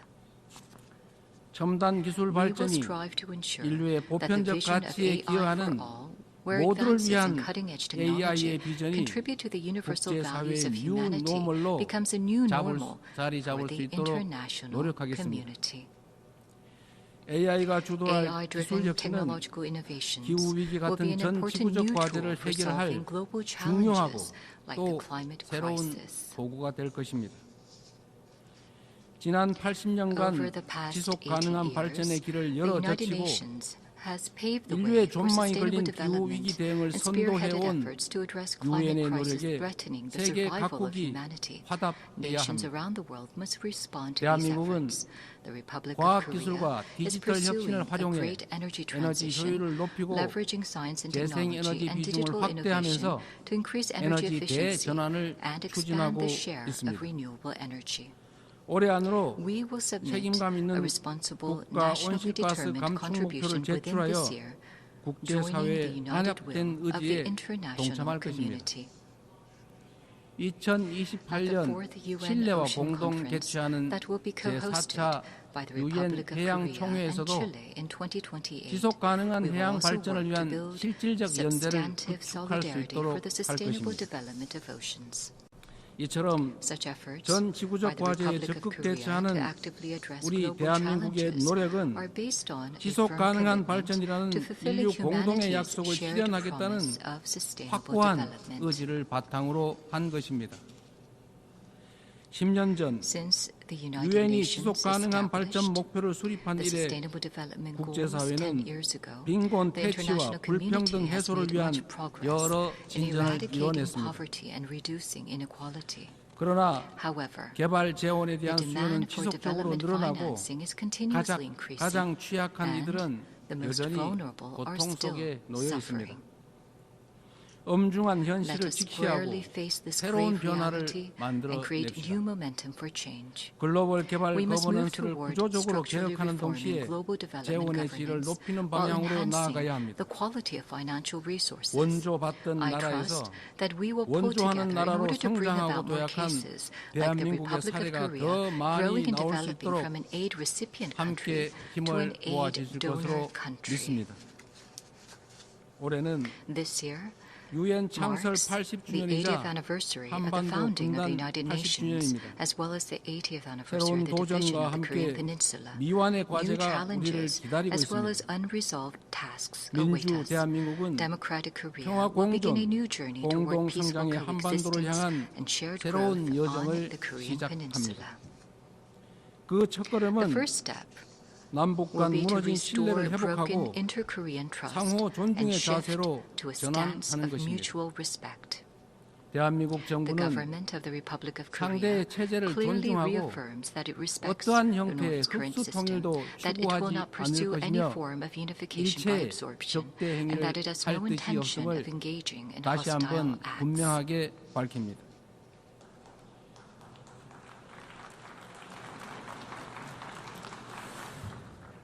이 세 가지 원칙을 Based on 바탕으로 these three principles, 우선 we 남북 간 intend to end 불필요한 the 군사적 vicious cycle 긴장과 of 적대 행위의 unnecessary 악순환을 inter-Korean 끊어내고자 military 합니다. tension and hostile 취임 acts. 직후 That is a reason 대북 전단 why we have 살포와 proactively taken 대북 measures, 방송 중단 including 등의 halting 조치를 the launch of 선제적으로 취한 leaflets 것도 and suspending 같은 broadcasts 이유입니다. toward the north. 앞으로 우리 정부는 Going forward, 남북 the 간 government of 군사적 the 긴장 Republic of Korea 완화와 will consistently 신뢰 seek 회복의 a 길을 path to reduce 일관되게 military 모색할 tensions 것입니다. and restore inter-Korean trust. 가장 확실한 평화는 The most certain 싸울 peace is a 필요가 state where 없는 there is no 상태입니다. need to fight. 교류, Through comprehensive 관계 정상화, dialogue centered on 비핵화, exchange 즉 normalization and denuclearization. END를 In 중심으로 other 한 words, 포괄적인 END, 대화로 we must end the 한반도에서의 era 적대와 of 대결의 hostility 시대를 and 종식하고 confrontation on the Korean 평화 Peninsula 공존과 and usher in a 공동 new 성장의 era of peaceful 새 시대를 coexistence 열어가야 and 합니다. shared growth. 교류와 The fact that 협력이야말로 exchanges and 평화의 cooperation are 지름길이라는 a shortcut 사실은 to peace 굴곡진 is a 남북 timeless 관계의 lesson 역사가 demonstrated by the history of fraught 증명해왔던 inter-Korean 불변의 relations. 교훈이기도 합니다. 남북 간 By 교류 gradually 협력을 expanding 단계적으로 inter-Korean 확대함으로써 exchanges and cooperation, 한반도에서 we will pave the 지속 way 가능한 for 평화의 sustainable 길을 peace 열어 on the Korean 나가겠습니다. Peninsula. 한반도 It is 평화는 crucial 남북은 for 물론 both the RK 국제사회가 and the 함께 DPRK, as well as 만들어가는 게 the international 중요합니다. community, to work together to establish 남북 peace 관계 on the 발전을 Korean 추구하면서 Peninsula. While striving to 북미 advance 사이를 inter-Korean 비롯한 relations, we will provide our 국제사회와의 active support and 관계 cooperation 정상화 for 노력도 efforts to normalize 적극적으로 relations with the international 지지하고 community, 협력하겠습니다. including 비핵화는 between the United 엄중한 States and the 과제임에 DPRK. 틀림없습니다. Denuclearization is 그러나 undoubtedly a grave task, 단기간에 but it is time 해결되기 to seek 어렵다는 realistic 냉철한 and 인식의 rational 기초 solutions 위에 based on a 현실적이고 cool-headed perception 합리적인 that 방안을 denuclearization 모색해야 할 cannot be 시점이 achieved in 됐습니다. the short term. 핵과 The international 미사일 community 능력 must gather 보도와 its wisdom in a 중단부터 pragmatic 시작하여 and phased solution, beginning 축소의 과정을 with a 거쳐 stop in the sophistication 폐기에 of nuclear 도달하는 and missile capabilities, 실용적, going through a 단계적 reduction process, 해법에 우리 and reaching 국제사회가 지혜를 dismantlement. 모아주시기 바랍니다. 한반도에서의 Realizing 항구적 lasting 평화 peace 시대는 on the Korean Peninsula 분쟁으로 would 고통받는 present new 인류에게 hope and 새로운 possibility 희망과 to humanity 가능성을 제공할 suffering 것입니다. from conflict. 대한민국은 The Republic of Korea will END end the 이니셔티브로 Cold War in the Korean 한반도의 Peninsula 냉전을 through the 끝내고 END 세계 평화와 initiative 번영에 and fulfill its 기여하기 위한 responsibility 책임과 and 역할을 role to 다하겠습니다. contribute to world peace and prosperity. 서로 다른 나라의 A 국민이 future where 상호 people from 협력하며 different nations 전 cooperate 지구적인 and 도전을 overcome 함께 global challenges 헤쳐나가는 together 미래가 may 꿈 sound 같은 like a 장밋빛 rosy, 전망처럼 들릴 수도 dream-like vision. 있습니다. 그러나 이는 However, 결코 this is 불가능한 by 꿈이 no means 아닙니다. an impossible dream. 평화란 Peace 단순히 is not 무력 merely 충돌이 the 없는 상태가 absence of 아니라 armed conflict, 다름을 but the 존중하며 realization of a 함께 community 살아가는 where differences 공동체를 are 실현하는 respected and 것입니다. people coexist. As long as respect and aspiration for diversity is inside us, we can always unite and embrace one another. K culture is connecting people all over the world beyond borders, language, and cultural differences. The success and spread of K culture proves that universal empathy is possible, transcending differences in all backgrounds. Gathering the energy of solidarity, coexistence, and consideration, the Republic of Korea, having ushered in a new diplomatic republic, is ready to move toward a sustainable future and a new page in human history. Though a difficult journey is expected, humanity has been able to grow and come this far by not giving up on challenges, even in the face of adversity. As the people of the Republic of Korea raised colorful cheering sticks in the face of a crisis in democracy, I call on the international community and the United Nations to lift the lantern of hope that will light the future of humanity. The Republic of Korea will boldly lead the way toward a new era of peaceful coexistence and shared growth on the Korean Peninsula toward a better future together. Thank you very much for your attention.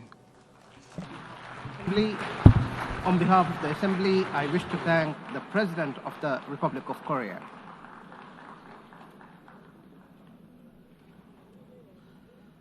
The Assembly will hear an address by His Highness Sheikh Tamim bin Hamad Al Thani, Amir of the State of Qatar. I request protocol to escort His Highness and invite him to address the Assembly.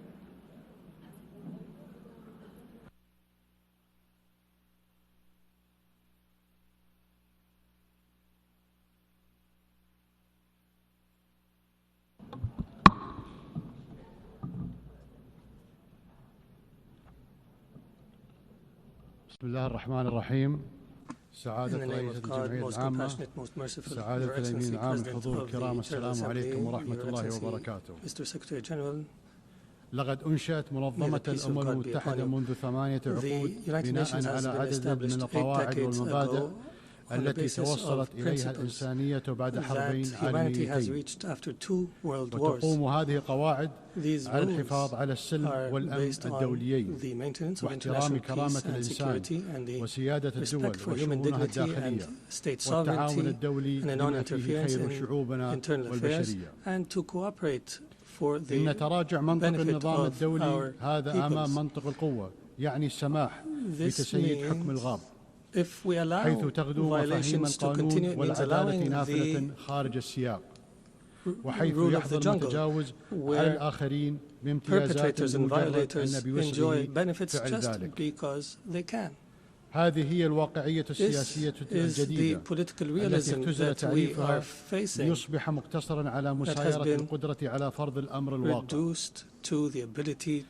ثمة قصر نظر كارثي في هذا السلوك، فمرتكب التجاوزات في العلاقات الدولية يعتبر أن التسامح معه ضعف، ويعد المتسامح مع تجاوزاته عاجزا.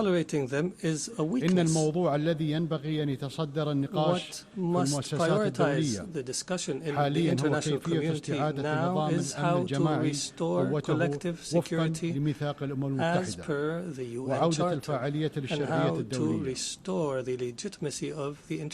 الحضور الكرام، كما تعلمون تعرضت الدوحة يوم 9 سبتمبر إلى اعتداء غادر استهدف خلاله اجتماعا للوفد المفاوض لحركة حماس في مسكن أحد أعضائه في حي سكني يضم مدارس وبعثات دبلوماسية. وقد سقط جراء هذا العدوان 6 شهداء، من ضمنهم مواطن قطري يخدم في قوة الأمن الداخلي الأخوية، وأصيب 18 بجراح. people have been injured. كان هذا العدوان انتهاكا خطيرا لسيادة دولة. Aggression was a violation against our sovereignty and a blatant violation that is unjustified of international law. But the whole world was shocked because of the circumstances of this heinous act, which we have classified as state terrorism. Unlike the claim of the Prime Minister of Israel, this attack is not a legitimate right to follow perpetrators of terrorism. It is an act of a diplomacy that is dedicated to political assassinations, and it undermines any diplomatic efforts aimed at ending the genocide against the people in Gaza. It is also an attempt to kill politicians who are members of a delegation that engages in negotiations with Israel while they were studying an American proposal. As you know, Qatar hosts, as a mediator during the negotiations, hosts delegations of Hamas and Israel. وقد أنجزت الوساطة فعلا بالتعاون مع الشقيقة مصر والولايات المتحدة الأمريكية تحرير 148 من الرهائن. وقد واصلنا الوساطة مع أن إسرائيل ألغت الهدنة الأخيرة من طرف واحد دون تقديم أي مبرر. يحدون في ذلك الأمل بالتوصل إلى وقف دائم لإطلاق النار والإفراج عن جميع الرهائن وانسحاب قوات الاحتلال من القطاع ودخول المساعدات الإنسانية وتحرير الأسرى الفلسطينيين. يزورون بلادنا ويخططون لقصفها. يفاوضون وفودا ويخططون لاغتيال أعضائها. من الصعب التعامل مع هذه الذهنية التي لا تحترم أبسط المبادئ في التعامل بين البشر، فتوقع تصرفات أصحابها يكاد يكون مستحيلا. أليس هذا هو تعريف الحكومة المارغة؟ لا يسعى طرف لاغتيال الوفد الذي يفاوضه إلا إذا كان هدفه إفشال المفاوضات. وما المفاوضات عنده إلا مواصلة للحرب بطرق أخرى ووسيلة لتضليل الرأي العام الإسرائيلي. إذا كان ثمن تحرير الرهائن الإسرائيليين هو وقف الحرب فإن حكومة إسرائيل تتخلى عن تحريرهم. فهدفها الحقيقي هو تدمير غزة بحيث يستحيل فيها السكن والعمل والتعليم والعلاج، أي تنعدم مقومات الحياة الإنسانية. وذلك تمهيدا لتهجير سكانها. لهذا السبب يريد رئيسها مواصلة الحرب. إنه يؤمن بما يسمى أرض إسرائيل الكاملة، وهو يعتبر أن الحرب فرصة لتوسيع المستوطنات وتغيير الوضع القائم في الحرم القدسي الشريف، كما يخطط لعمليات ضم في الضفة الغربية. لم يعد هناك شك في أن التطهير العرقي وتغيير واقع المناطق المحتلة بل وفرض وقائع جديدة على الإقليم هو هدف هذه الحرب. وقد بين هذا الاعتداء الغادر على سيادة دولة خليجية على بعد آلاف الأميال أن رئيس الحكومة الإسرائيلية التي يتباهى بأنه غير وجه الشرق الأوسط في العامين الأخيرين يقصد فعلا أن تتدخل إسرائيل حيثما شاءت ومتى شاءت. إنه يحلم أن تصبح المنطقة العربية منطقة إسرائيلية. وقد حذرت الدول العربية والإسلامية التي تنادت وعقدت مؤتمر قمة في الدوحة من عواقب هذا الوهم الخطير. ليست إسرائيل دولة ديمقراطية في محيط المعادٍ كما يدعي قادتها، بل هي في الحقيقة معادية لمحيطها وضالعة في بناء نظام فصل عنصري وفي حرب إبادة. ويفتخر رئيس حكومتها أمام شعبه أنه منع قيام دولة الفلسطينية ويعده أن الدولة الفلسطينية لن تقوم مستقبلا، وإنه يتباهى بمنع تحقيق السلام مع الفلسطينيين وبأنه سوف يمنع تحقيقه في المستقبل.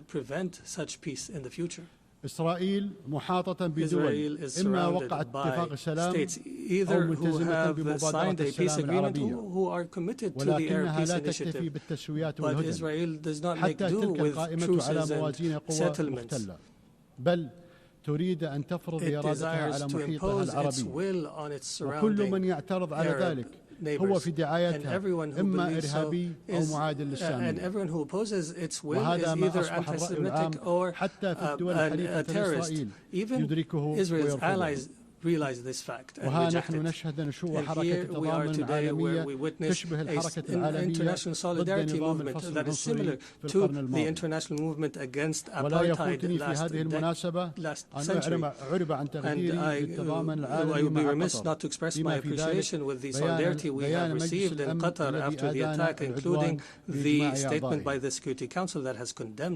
الحضور الكرام، لقد اختارت دولة قطر أن تظل كعهدها وفية لنهجها في صف القيم والمبادئ التي يفترض أن المجتمع الدولي يقوم عليها والإيمان بإمكانية التوفيق بينها وبين المصالح حين تكون السياسة عقلانية وواقعية وعدم الخشية في رفع صوت الحق حين يخيم الصمت والتمسك بالدبلوماسية حيث يستسهل الخصوم استخدام السلاح.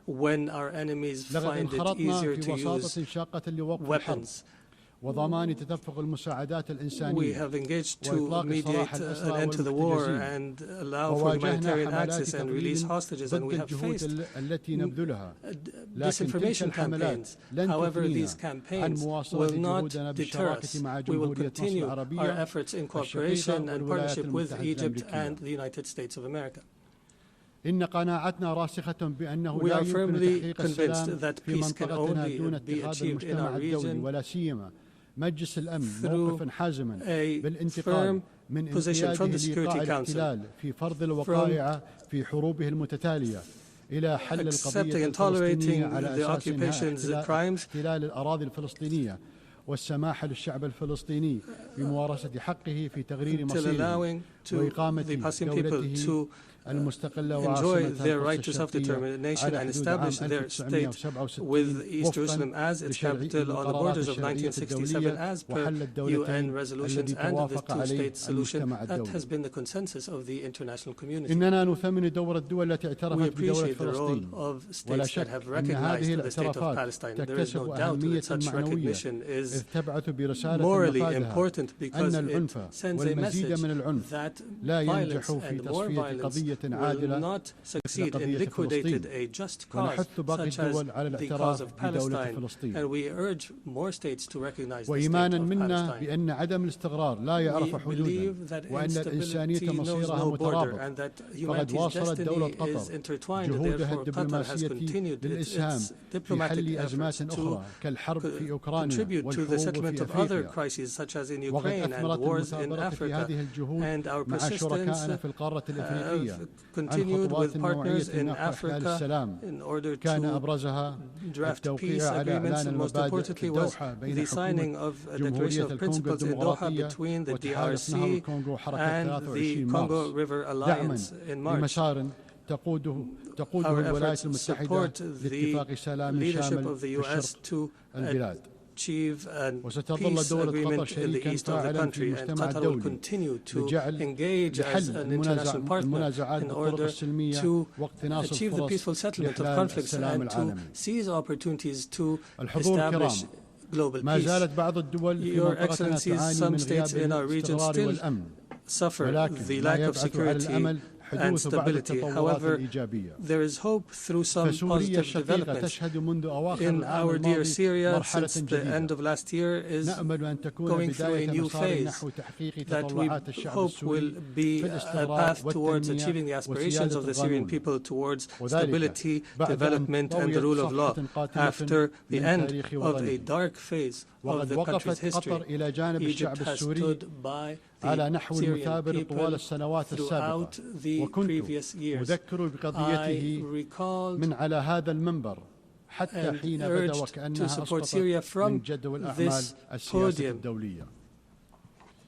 ويتعين على المجتمع الدولي استغلال الفرصة المتاحة حاليا the international community is called upon to assist Syria now in order to succeed through the transition phase after decades of suffering. Our experience in other Arab countries has taught us that building state institutions and establishing relations between a state and others is based on equality, and internal stability on the basis of respect for diversity are paramount issues at this stage. Qatar will not spare an effort to provide the necessary support to our brothers and sisters in Syria. And we have no doubt that the Syrians will be able to overcome this phase and to reject sectarianism in all its forms, and that they will reject external interference, especially the Israeli attempts to divide Syria. And the conduct of Israel that is as though all areas south of Damascus are areas of Israeli influence. The Middle East has also witnessed positive developments through the election of President Ahmed Joseph Aoun in Lebanon and the appointment of Mr. Nawaf Salam as a prime minister, which is a step towards stability in the country. Qatar will continue to support Lebanon government and people and institutions, and will continue to support the Lebanese army. We emphasize the need to implement Security Council Resolution 1701 and the withdrawal of Israeli forces from the areas it occupied during the last war, and to end Israeli interference in internal Lebanese affairs. For Sudan, the people in Sudan continue to suffer an unprecedented humanitarian crisis because of the continued violence. We call once again on all parties to prioritize the national interest and to engage in a comprehensive dialogue that leads to a permanent peace and that preserves the unity of Sudan and its territorial integrity and independence, and that achieves development and stability. We declare our support for all international efforts that aim to achieve this goal. Distinguished Excellencies, Doha has always been a global capital that hosts major events in all spheres, and an area where leaders convene and decision makers from around the world to engage in negotiations and the formulation of solutions. Doha will host the Second World Summit for Social Development from the 4th to 6th November this year, and we look forward to welcoming you all during this conference. ولا شك أن ثقة المجتمع الدولي بنا إنما تقوم على سجل من النجاحات التنظيمية التي حققتها دولة قطر على مر السنوات، وبناء على هذا الإرث الراسخ قدمت ملف ترشحها لاستضافة دورة الألعاب الأولمبية 2036 إيمانا منا بأن الرياضة ليست مجرد منافسة بل جسر يربط بين الشعوب ومنصة لترسيخ قيم السلام والتفاهم. ولقد أثبت تنظيمنا لبطولة كأس العالم لكرة القدم 2022 أننا قادرون على جعل الأحداث الرياضية الكبرى ساحة للتواصل والتقارب بين الثقافات المختلفة. وختاما إن دولة قطر وهي تعي جسامة التحديات التي يواجهها المجتمع الدولي تؤكد أنها ستظل وفية لالتزاماتها في مناصرة الحق وبناء جسور السلام وتعزيز العدالة في العلاقات الدولية. أشكركم والسلام عليكم ورحمة الله وبركاته.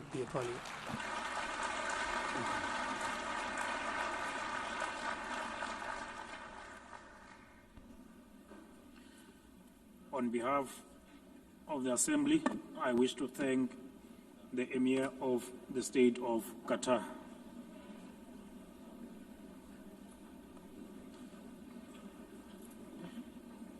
The Assembly will now hear an address by Her Excellency Jennifer Gillings-Simons, the President of the Republic of Suriname. I request the protocol to escort Her Excellency and invite her to address the Assembly.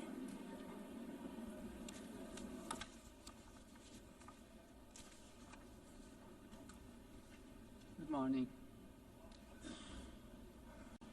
Madam President, we are here to commemorate in this special moment in history as we celebrate the United Nations 80th anniversary. And this 80th anniversary of the General Assembly coincides with the 50th anniversary of the independence of the Republic of Suriname and our membership of this organization. On behalf of the government and the people of the Republic of Suriname, I express sincere congratulations to the international community on this occasion. It is clear that a journey that spans over 80 years cannot be and has not been without challenges. The United Nations played, in some instances, an important role in ending colonial rule, worked on advancing human rights, and often provided hope and a future to the most vulnerable in our global community.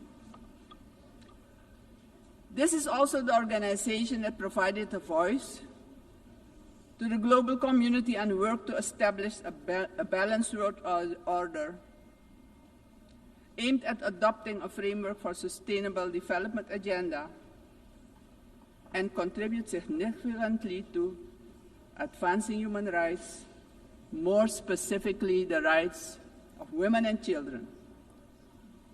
The organization promoted education for all and universal access to health care. In some instances, the peaceful resolution of conflicts was achieved, preventing misery and saving human lives. Madam President, on the other hand, we must admit that the UN, at other times, regrettably has been unsuccessful in avoiding conflicts, wars, and violations of human rights.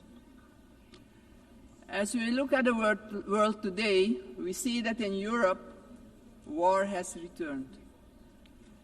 Elsewhere, wars are displacing millions, killing many, and threatening global security and peace.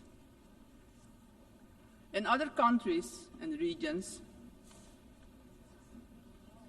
for instance in the Middle East, we have witnessed unspeakable terror at the hands of terrorist organizations.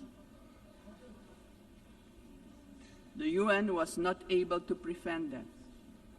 At this moment, there are increased occurrences of grave violations of human rights and more specifically, the rights of children.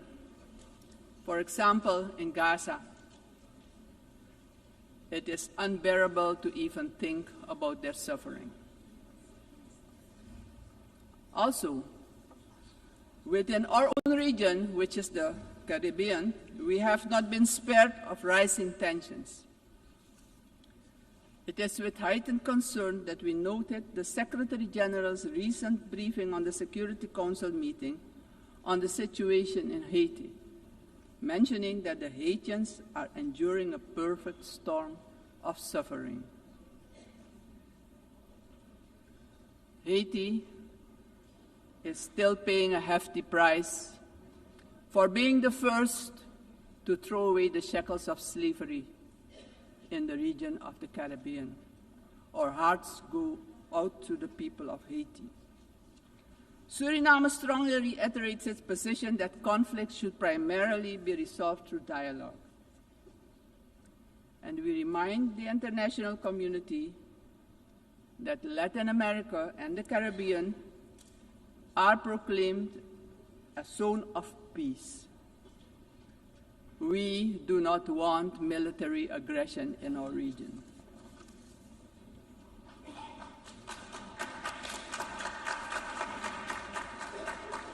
Madam President, this is the moment, on the 80th anniversary, we should reflect and ponder on the next 80 years. What do we have to change and what needs to be done differently? We all must underscore and repeat it ceaselessly today that the United Nations will only be successful if all nations without exception, adhere to the resolutions we adopt.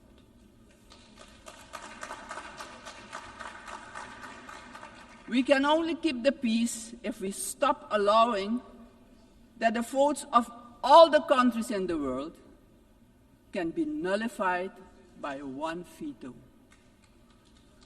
Today, partially because of the work done by our organization, some poor countries have developed substantially, economically and otherwise. They have become powers who can't be ignored any longer. We have to remind ourselves that the world in which the United Nations was established 80 years ago does no longer exist. The task ahead, therefore, is that we, in the first place, renew our vows, recommit to the principles and objectives of the Charter of our organization, and recognize all the voices in the world, because people from all regions should have opportunities for a dignified life. Furthermore, the UN should adjust to the world we currently live in. This means, for example, the Security Council should expand to include all nations who exert major influence in the world. Exclusion of these players will only increase the risk of conflict and obstruct the beneficial cooperation necessary for humanity to develop and prosper. It is of great importance that all economically and otherwise strong nations and countries maintain a healthy competition that promotes the scientific advancement we need for sustainable development. On the other hand, these countries need to work together to guarantee global peace, so crucial for the existence and growth of the developing states and for their own countries. In this context, Suriname endorses the inclusion of, amongst others, Brazil, India, and the representation of the African continent for equal membership of the Council. Equally, we support the CARICOM position for a non-permanent rotating seat for the small island developing states and low-lying coastal countries. I would also like to remind the member states that my country, Suriname, has presented its candidacy as a non-permanent member of the Council for the period 2043 to 2044. Madam President, the United Nations must be a genuine unity of nations. If our organization, moving forward, wants to play a crucial role in creating a prosperous future for humanity, we have no choice than to genuinely unite, all of us. Suriname stands firmly for global peace, for the rule of law, and for the equal value of every human life. Considering this, Suriname once again calls for the lifting of the long-standing, unjust embargo against Cuba, bringing misery to its people. Madam President, Suriname is a country with people of indigenous, Maroon, Javanese, Hindustani, Creole, African, Chinese, and European descent. We all live together in a mosaic of cultures and faiths. The persons from Surinamese origin living abroad are part of this mosaic of our population and can contribute to the socio-economic development of the nation. We consider this diversity a great asset. Actually, Suriname does not have diversity. Suriname is diversity, and we keep working together to protect and grow our national unity for our own well-being and as an example of harmony in this often divided world. My country also carries immense natural wealth. and it is our vision to create an economy that is resilient, sustainable, and inclusive. Together we strive to build this more diverse economy by developing, among others, our tourism and agricultural sectors, strengthen our educational system, and work towards universal access to basic health care. Suriname has a vast tourism potential with its green and lustrous hinterland, many waterfalls, rapids, and great rivers for relaxation, as well as for unforgettable adventures, if you're inclined to that. Rich biodiversity, cultural treasures, and the UNESCO-acknowledged historical city of Paramaribo.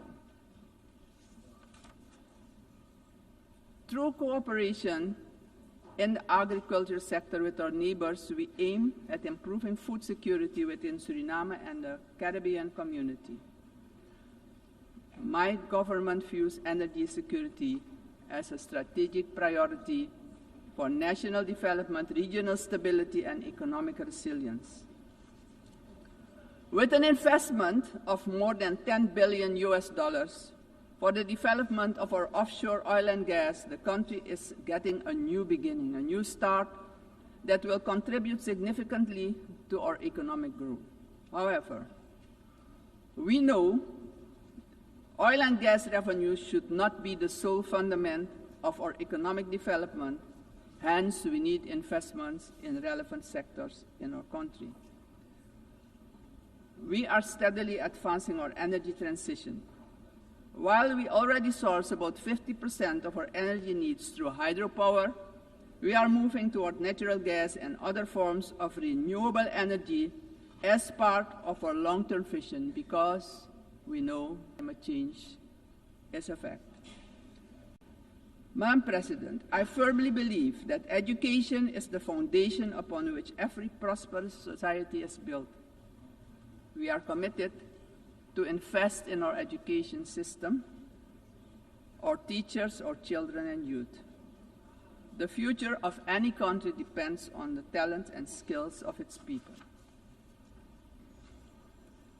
My country reaffirms strongly its commitment to upholding the rights of indigenous and tribal communities, ensuring that their livelihoods, tradition, knowledge systems are respected and preserved, and the acknowledgement of their collective land rights.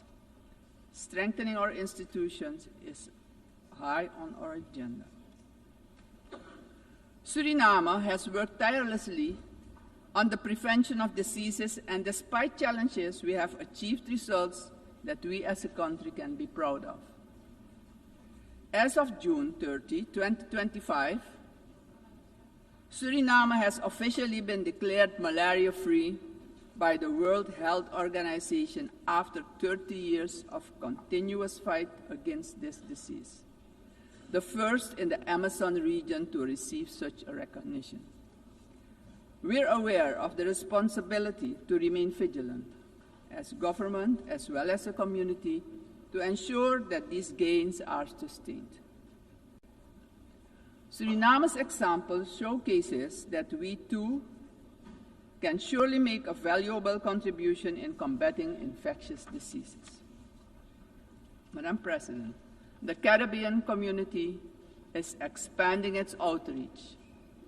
And in this light, Suriname also welcomes the recently concluded Second Africa CARICOM Summit held in the Republic of Ethiopia. This, Madam President, honors the historic, cultural, and human bonds between the regions of the Caribbean and Africa. Suriname also acknowledges the CARICOM 10-point plan for reparatory justice, which has our full and strong endorsement. Slavery was a crime, is a crime against humanity, and we're talking about reparations, yes. We will furthermore continue to contribute with CARICOM, aiming at enhancing the organization's geopolitical influence. Despite our commitment as a country to the Paris Agreement 10 years ago, we see that the climate crisis is worsening. It's worse than we feared. Our countries have least contributed to climate change and carbon emissions, but are hit the hardest by its effects, directly impacting the livelihood and economic growth of our peoples. Suriname calls for the urgent attention of the international community to address the detrimental impact of climate change facing the small island developing states and countries with low-lying coastal areas. Our forests stand strong.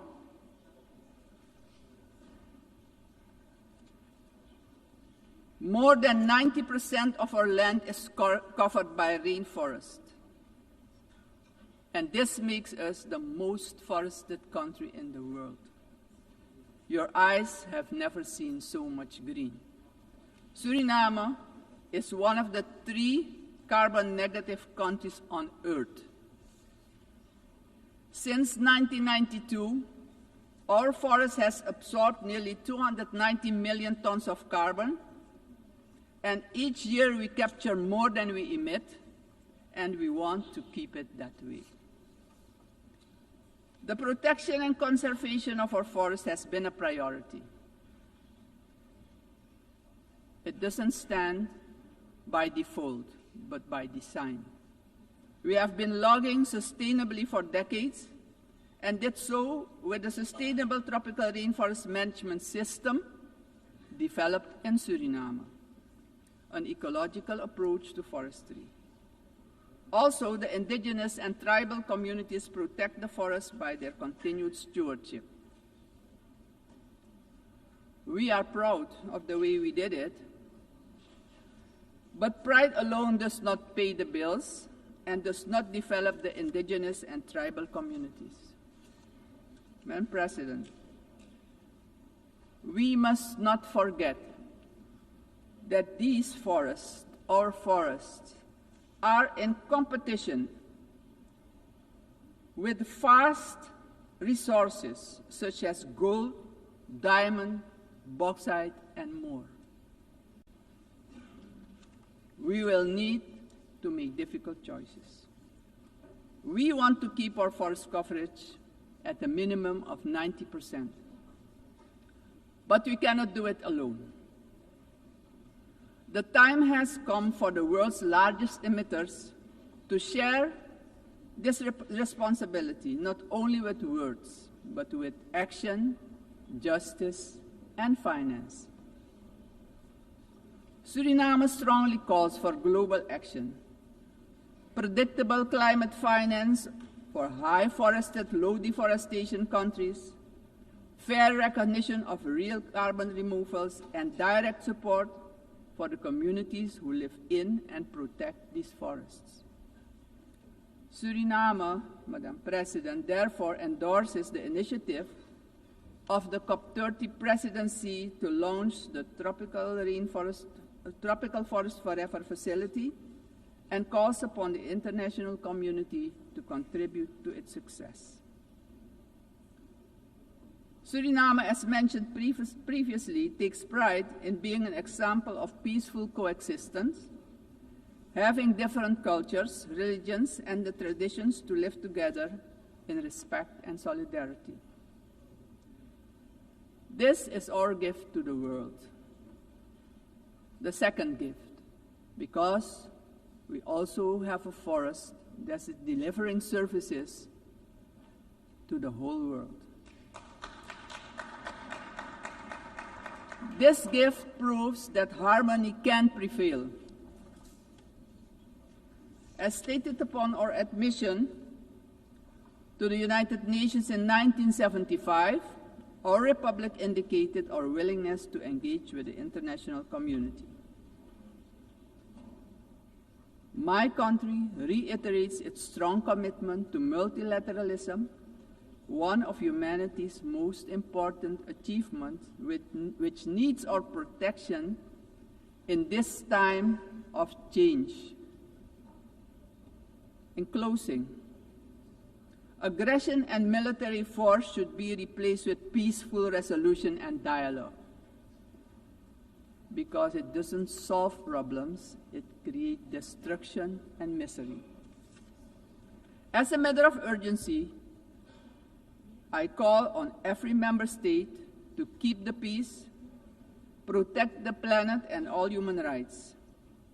Suriname has shown the world that living sustainably together is possible.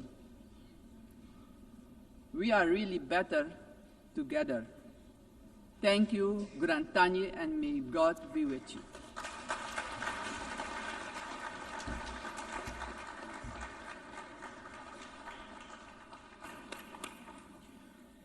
On behalf of the Assembly, I wish to thank the President of the Republic of Suriname. The Assembly will hear an address by His Excellency Katinas Nauseta, President of the Republic of Lithuania. I request protocol to escort His Excellency and invite him to address the Assembly.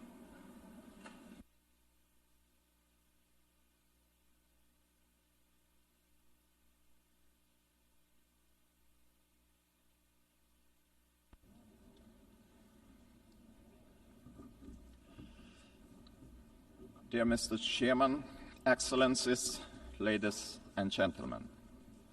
80 years ago, humanity, emerging from the Second World War, embarked on a long road towards peace. Building on the solid foundation of the rules-based international order, our forefathers created the United Nations and its institutional system. This system was never perfect. Many nations, Lithuania included, had to struggle for decades, seeking freedom, independence, and sovereignty. Many people suffered war, famine, and premature death.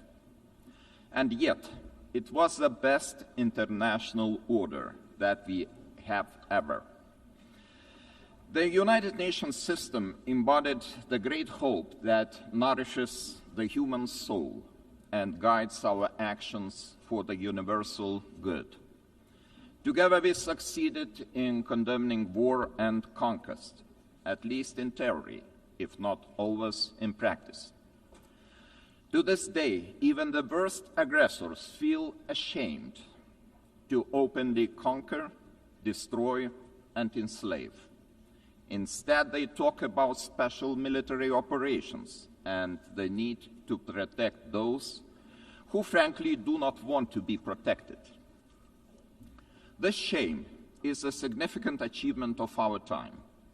To the extent that current international norms limit the behavior of offenders, they help countless people to survive, escape torture, or even prosper. Thus, it is an ever-growing concern to witness these same norms being subjected to increasingly open and brutal attacks. Our international order is being slowly eroded by the irresponsible actions of those who should know better. The world is turning into a much more dangerous place. We have seen this before. We cannot ignore the striking parallels between the present day and the events of 1938, a time when the world chose appeasement over international law and diplomacy over deterrence, culminating in the infamous Munich Pact. That was a short-sighted attempt to satisfy a dangerous revisionist aggressor by giving away the territory of a sovereign nation. It proved to be a complete failure. The Munich Pact not only emboldened the Nazi regime, but also opened the door for Soviet expansion. Soon after, the secret protocols of the Molotov-Ribbentrop Pact carved Europe into spheres of influence and sealed the fate of many independent states. As Europe descended into another great war, Lithuania and the other Baltic states were illegally occupied, annexed, and brutalized. After regaining the independence 35 years ago, Lithuania feels a duty to guard the bitter memory of past mistakes. Never again will we place our hopes in appeasement. Never again will we stand aside. Never again shall Pandora's box be opened. In 1938, it was Czechoslovakia that was abandoned. Today, we cannot abandon Ukraine alone. The war in Ukraine is well in the end included. One of the partners in organizing today's forum is Denmark. So let me turn back to a member state representative and ask His Excellency Jeppe Tranholm Mikkelsen, who's the permanent Secretary of State for the Foreign Affairs of Denmark, to provide some perspectives on this topic. Thank you very much, Excellencies, ladies and gentlemen. While Denmark is a small country and cannot claim to be a key player in a matter like this one, we do have a little bit of history with this particular issue. Back in 2005-06, the last time we were an elected member of the Security Council, that was the time of the election of Ban Ki-moon. But when we look into our files of that period of time, we have to admit that we played no role whatsoever and cannot really see that this was an issue that figured prominently. In 2015-16, we were not in the Security Council, but at that time the process was conducted by a Danish politician as the President of the General Assembly. And he was quite pushy in terms of trying to make this process more open and transparent, and we believe that we achieved quite some progress.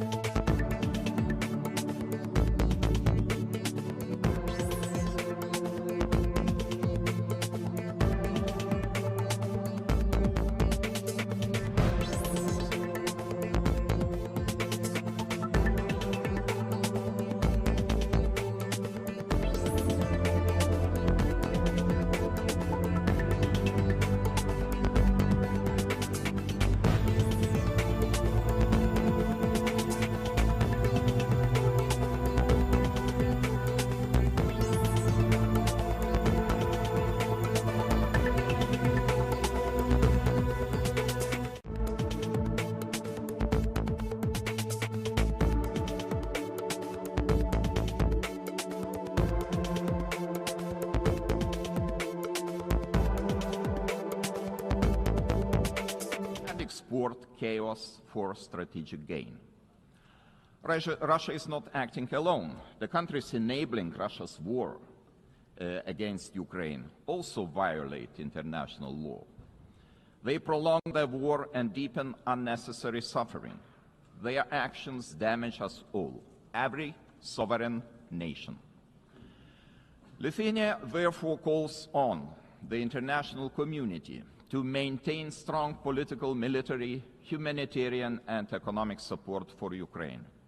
Having already provided more than 1 billion euros in assistance, half of which for reconstruction and long-term recovery, we are setting an example to follow. It is equally vital that the international community stop buying Russia's energy resources. Without all that, oil and gas money, Moscow's war machine would finally stop. If history is any indicator, Russia will never stop using energy for its geopolitical goals.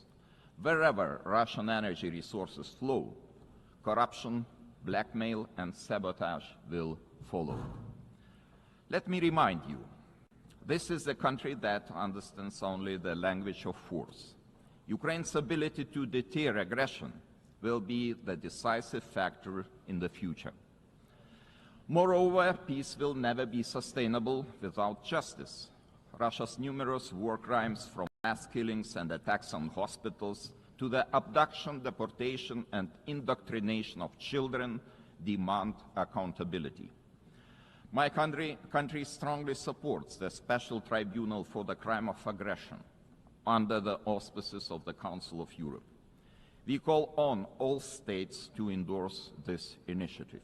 Accountability must have real consequences, legal, political, and financial. As a co-founder of Register of Damage for Ukraine, Lithuania calls on all eligible states to join this vital effort. Russia's frozen assets must eventually be used to help Ukraine defend itself and rebuild. I also cannot stress strongly enough that the return of all deported Ukrainian children and illegally detained civilians must be a global priority. We urge all states and institutions to strengthen international efforts and to ensure their safe homecoming. Ladies and gentlemen, as crucial as Russia's war of aggression against Ukraine is, it is only part of the broader global upheaval. Lithuania watches the current situation in the Middle East with deep concern. We join the international community in calling for the full and immediate implementation of the ceasefire in the Gaza Strip. To prevent starvation, humanitarian aid must be allowed to reach those in need without obstruction. At the same time, the unconditional release of all remaining Israeli hostages remains a crucial step towards ending hostilities. Lithuania is firmly committed to a just and lasting peace in the Middle East. We condemn all the actions that undermine this goal. The ongoing mediation efforts led by the United States, Qatar, and Egypt deserve our full support. There is no alternative but to revitalize a credible political process towards a two-state solution, ensuring that the State of Israel and an independent, democratic, contiguous, sovereign and viable State of Palestine can live side by side in peace, security and mutual recognition, with Jerusalem as the future capital of both states. Sadly, many states remain trapped in cycles of conflict, crisis and long-term fragility. It is our shared responsibility to support those in need as destabilization spreads far and wide across international borders, regions, and continents. Our attention must also focus on the growing challenge of disinformation, which is increasingly being used to undermine democratic institutions and destabilize entire nations and societies. Lithuania calls on all members of the international community to defend truth as the supreme value and to fight attempts to rewrite history. Historical memory must be preserved. Ladies and gentlemen, as we face high global uncertainty, one choice remains entirely clear. Either we will repeat the mistakes of history, or we will find the resolve to defend the core principles of the United Nations. Today, Lithuania chooses to act. We call on the international community to respond to today's challenges with unity and determination. We call on the United Nations to return to its founding purpose, to prevent the scourge of war, to protect human dignity and to uphold the rights of nations large and small. Together, we must ensure that no permanent seat on the Security Council grants any state permanent impunity. We must support those who defend the very principles of the UN Charter. In this spirit, I welcome the Secretary General's UN80 reform agenda, a timely blueprint for adapting this institution to the realities of today's world. His call for a more inclusive, effective, and accountable United Nations deserves our broad support. Lithuania stands firmly behind these efforts to reimagine multilateralism. We call on all states to strengthen our collective ability to act across all three pillars: peace and security, human rights, and development. Our message must be simple and straightforward. Aggression cannot win, and the principles of the UN Charter must prevail. Let us rise to the demands of this moment. Thank you very much.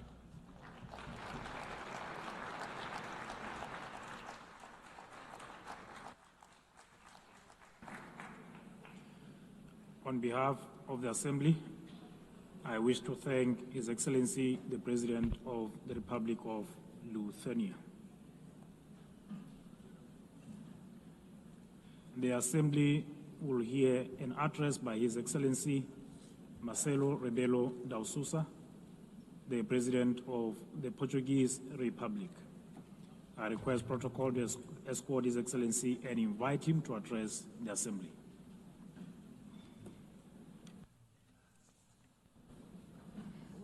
Mr. Chairman,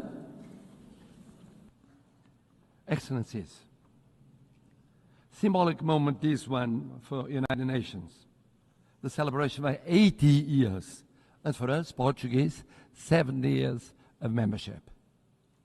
The time of judgment, of compromise, of renewal, multilateral ambition. Portugal is today what always aspired to be, an open country to the world, listening, dialoguing, building bridges, deeply multilateralist and guided by the Charter of United Nations. A world with more cooperation and respect for international law is safer, more predictable, stable, peaceful, prosperous, plural, representative, and able to respond collectively to global challenges. 70 years ago, we were living still in dictatorship. And we found in this community the space to rediscover the real values and contributing to global solutions. And even now, in the changed world, fragmented, polarized, unpredictable, this community is a key community to defend basic principles of a coexistence between nations, cultures, civilizations. And it is with this coherence and the sense of responsibility, with the conscience of the need of contributing, acting, and deciding, guided by values and principles, that will be candidates to the Security Council in 27-28, a decision we formalized in 2013. Excellencies, let me pay tribute to the former President of the General Assembly for his support to the adoption of the Pact for the Future. Let me congratulate the present President of this session, wishing the success in her term. But I would very specifically, and in Portuguese this time, say a word about the remarkable work of the Secretary General António Guterres. O seu humanismo. His humanism, devotion to international law, the reforms he has championed. 2017, que inclui agora now including UN 80 and the Pact for the Future, are testaments to his work and will be his legacy. É orgulho para mim, having a Portuguese as Secretary-General of the United Nations, ter português como Secretário-Geral das Nações Unidas. Someone that is projecting a Portuguese way of acting in international relations. Uma forma portuguesa de estar nas relações internacionais. He will always be supported by Portugal. Contará sempre com o apoio de Portugal. And I must congratulate him for his speech. Because he said, I will never give up. I know him ever since we were teenagers. He never gave up, ever. And he's right. It's true we live at a time of multiple crises and persistent crises. Division, polarization, violations of international law, cleavage between power exercise and responsibility, technology and ethics, urgency of crisis and capacity of response and action. United Nations faces an existential moment. Without change, without renewal, the United Nations will be marginalized, and we could be left to the law of force. No G1, no G2, no G3, no G1 plus 1, 1 plus 2, or 2 plus 1 will be an alternative. No absence of multilateralism will avoid the need of multilateralism. The world is multipolar, will be multipolar. Just think of the situation in Ukraine or the situation in Middle East. In Ukraine, for years, and now for months, for 8 months, one is waiting the mediation of the most powerful in the world. Do we have a ceasefire? No, we don't. In the case of Middle East, we waited and waited for the intervention of the most powerful in the world. Did we have a ceasefire? Without the multipolar, multilateral intervention of so many countries, here in New York, with the recognition of the existence of the state of Palestine, some Europeans, others non-Europeans, we won't change soon. This means we need United Nations, we need multilateralism, we need dialogue between countries from every continent. And the same for international law. We need international law. We need international law for the reform of United Nations. We need international law as a foundation of peace and justice. A world governed by rules is a safer and more predictable and equitable world. We need a Charter of United Nations as a common compass. Of course, we must adjust United Nations, but we must never forget the lesson of the League of Nations. When one forgets the principles, when one abandons the principles on account of pure realpolitik, I mean the power or the powers of the moment, one forgets that no power is eternal. No personality is eternal. Empires went up and went down. We know by experience it. Colonial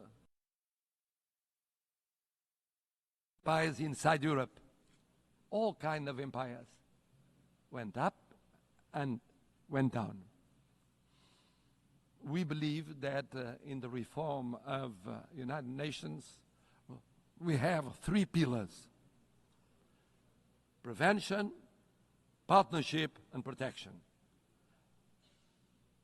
Preemptive action before the conflict, not just afterwards. Mediation, preventive diplomacy, intervention of the Secretary General and of the PBC. avoiding destruction and institution collapse. Building peace, fighting against the deep causes of violence, promoting resilient and peaceful societies. But development,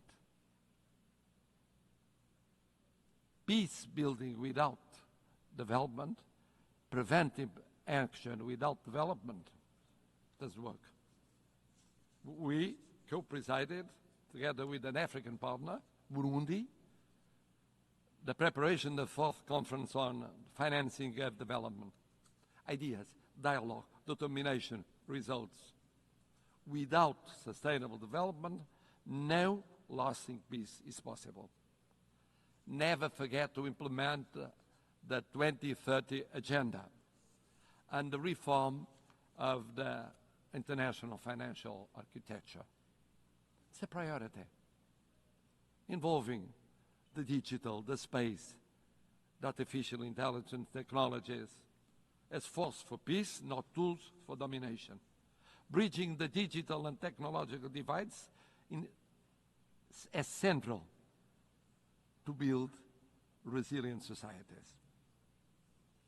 C'est aussi très fier que... And with great pride, we share in the priority of prioritizing oceans, addressing climate change. We can talk about combating climate change, but we must first and foremost admit that there is this change. That's why we prepared for UNOC 2 in Lisbon, and we were at UNOC in Nice. We were one of the first European states to ratify the BBNJ Treaty. We project 27% of our marine surface area. That is 3% of the objective for 2030. Speaking of the appeal of partnership, the United Nations must deepen partnerships, strategic partnerships with regional organizations. Portugal has the experience that is very specific. We have the experience of the community of Portuguese-speaking countries. Portuguese-speaking community, present in 9 countries, 4 continents, 1 language.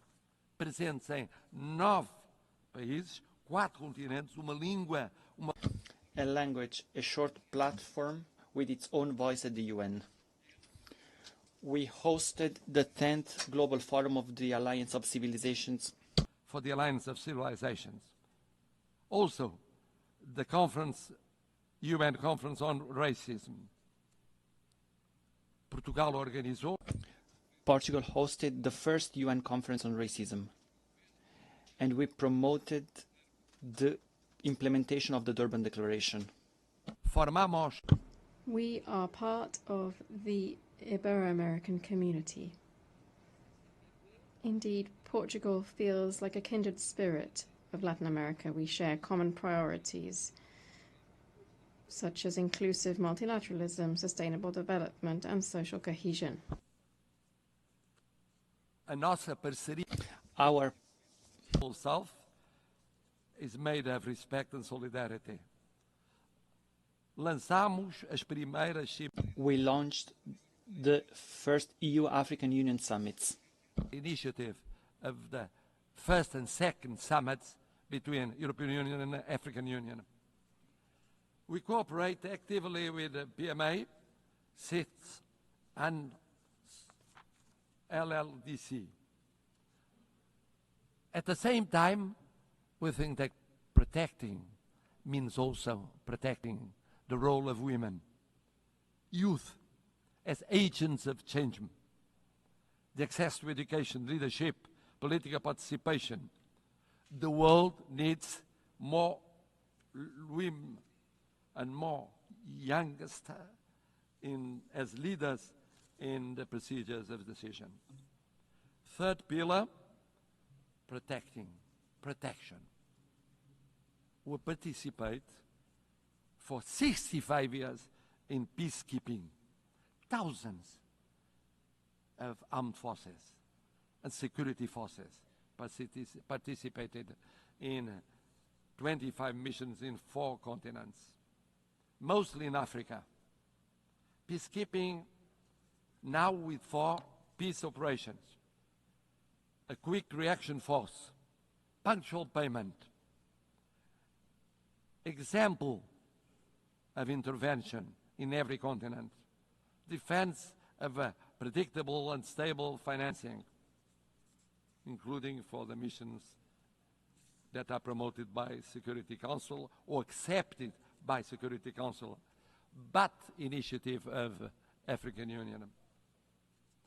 This year, we celebrate the 25th anniversary of the additional protocol to the Convention of Rights of Children involved in armed conflicts. It's a drama. It's a drama.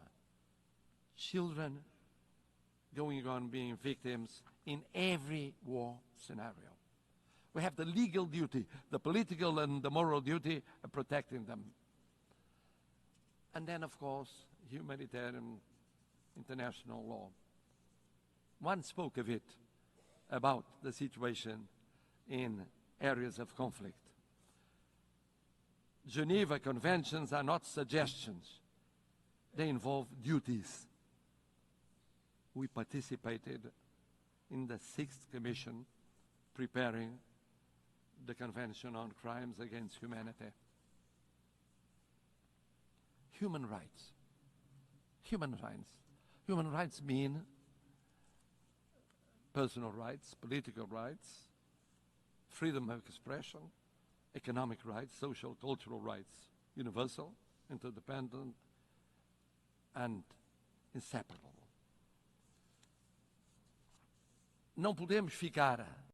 We cannot remain indifferent concerning major crises. We just declared our decision of recognizing the state of Palestine.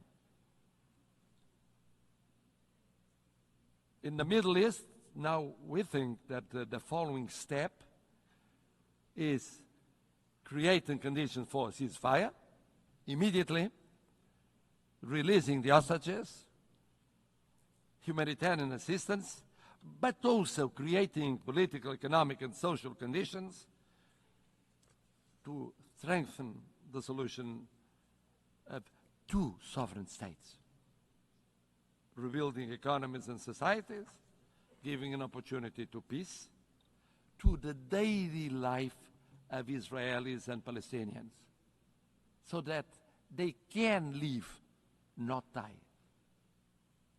Live, not die.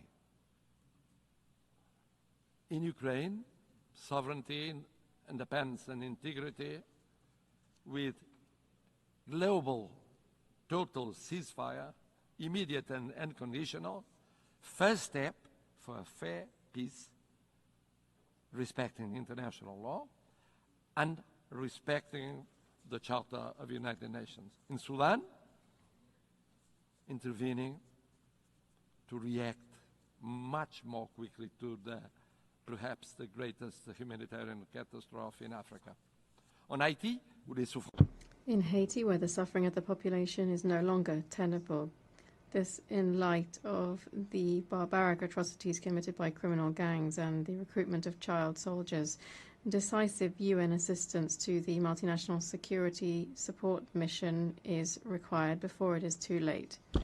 Excellencies, at a time when we are witnessing the largest number of armed conflicts since the creation of the United Nations, Portugal is ready to take on greater responsibilities and represent a global voice in the Security Council, bringing the experience of almost lessons learned in recent decades and proximity to all the states here represented, without discrimination.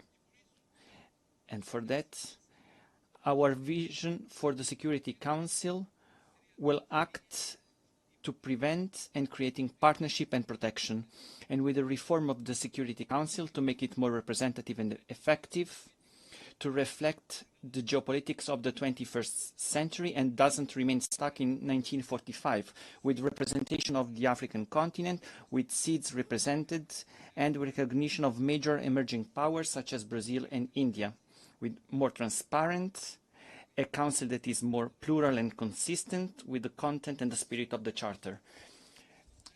A Security Council which in 2024 met frequently since 1989.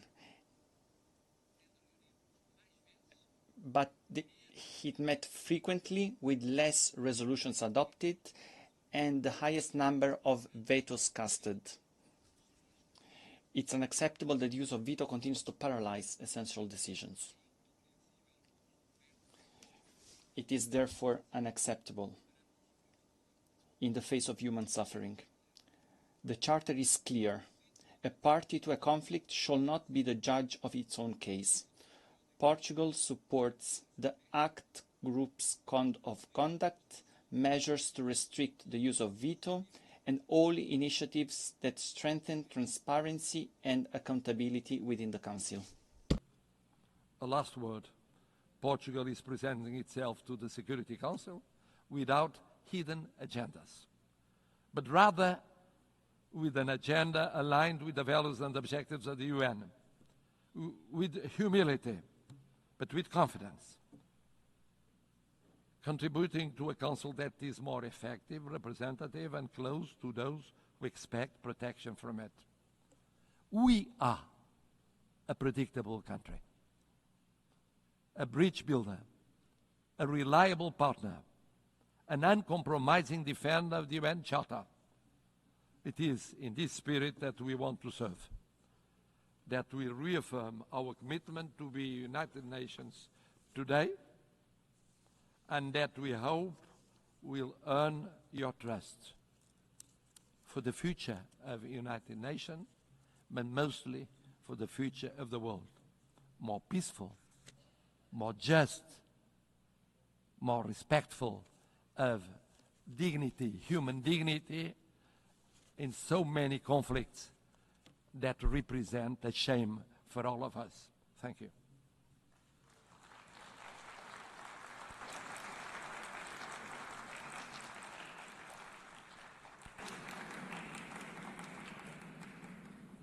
On behalf of the Assembly, I wish to thank His Excellency, the President of the Portuguese Republic.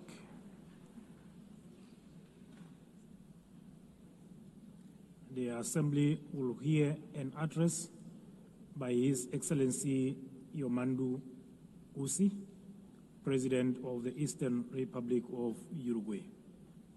I request protocol to escort His Excellency and invite him to address the Assembly.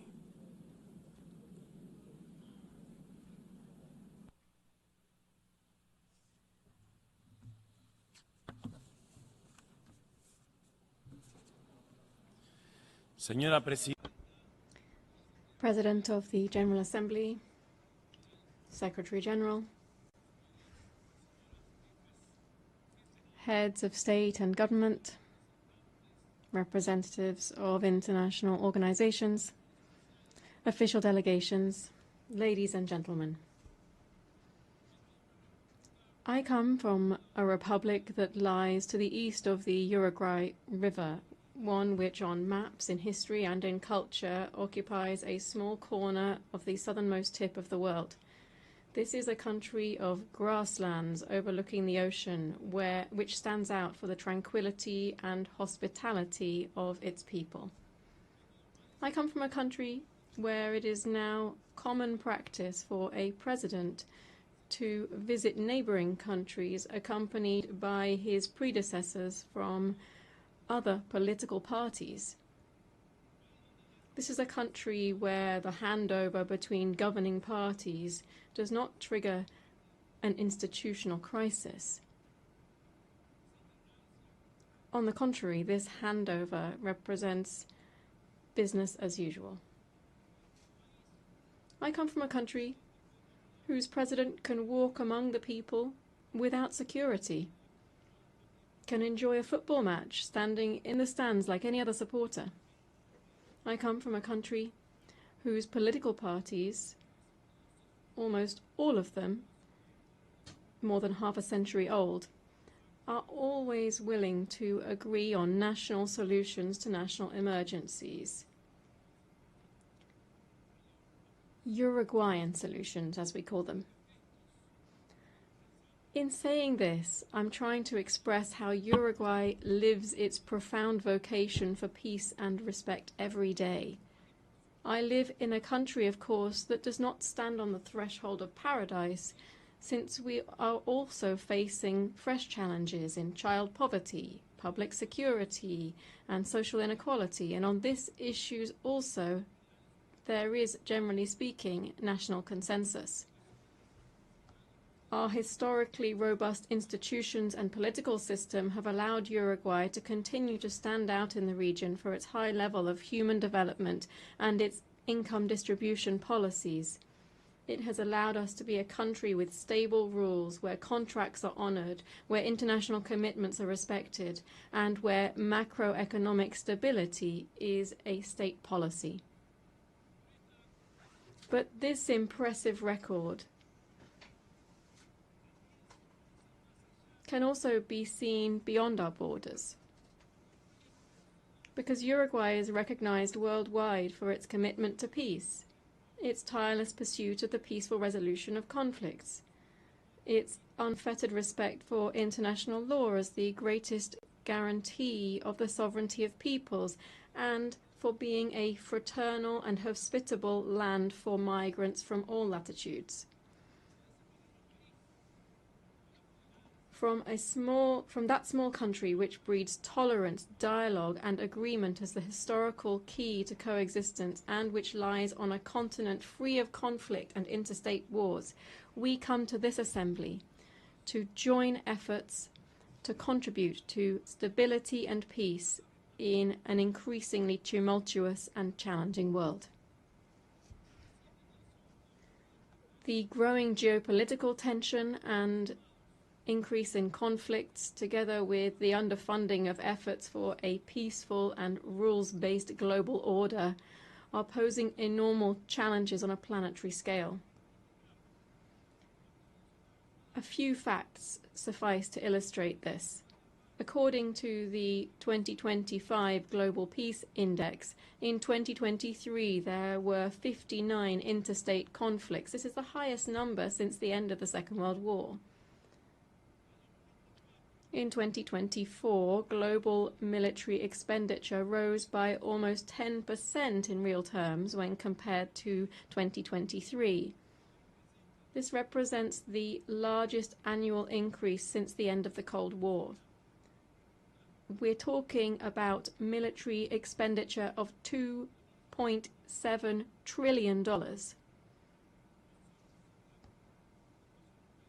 We're not only talking about increased conflict between nations, nor of rapidly growing military expenditures to sustain this, but we're also talking about new forms of cruelty and death that wars now bear. We are well aware that since the very birth of civilization, the absence of violence or war has perhaps been nothing more than a pipe dream. But in our time, technological progress has unleashed other, much more perverse means of waging war, such as the use of military practices aimed at sowing fear, terror, and death among the civilian population. Let it be very clear. We condemn all forms of terrorism, since it constitutes, among other things, a despicable act of cowardice. There is another perspective, a current perspective, one that leads us to believe that the main objective of current wars seems to be the systematic practice of extermination. The end has never justified the means. We must banish that old precept that war is the continuation of politics by other means. All war is criminal, irrespective of where it occurs, irrespective of the God invoked to justify it, and it will always deserve our most visceral condemnation. It is true that every nation has the right to its own territory and government. It's true that they have the right to establish a level of self-determination that allows a nation to coexist with other peoples. And the value of the United Nations is precisely to ensure that these principles are realized in a peaceful and civilized manner. No state that claims to be democratic and to live under the rule of international law can, even under the legitimate right to defend itself against terrorism, exercise barbarity against any civilian population, least of all against especially vulnerable and defenseless persons. Since 1948, Uruguay has maintained a consistent and steadfast position in line with the principles of self-determination and peaceful coexistence. Our historic stances on the main global conflicts, especially that currently underway in the Middle East, are well known. In this regard, Uruguay has always maintained the position of two states, two peoples. The Uruguayan government hence takes very seriously the reports produced by the international community concerning the Palestinian territories and urges the implementation of the recommendations made by the United Nations. At the same time, we urge the immediate suspension of military operations of death. We urge the suspension of death of innocent civilians. And we request the release of the hostages.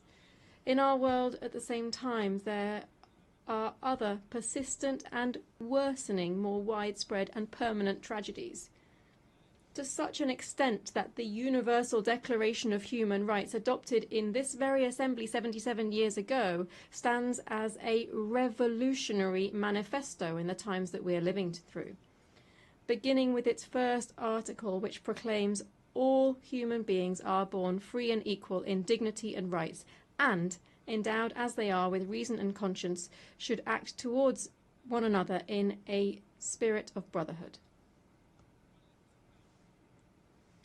How far we are from our own principles and commitments when we see that the gap between those who have the most and those who suffer the most is ever greater. How far we are when we see that the principles of freedom and equality are increasingly estranged, and we hear much more talk of a supposedly free individual than of egalitarian societies in terms of income or the enjoyment of rights. How far we are from human sensibility when we forget that our main calling must be to stand with the majority, listening to every problem or anguish of our people and understanding even and fundamentally those who think differently. Madam President, I come from a country with a long, faithfully documented tradition in international politics. This tradition includes staunch support for multilateralism in all of its facets, political, economic, cultural, as the best and only way to face the challenges to which I have referred. It also, of course, includes a permanent commitment to international law, a commitment to dialogue and to the building of peace as one of our greatest contributions in the context of a fragmented and polarized world.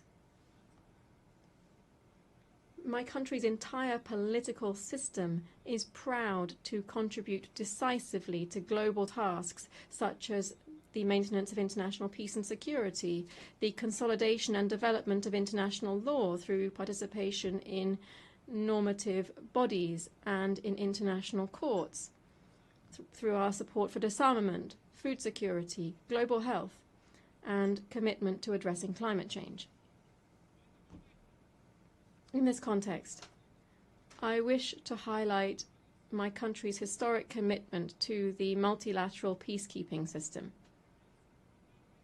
In the last 35 years, and without interruption, Uruguay has deployed battalions to various United Nations peace operations. We've taken on this role to such an extent that we've become the leading country in Latin America and the second per capita worldwide in contributing to this type of missions. Moreover, we have done this with particular distinction because our troops have been specialized in the most emblematic role of these peace operations, that is, the protection of civilians in armed conflicts. The nations represented in this assembly are well aware that my small country is very far from standing out for its military might or its economic dominance. And it is there, paradoxically, that our strength lies.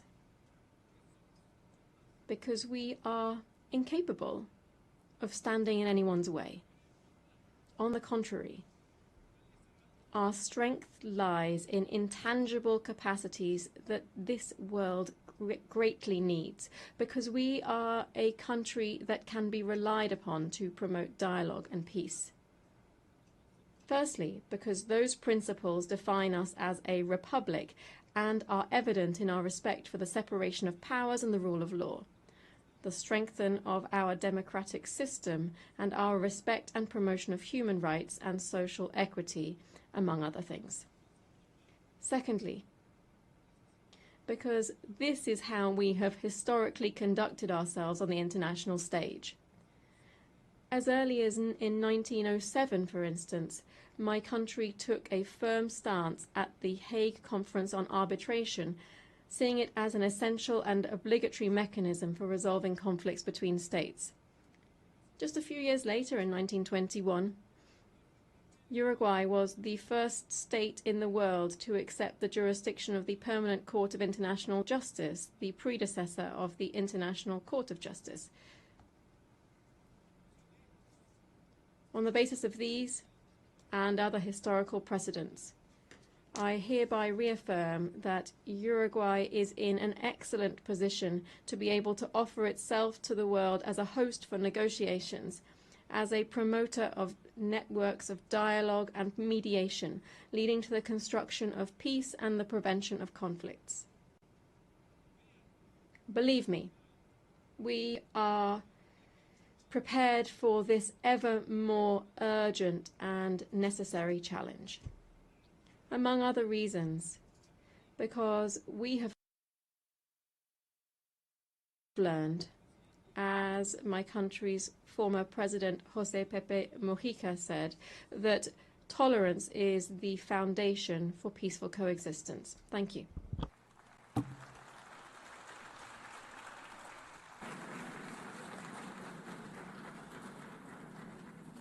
On behalf of the Assembly, I wish to thank the President of the Eastern Republic of Uruguay.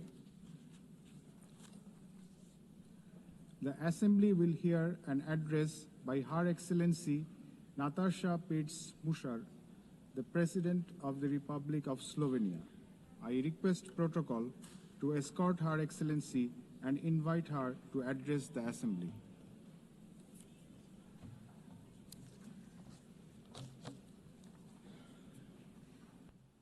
Madam President, please accept my warmest congratulations on your election at this historic 80th anniversary of the United Nations. Your election underscores the vital importance of including women in the decision-making process. Ladies and gentlemen, Excellencies, in 1945, the end of the Second World War was greeted with celebrations, and hopes were placed in a new era of peace and cooperation, embodied by the creation of the United Nations. However, those hopes were soon overshadowed by the onset of the Cold War. When it ended in 1991, we once again dared to believe that this would pave the way to the vision of lasting peace, security and cooperation as enshrined in the UN Charter. Sadly, that vision has not materialized. In fact, the situation has worsened, and here is why.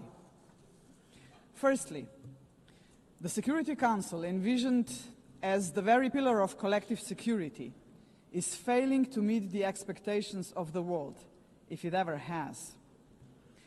The Permanent Five were supposed to be role models for the rest of the world working for peace. Some work in their own interests instead. Secondly, the promise of the Sustainable Development Goals is faltering. Progress is lagging, and with cuts in development assistance, millions of the world's poorest are pushed further away from the access to even the most basic services.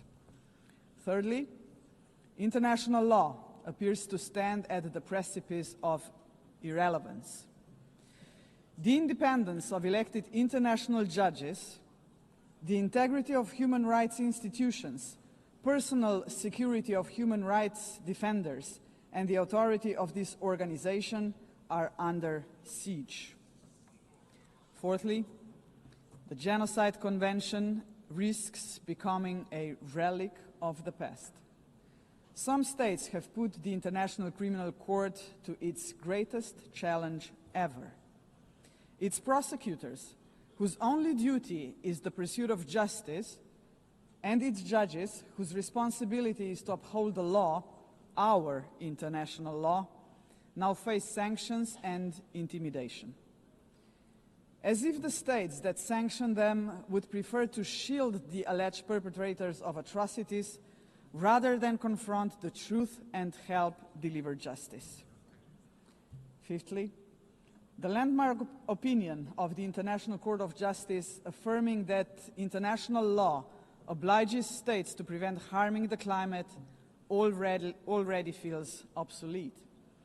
And finally, states are withdrawing from the Paris Climate Agreement, from the Ottawa Treaty, and from the UN agencies, or simply cutting their finances.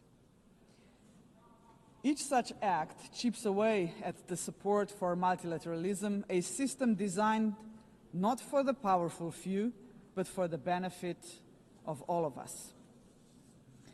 Madam President, how are we to explain these trends to our electorates, to our people, and above all, to our children? Shall we tell them that this is the new normal, that might makes right, that the strong may seize what they want because they can, that they can kill with impunity because they can, that they may pollute, wage wars, and trample on international law just because they can? Are we prepared to look our children in the eyes and say, "This is the world you will inherit and there is nothing we can do about it"? With the adoption of the Pact for the Future last year, we have charted a path toward a stronger, more forward-looking United Nations. But we must now create the conditions to fulfill our commitments. One way forward is to establish a permanent advocacy network to give the Pact unconditional, sustained political support. To this end, I propose the creation of a global forum for the future, an inclusive movement of states committed to multilateralism, mutual respect, and the defense of our shared vision. A movement determined to stand up for the Pact and drive its implementation at every level. As states consider how to implement the Pact for the Future, some solutions may be seen as inconvenient today, but in the long run, ladies and gentlemen, they are not optional. They are systemically necessary. The first example is the reform of the Security Council. We all recognize that it is the principal organ entrusted with the maintenance of international peace and security. But what it is not, and must never be, is a body that stands above international law to defend the interests of some at the expense of others. Jus cogens norms must be safeguarded as a matter of principle. If the prohibitions against genocide and crimes against humanity are accepted as Jus Cogens norms, can any permanent member claim a legitimate veto right in such circumstances?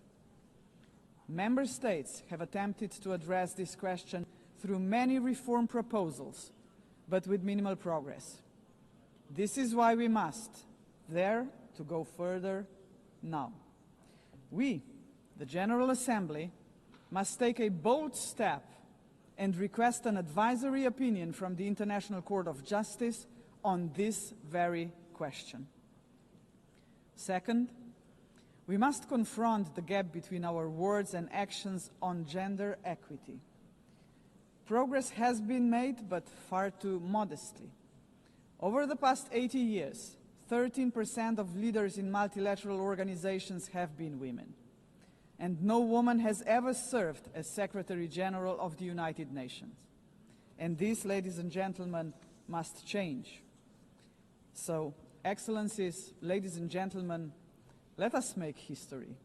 Today, the 80th session of the General Assembly is led by only the 5th woman to hold the presidency. By the end of this session, she would be joined by a Madam Secretary General-elect, a living proof to 4 billion women that even the most impossible job is not beyond their reach. But gender representation is not enough. What we must achieve is actual gender equity because it benefits not only women and girls, but entire societies. True equity requires systemic change, and so women's empowerment must remain at the heart of our global agenda.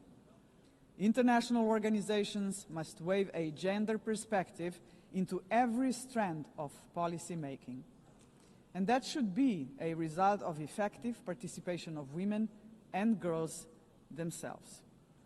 Electing a Madam Secretary General would be historic, but it must only be the beginning of a much deeper transformation. Madam President, the Pact for the Future sets out clearly what must be done to change our world for the better. I have mentioned only 2 of the many challenges we must confront decisively. But we can only succeed as a community if we accept that there is no future for humanity without a fundamental change. The mandate of the Global Forum for the Future would be to push towards such a change. This is why it must be inclusive. It must not be merely a coalition of countries. It must inspire hundreds of millions of people. For when it comes to human dignity, the constituency of like-minded individuals is vast, diverse, and knows no borders. Human dignity is indivisible. We must fight for it no matter how great the obstacles are. And there are many, we know that. Think of hunger. Time and again, humanity rose across continents to confront the scourge of hunger, to no avail. Worse still, hunger is now being weaponized, turned into a tool of war. We receive reports on a daily basis of how women and children are starved because they are marked as legitimate targets, as enemies. How cruel, how inhumane is that, ladies and gentlemen? We cannot allow this to happen any longer. 40 years ago, musicians stood against hunger. Instead of guns, they, the Band Aid, used music. The world heard them, but they were not loud enough, as hunger has not been eradicated. Today, we have science. We can address on a scale beyond imagination not only hunger, but every act of violence against human beings and all human fears. Granted, science, technology, and global connectivity are too often twisted by cynical leaders and warmongering regimes. But they can also be harnessed for the common good. Artists, influencers, and visionaries with audiences of millions can join forces with the governments of like-minded nations. Together, their voice in defense of humanity could become irresistible. Together, we can demand real action by all governments, all world and community leaders on the Pact for the Future, and hold to account those who betray human dignity to its very core. through wars of aggression, genocidal policies, and crimes against humanity. If we join forces and make ourselves heard, nobody can ignore us, not even the most arrogant governments and individual politicians. Of course, such initiatives cannot emerge out of thin air. They require leadership, strong, inclusive, and fearless leadership. We, the leaders of today, are only transient custodians of power.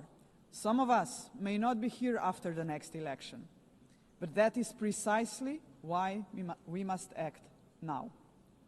Our responsibility and destiny will be judged by how we treat our planet and its people today.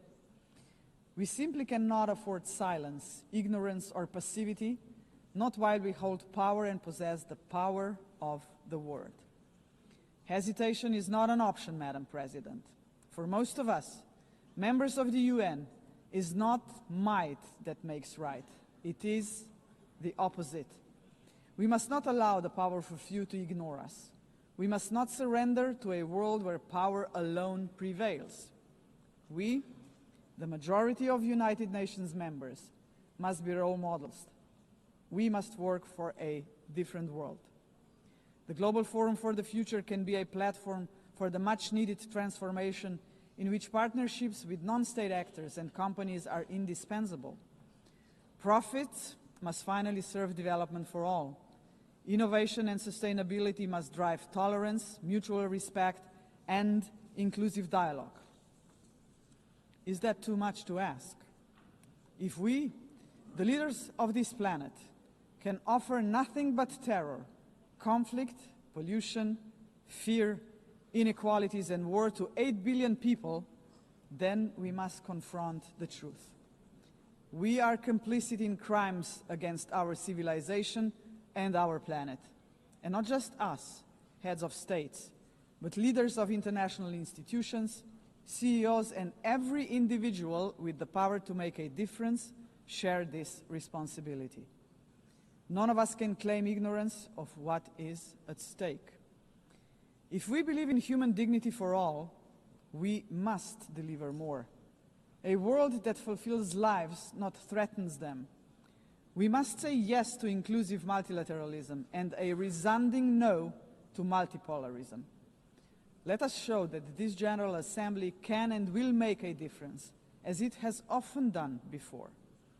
Let us demonstrate that we reject arrogance, hatred, and willful blindness to a lack of equality and justice, to wars of aggression, crimes against humanity, and genocide, because they tear us apart for generations. And let us proclaim in all seriousness and sincerity that we embrace personal and collective responsibility to uphold humanity, sustainable development, and international law, because this will keep us together as a civilization for generations. And Madam President, let me end on a personal note.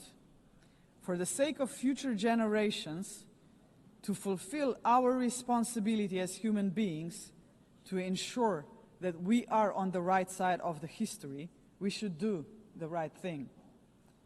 We did not stop the Holocaust. We did not stop the genocide in Rwanda. We did not stop the genocide in Srebrenica. We must stop the genocide in Gaza. There are no excuses anymore. None. Ladies and gentlemen, thank you very much. On behalf of the Assembly, I wish to thank the President of the Republic of Slovenia. The Assembly will hear an address by His Excellency Kassym-Jomart Tokayev, the President of the Republic of Kazakhstan. I request protocol to escort His Excellency and invite him to address the Assembly.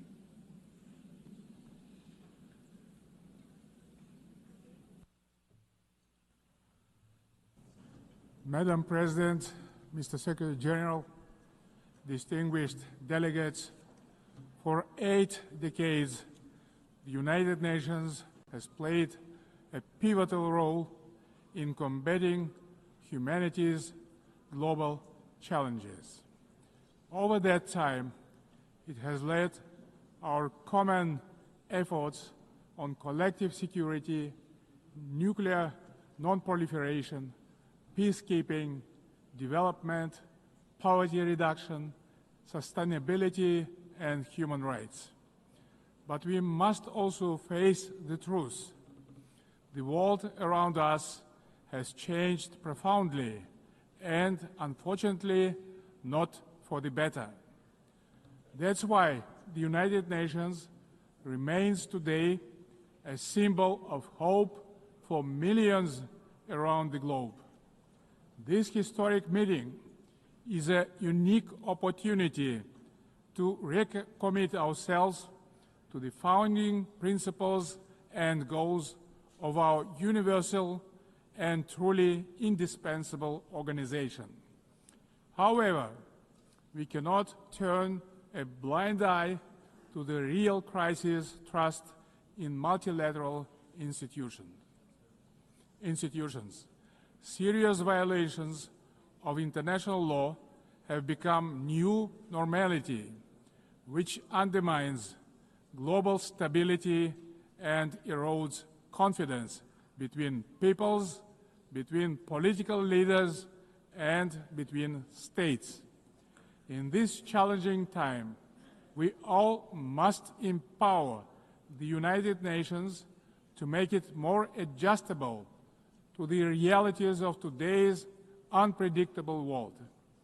The spirit of mutual understanding and eagerness to cooperate must prevail over dangerous warmongering.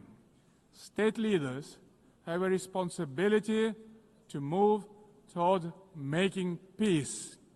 A failure of the current generation of leaders to act is not an option, because future generations will pay a much greater price. In this regard, comprehensive reform of the United Nations is a strategic necessity, not a subject for endless contemplations. We need to establish a new group of truly dedicated people who will highly professionally and without any hesitations make concrete proposals for reforming the United Nations to make it better suited to the challenges of today and objectives of tomorrow. A central pillar of this bold effort to renew the United Nations should be a reform of the Security Council. Major powers of Asia, Africa, and Latin America should be represented in the Security Council on the rotational basis. In addition, Kazakhstan strongly believes that the voices of responsible middle powers also need to be seriously amplified in the Security Council. In fact, they have already started to play a larger positive role in international relations, bringing balance and building trust. They can act as bridges within the United Nations when major powers are divided or failing to resolve pressing issues of common concern. Above all, a credible United Nations for the 21st century requires member states to take concrete steps toward durable peace and security. Otherwise, the United Nations is doomed to forever mitigate consequences while root causes forever proliferate. We can begin this process already today by reaffirming our steadfast commitment to the Charter of the United Nations. The founding principles of sovereignty, territorial integrity, and peaceful resolution of disputes must be upheld without exception. Selective application how the Charter undermines its credibility. The world needs a new consensus based on trust, inclusiveness, and shared responsibility. For example, the enemy state clauses of the Charter, historical remnants of the Second World War, have already been recognized by the overwhelming majority of the international community is obsolete. For all these reasons, it's time to have a serious conversation about Charter review.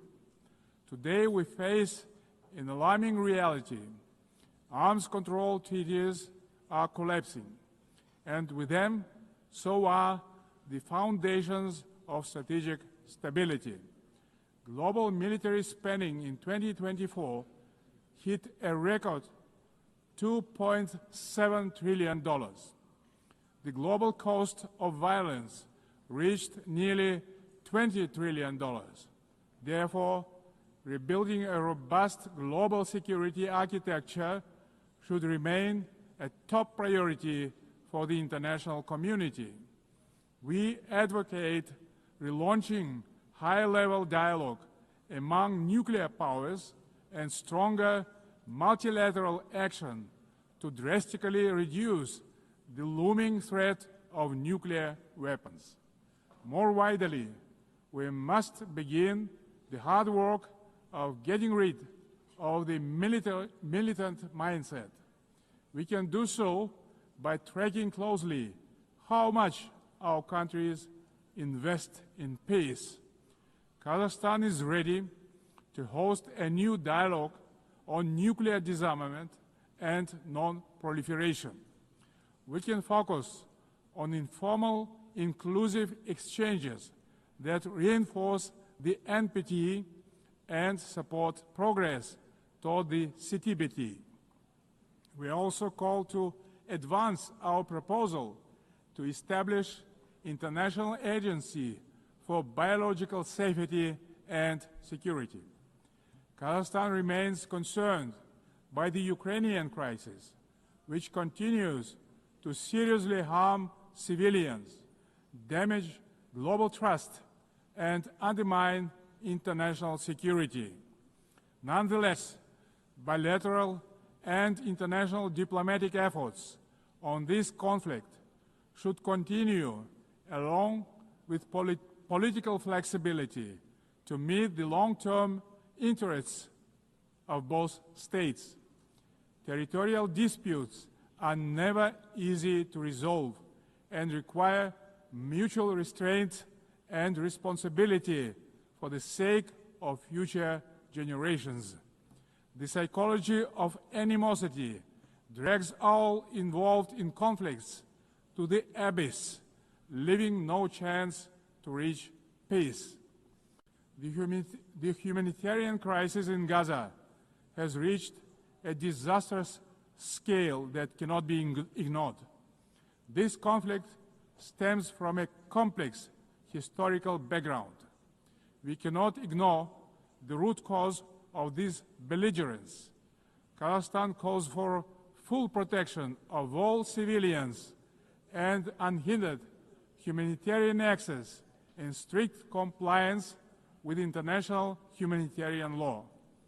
We reaffirm our support of the two-state solution, with the United Nations playing a central role. Kazakhstan acknowledges diplomatic initiatives aimed at regional reconciliation in the Middle East, including the Arab Peace Initiative, the New York Declaration, and the Abraham Accords, and others. They demonstrate that leadership and political will can turn division into cooperation and shared benefit. We also welcome the normalization of relations between Azerbaijan and Armenia under the mediation of the United States President.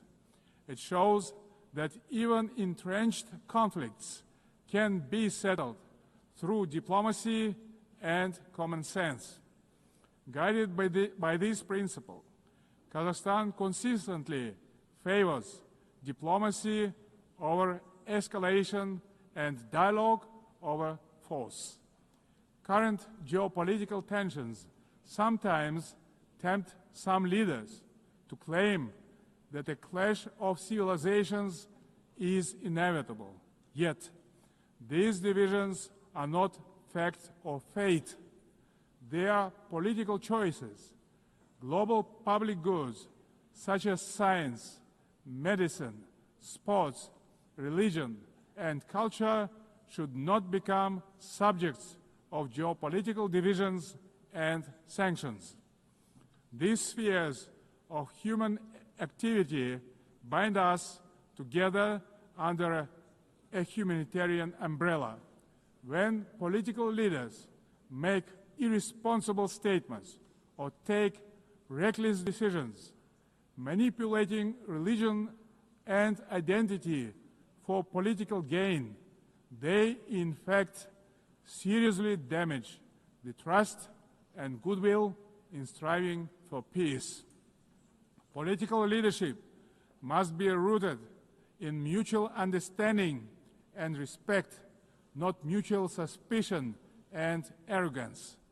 Tolerance and wisdom are the foundation of lasting peace and must be upheld through the rule of law. Dear friends and colleagues, we observe a growing fragmentation and political bias of investment flows. As a result, global FDI fell to $1.5 trillion last year. Kazakhstan strongly advocates for greater international investment cooperation. More than $400 billion have been attracted to our economy within 30 years of independence. Our commitment to open market principles is absolutely firm and will remain a cornerstone of our state policy. Located in the very center of Eurasia, Kazakhstan is poised to play a crucial role as a logistic hub, handling 80% of all overland transit between Asia and Europe. We are investing tens of billions of dollars in our transport and transit infrastructure, including the Belt and Road Initiative, the North-South and Trans-Caspian transit corridors. Kazakhstan will continue to develop regional supply chains that are the heart of the emerging global transport network. By 2029, we plan to build 5,000 kilometers of new railway lines. Kazakhstan has made the Sustainable Development Goals a core pillar of its national agenda, integrating their targets into state planning and budgeting. With the support of the United Nations Secretary General and partner states, Kazakhstan now hosts the new United Nations Regional Center for SDGs for Central Asia and Afghanistan in Almaty. Today, Central Asia is demonstrating a renewed sense of unity and mutual trust. It is emerging as a proactive contributor to international peace and progress. The Central Asian Five are strengthening cooperation, proving that regional solidarity can be a powerful force for development and security. This has enabled our region to engage key global partners in the unique Central Asia Plus dialogue format. Kazakhstan believes that inclusive development in Afghanistan is a basis for long-term regional peace and stability. We continue to support the Afghan people through humanitarian assistance and cooperation in trade, food security, infrastructure, and transport connectivity. Distinguished delegates, last year was the hottest year in human history, and Central Asia is warming at twice the global rate. The melting of glaciers in the Alatau Mountains is accelerating, multiplying threats to water and food security for millions. Kazakhstan has drawn profound lessons from the tragedy of the Aral Sea. Thanks to our consistent efforts, including at the international level, we succeeded in preserving the northern part of the sea. As the current chair of the International Fund for Saving the Aral Sea, Kazakhstan will continue to play a proactive role in this common priority. Meanwhile, the Caspian Sea is rapidly shrinking. It is no longer just a regional concern. It is a global warning signal. Therefore, we call for urgent steps to preserve the Caspian water resources with our partners across the region and the wider international community. Last year, Kazakhstan co-organized the One Water Summit with France, Saudi Arabia, and the World Bank. Looking forward, stronger coordination, investments, and sustainable solutions are urgently needed to prevent future water crises. To help advance this agenda, Kazakhstan will host a regional ecological summit in Astana in April next year, to be convened in partnership with the United Nations and other international organizations. As part of our broader environmental commitment, Kazakhstan is implementing a nationwide Clean Kazakhstan campaign. This national movement mobilizes millions of volunteers in cleanup actions, waste reduction, and eco-education. At this initiative of Kazakhstan, the United Nations declared 2026 the International Year of Volunteers for Sustainable Development. We invite all member states to collaborate on this important endeavor. In this spirit, I propose that the General Assembly adopt a resolution proclaiming April 22 as the International Day of Greening the Planet. Dear friends, Kazakhstan views artificial intelligence not as one more technological advancement, but as a major breakthrough that can be a true engine of human progress. Yet, as artificial intelligence accelerates, so do the related risks, specifically deepening technological, economic, and geopolitical divides. At the same time, we should not let ethical norms fall behind this rapid evolution. Pressing questions of fairness, accountability, and individual rights must be addressed with clarity and urgency. We must act collectively to ensure that every country can benefit from AI. Kazakhstan welcomes the establishment under UN auspices of the Global Dialogue on AI Governance.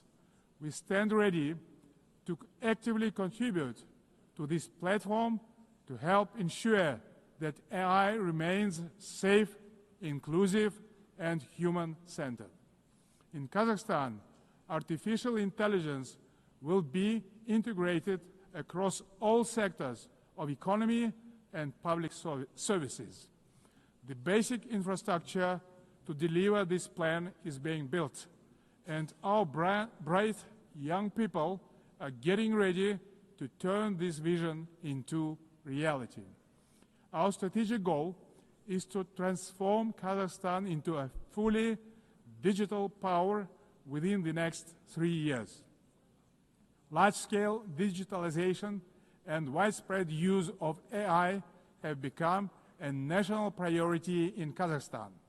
E-government is an important pillar of our national development strategy. Around 90% of public services are already digitalized. Kazakhstan has recently launched its fastest national supercomputer ever.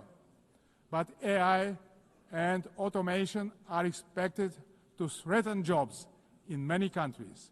That's why digital progress must go hand in hand with professional education. Therefore, Kazakhstan believes it is imperative not just to increase employment, but to valorize the technical professions. Ladies and gentlemen, amid global turbulence, Kazakhstan is pursuing a bold national renewal to build a truly just and fair state. Over the last 3 years, we have carried out large-scale political and economic reforms that are unprecedented in our part of the world. Through a national referendum, we introduced a single 7-year presidential term, thereby strengthening democratic accountability. We remain committed to the formula of strong president, influential parliament, and accountable government. Guided by strong wish to modernize Kazakhstan, I have proposed a single-chamber parliament for a national referendum to consider. Our objective is to continuously embrace the political system to make it more transparent, effective, and reflective of people's aspirations. At the heart of these reforms lies a clear principle: law and order must prevail. We believe that only governance rooted in common sense and the rule of law can ensure public order and protect the rights of all citizens. It creates good conditions for international investment, trade, cooperation, and more broadly, the dynamic development of our country. The interests of law-abiding people and decent citizens must always come first, maintained through justice, accountability, and mutual respect. Kazakhstan's economy is showing clear signs of sustainability and resilience. This year, economic growth is expected to exceed 6%, underscoring the sustainability of our economy as the largest in our part of the world. But we are not complacent. We will continue our efforts to ensure a long-term growth. Kazakhstan's energy strategy is based on 4 pillars: oil and gas, coal, uranium, and critical minerals. These precious assets are the basis of reliable energy partnerships. Climate change and the green agenda cannot be accepted by all countries that have huge deposits like coal, which nowadays can be cleaned up by advanced technologies.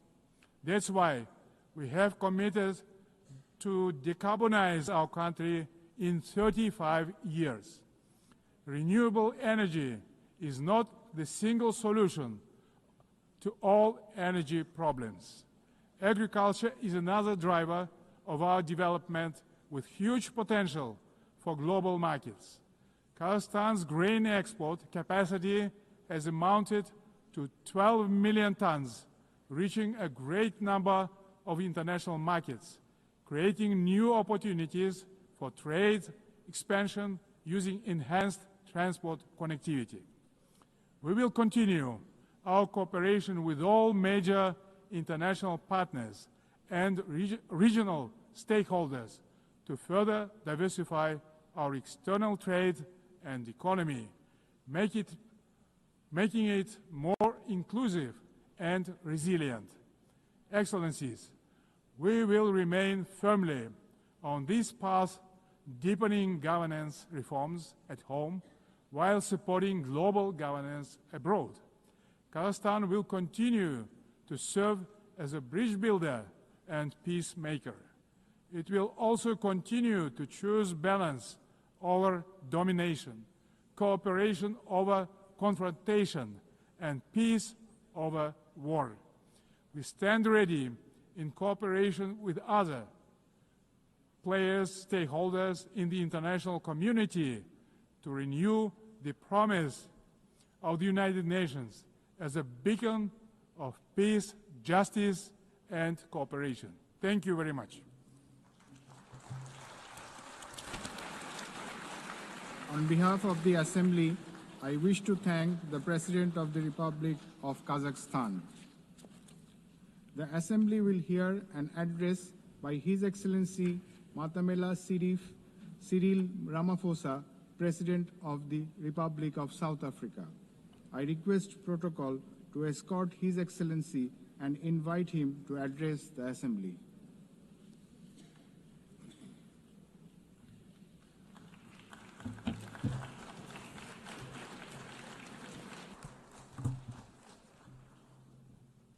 Thank you, President of the 80th session of the UN General Assembly, United Nations Secretary General, Excellencies, Heads of State and Government, and ladies and gentlemen. 80 years ago, the United Nations was established to save succeeding generations of humanity from the scourge of war and to build a peaceful, prosperous, and just world arising from the devastation brought about by global conflict. Through the UN Charter, the nations of the world pledged to uphold peace, development, and human rights, which would be underpinned by international law. Now more than ever, we are called upon to uphold the values and advance the purpose of the United Nations. We are also called upon to advance cooperation and solidarity between nations. We are called upon to promote multilateralism and safeguard the institutions that enable it. South Africa's engagement in the international sphere echoes our domestic imperatives of eradicating poverty, reducing unemployment, and addressing the root causes of inequality. Our foreign policy is guided not only by the needs of our people, but also those of the continent of Africa and the Global South. Inspired by our own history, South Africa strives to maintain world peace and also the settlement of all international disputes through negotiation and dialogue and not through war. We therefore welcome the strong partnership between the African Union and the United Nations in promoting peace, security, and stability on the African continent. This year, South Africa is honored to preside over the G20. This is the first time that G20 Leaders Summit will be held on the African continent, the cradle of humanity. South Africa's G20 presidency is guided by the theme equality, solidarity, and sustainability. To give full meaning to our theme of equality, solidarity, and sustainability, we have invited the G20 countries to join us in prioritizing the following areas. Firstly, in discussion to strengthen disaster resilience and response by addressing the increasing frequency and impact of climate-induced natural disasters. Secondly, to ensure that we have debt sustainability for low-income countries by crafting innovative ways to support countries to have low levels of debt to maintain economic stability. Thirdly, to discuss how to mobilize finance for a just energy transition by encouraging investments in renewable energy and sustainable technologies without foregoing what we would call base load energy sources. Fourthly, by harnessing critical minerals for inclusive growth and sustainable development through the value addition processes, that is, beneficiation of these minerals at the source where the minerals are extracted to foster the development of communities where these minerals are found. These priorities reflect South Africa's commitment to addressing global challenges and promoting inclusive growth and sustainable development. Our country's G20 presidency is a significant opportunity for South Africa to advocate for Africa's development agenda and to amplify African voices in global economic governance for a continent that is irreversibly on the rise. As member states of the United Nations, we have all adopted the Sustainable Development Goals. However, many of these goals remain elusive. There are many reasons that hold many countries back from fulfilling and implementing these development goals. Some of these reasons are lack of sufficient financial resources that can finance the advance that these countries need to make to fulfill those goals. Many countries with developing economies, especially in Africa and the Global South, do not have adequate capital to finance their development goals.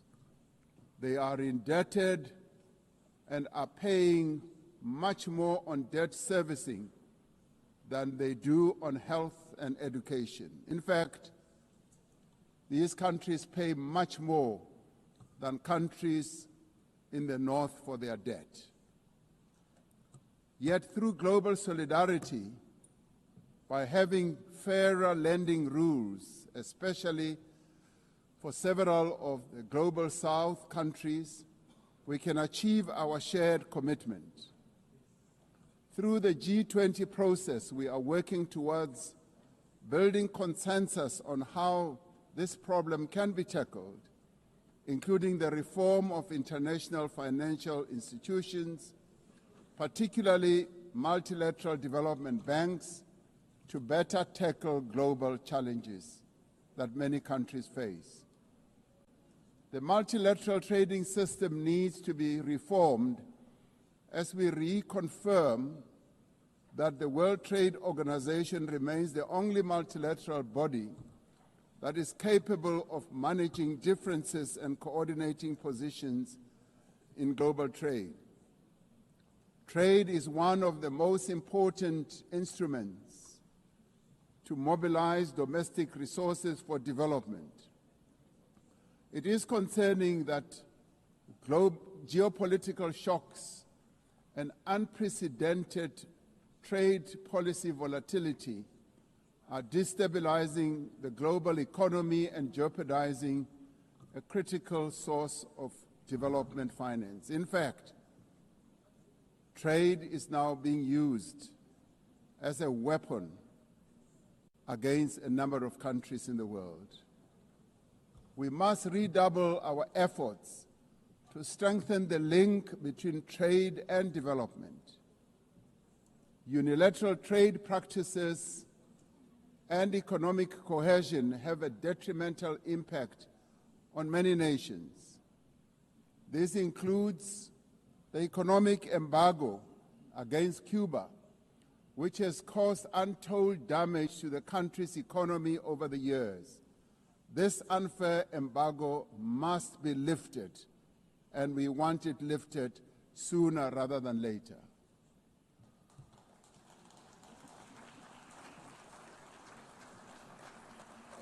In the midst of global trade uncertainty, the African continent is providing a pragmatic example of constructive collaboration and cooperation by using the African Continental Free Trade Area as an engine for sustainable growth and development.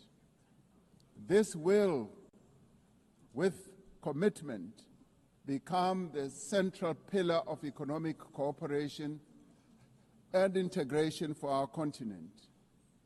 As part of the effort to build more inclusive economies, South Africa's G20 presidency has launched an extraordinary committee of independent experts on global wealth inequality.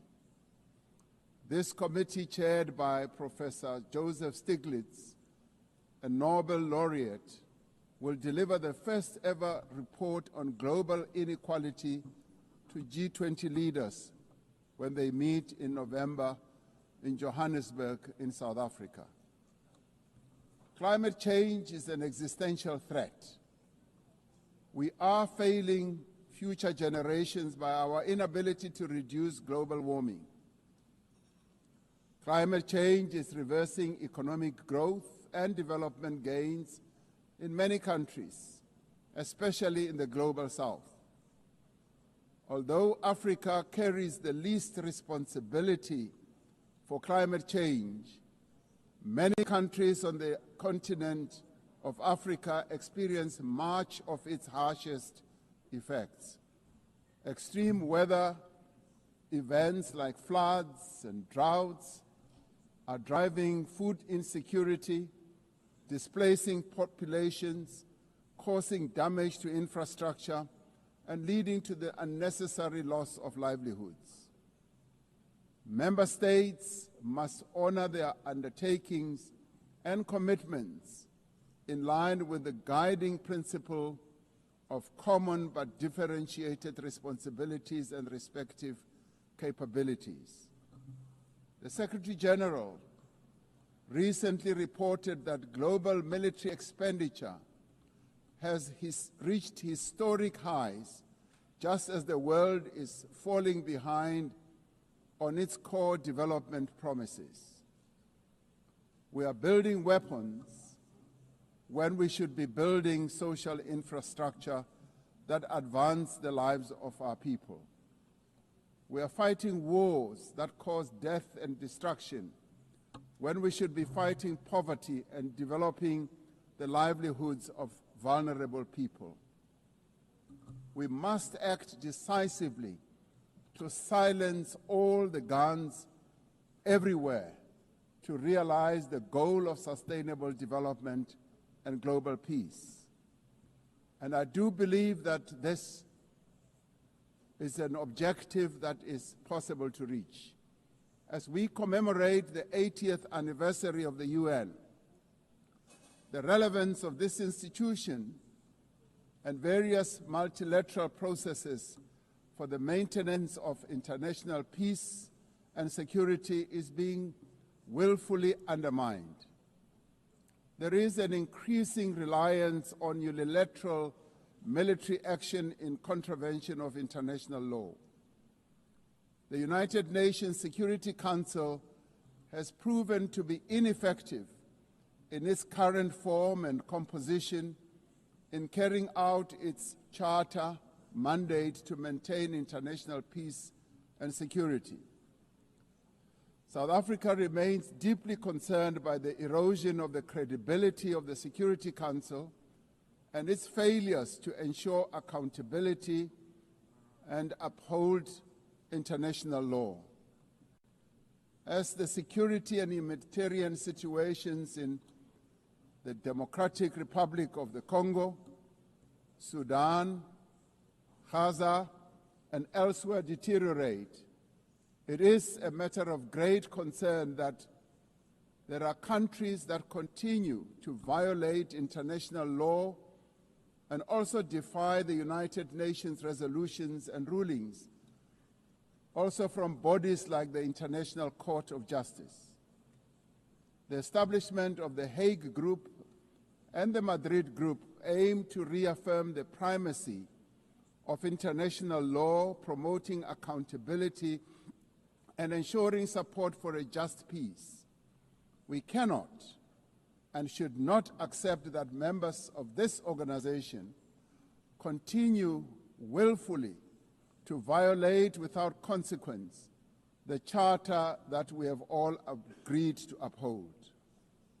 Therefore, as nations that have pledged to uphold the UN Charter, we have the ultimate responsibility to ensure and protect the rights of the Palestinian people to self-determination, consistent with the case that South Africa brought before the International Court of Justice.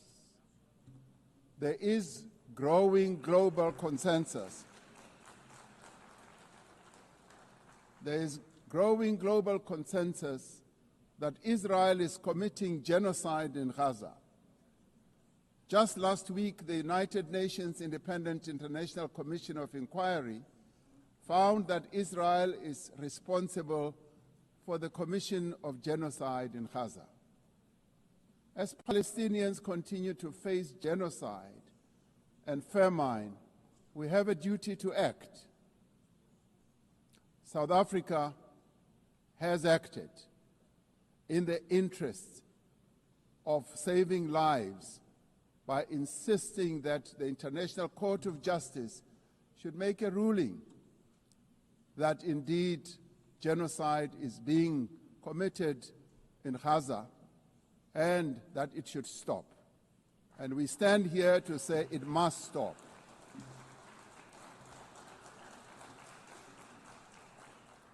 We welcome the historic high-level meeting held yesterday on the two-state solution yesterday in this very chamber.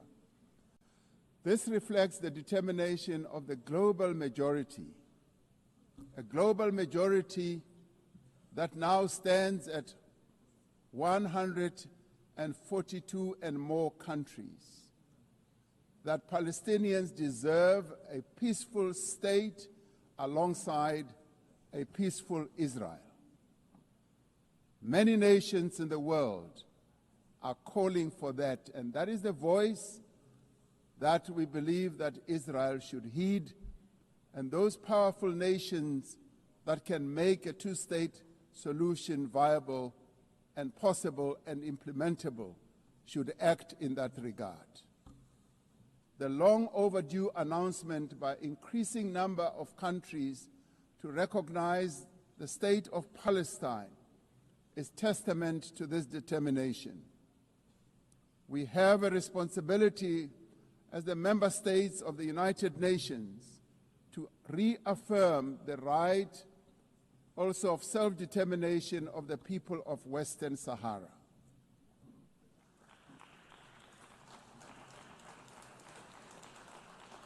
The very first resolution of the United Nations General Assembly in January of 1946 called for the elimination of atomic weapons. The resolution was passed shortly after the catastrophic use of atomic bombs on Hiroshima and Nagasaki that killed thousands of people.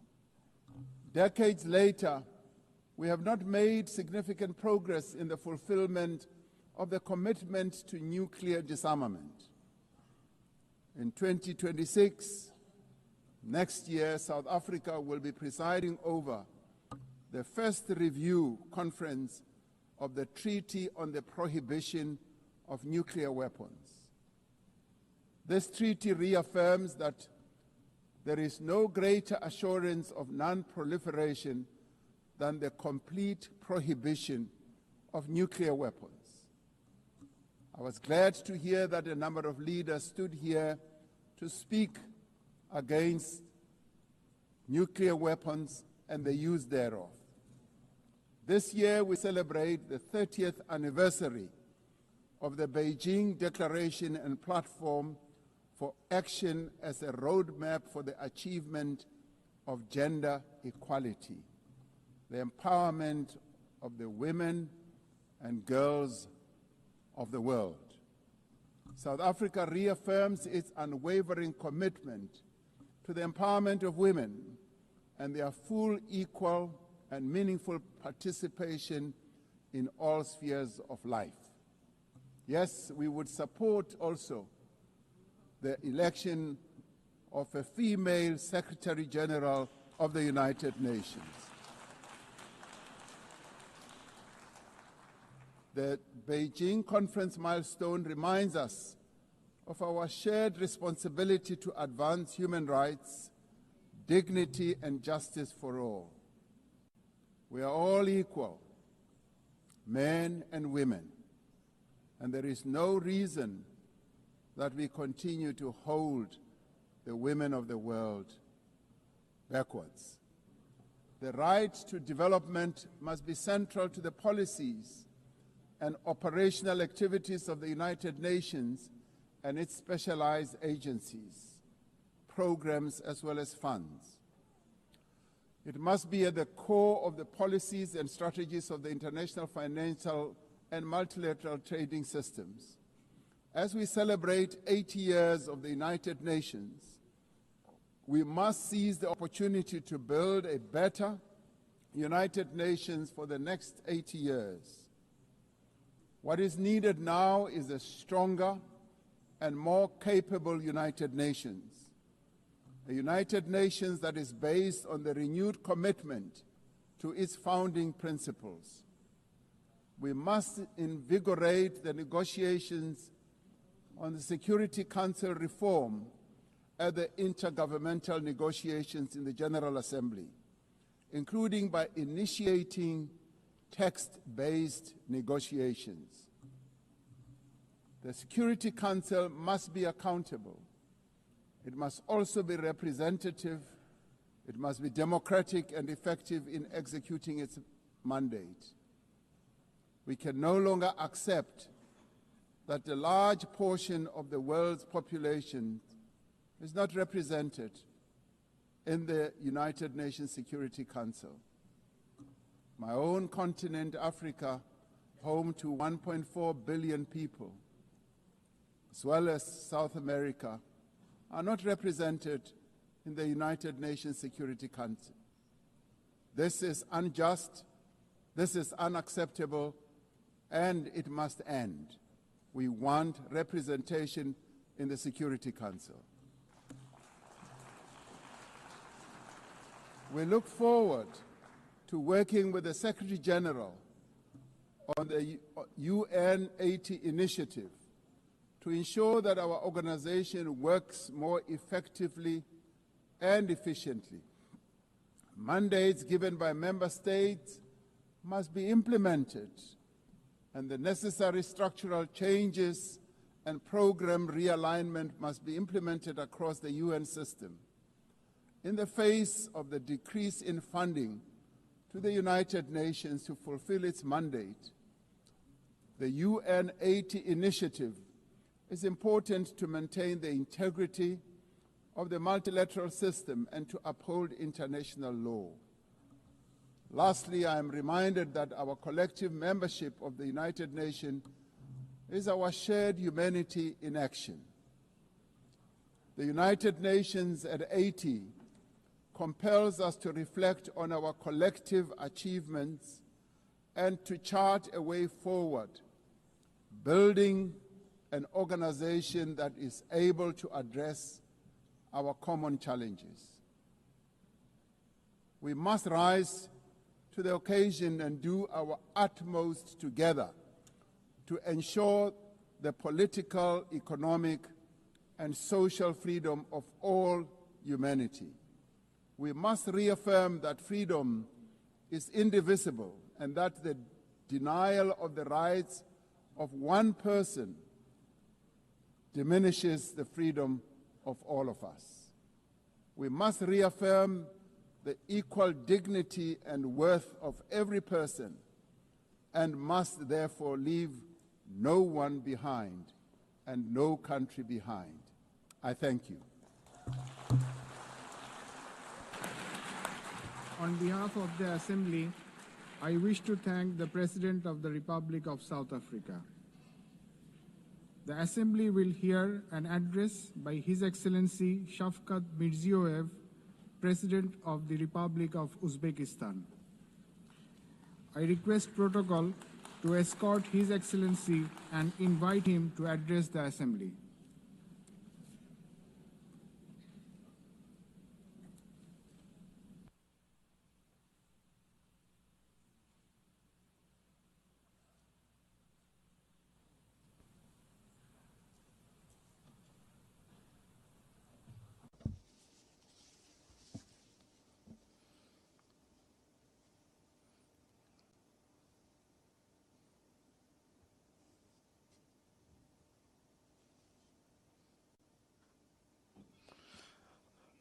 Distinguished Madam President, distinguished Secretary General, heads of delegations, ladies and gentlemen.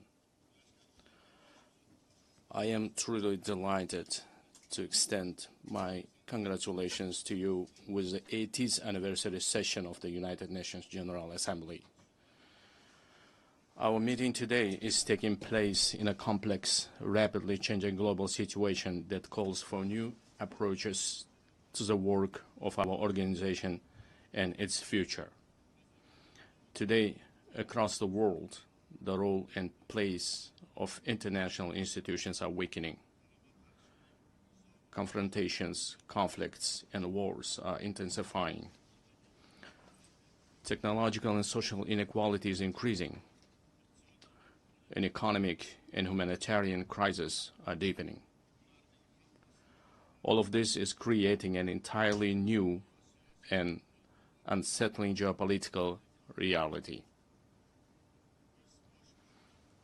We highly commend the efforts of His Excellency Secretary General Antonio Guterres aimed at maintaining our organization as a main platform for the peaceful resolution of the most difficult and pressing global issues. In this regard, we fully support the UNAT initiative and reaffirm our strong commitment to the Pact for the Future. We support the transformation of the United Nations Security Council and the expansion of its membership in order to effectively address current threats and challenges and protect the interests of the developing countries. Distinguished participants of the session, we are pursuing a policy to build a democratic, law-governed, social, and secular new Uzbekistan in full alignment with the Sustainable Development Goals. To this end, we are consistently continuing our irreversible reforms. Our top priority goal is to fundamentally transform the lives of each and every family and citizen in our country to enhance human dignity and well-being. In recent years, we have managed to reduce the poverty rate in Uzbekistan from 35% to 6.6%.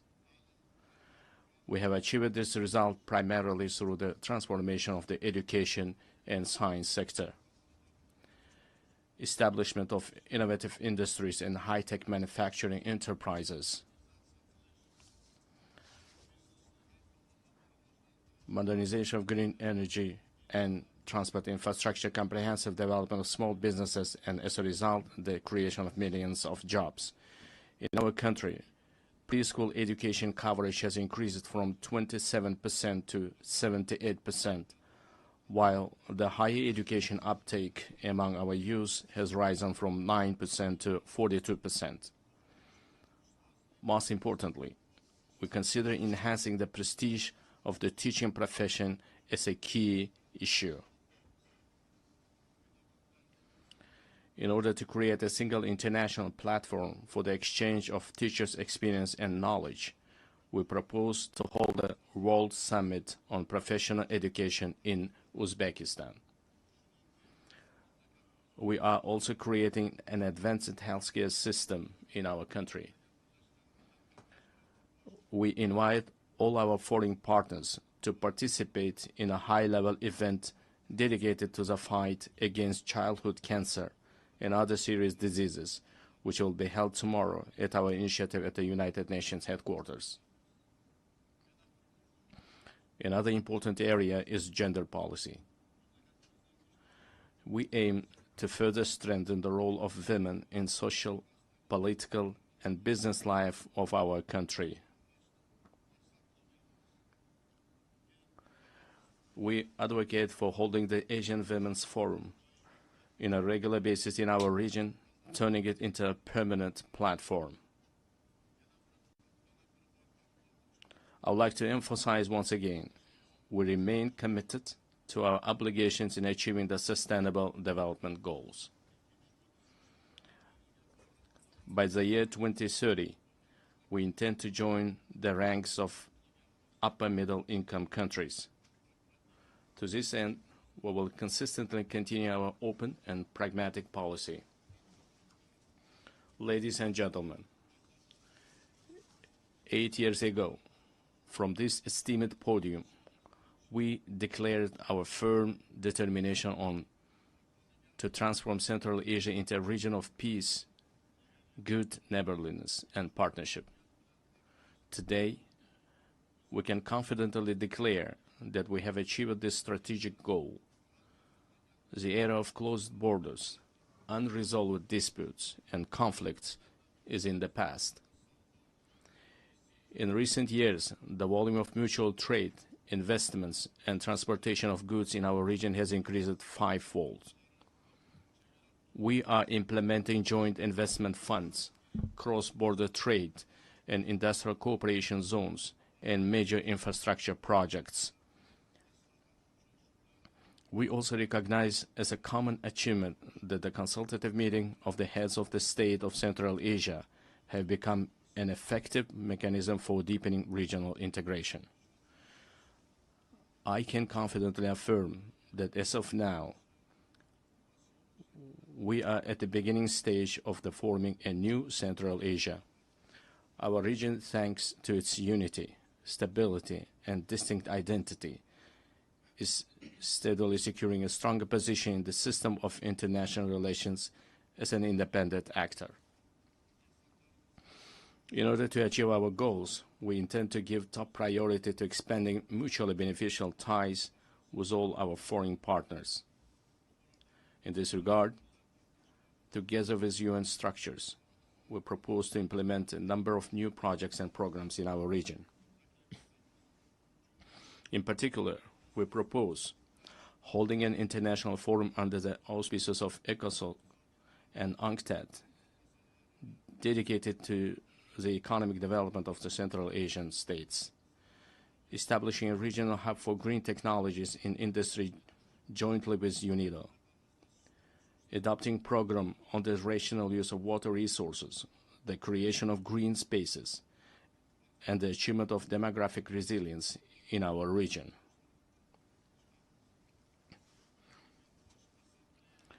In addition, we propose the adoption of UN General Assembly resolution supporting the efforts of the Central Asian countries aimed at deepening regional partnership and economic integration.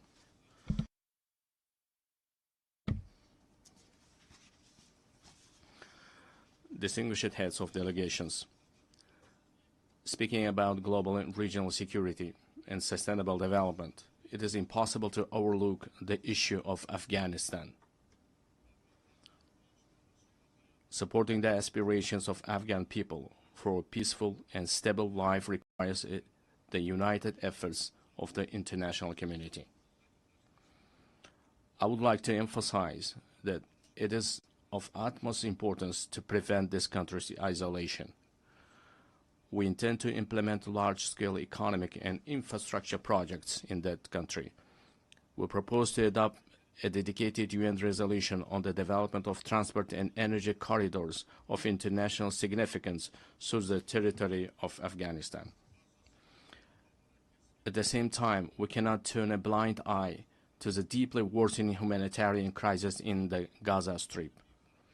We call for an immediate cessation of hostility and the continuation of political negotiations. In line with the UN resolutions, we remain steadfast supporters of the two-state solution principle. We are also deeply concerned by the situation around Ukraine. We welcome the start of the high-level dialogue aimed at resolving the crisis through diplomatic means. Distinguished participants of the event, effective measures are being undertaken to implement the global counterterrorism strategy in Central Asia. In cooperation with the UN Office of Counterterrorism, a regional council on rehabilitation and reintegration was established. We propose to transform this council into an international competence center.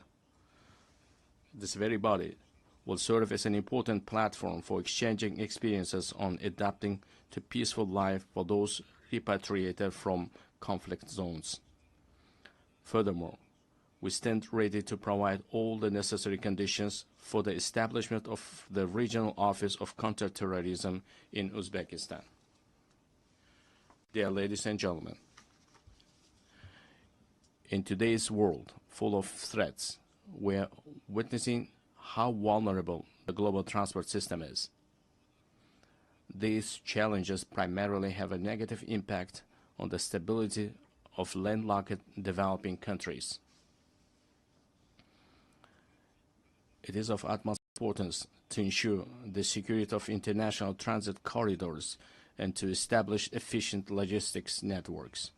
In this regard, we believe the time has come to introduce a global mechanism on strengthening transport connectivity to achieve sustainable development goals.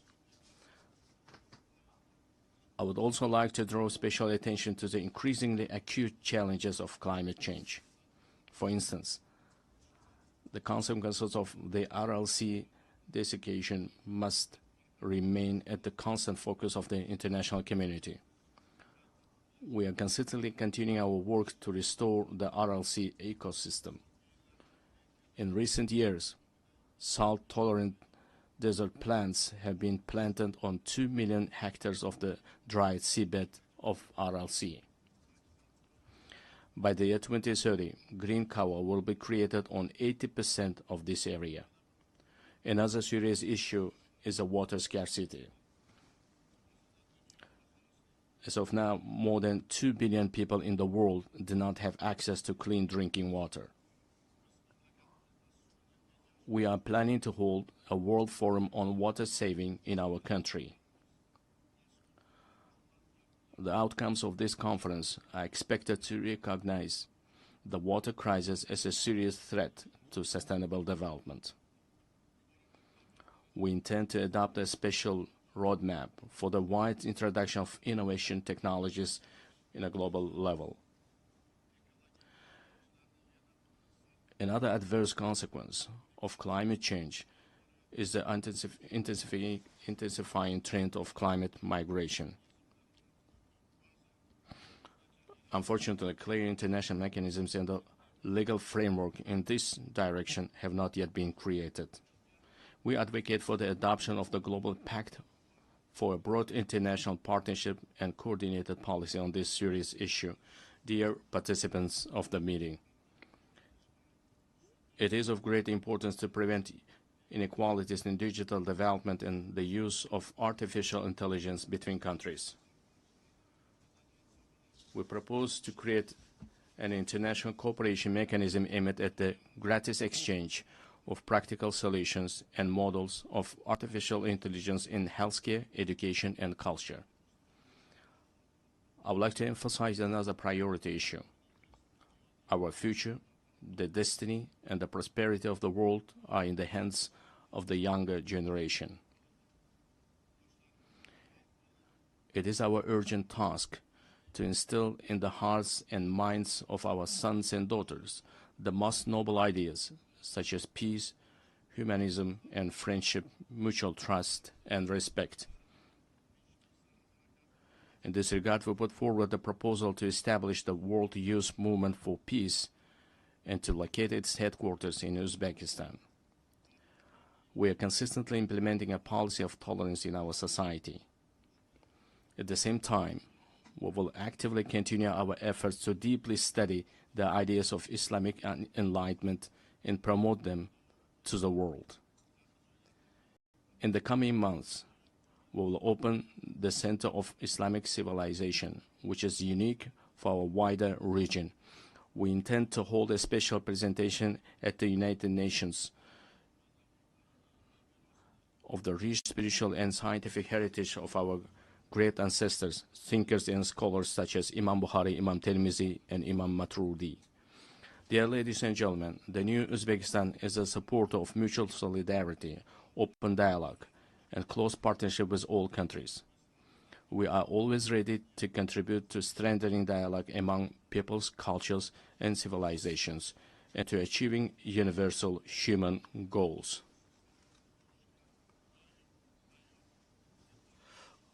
I thank you very much for your attention.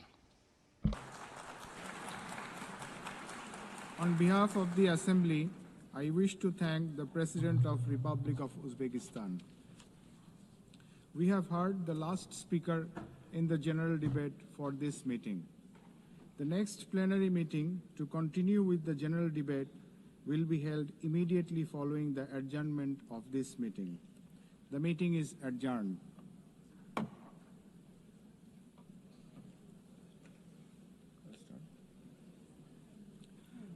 The fifth plenary meeting of the General Assembly is called to order. The Assembly will hear an address by His Excellency Hurelsuk Ukna, President of Mongolia. I request protocol to escort His Excellency and invite him to address the Assembly.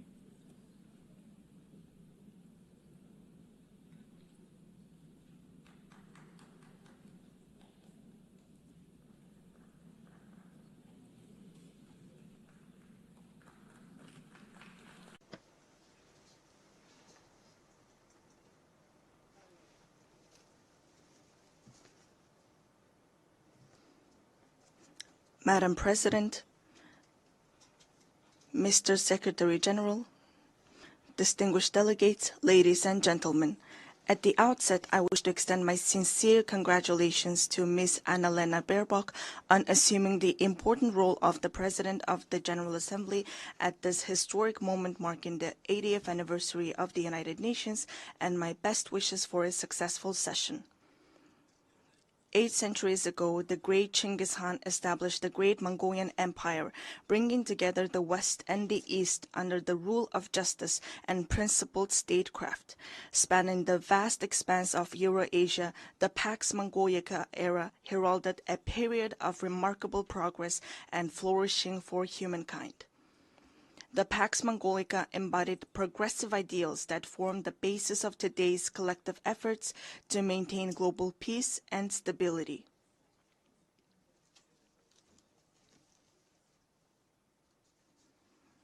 Then, 8 decades ago, when the dust and ashes of the World War had not cleared yet and humanity had not healed yet from fear and anxiety, the United Nations, a great family of nations, rose to prominence as a guarantor of world peace and security and a sanctuary of hope and trust. Since its establishment, the United Nations has illuminated humanity's path, serving as a steadfast beacon of hope and trust for nations to maintain peaceful coexistence and share a prosperous future. In today's volatile and challenging international environment, we welcome Better Together, 80 years and more for peace, development, and human rights as the theme for the 80th session of the General Assembly and the general debate.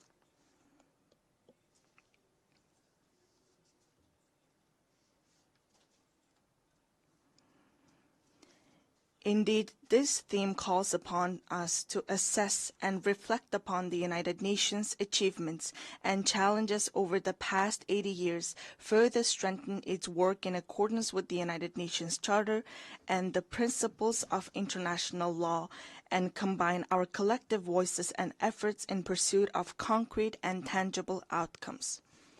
Distinguished delegates, Mongolia has consistently upheld the United Nations Charter and universally recognized principles and norms of international law, respecting the independence, sovereignty, and territorial integrity of all states, resolving disputes by peaceful means, respecting human rights and freedoms, and fostering equal and mutually beneficial cooperation.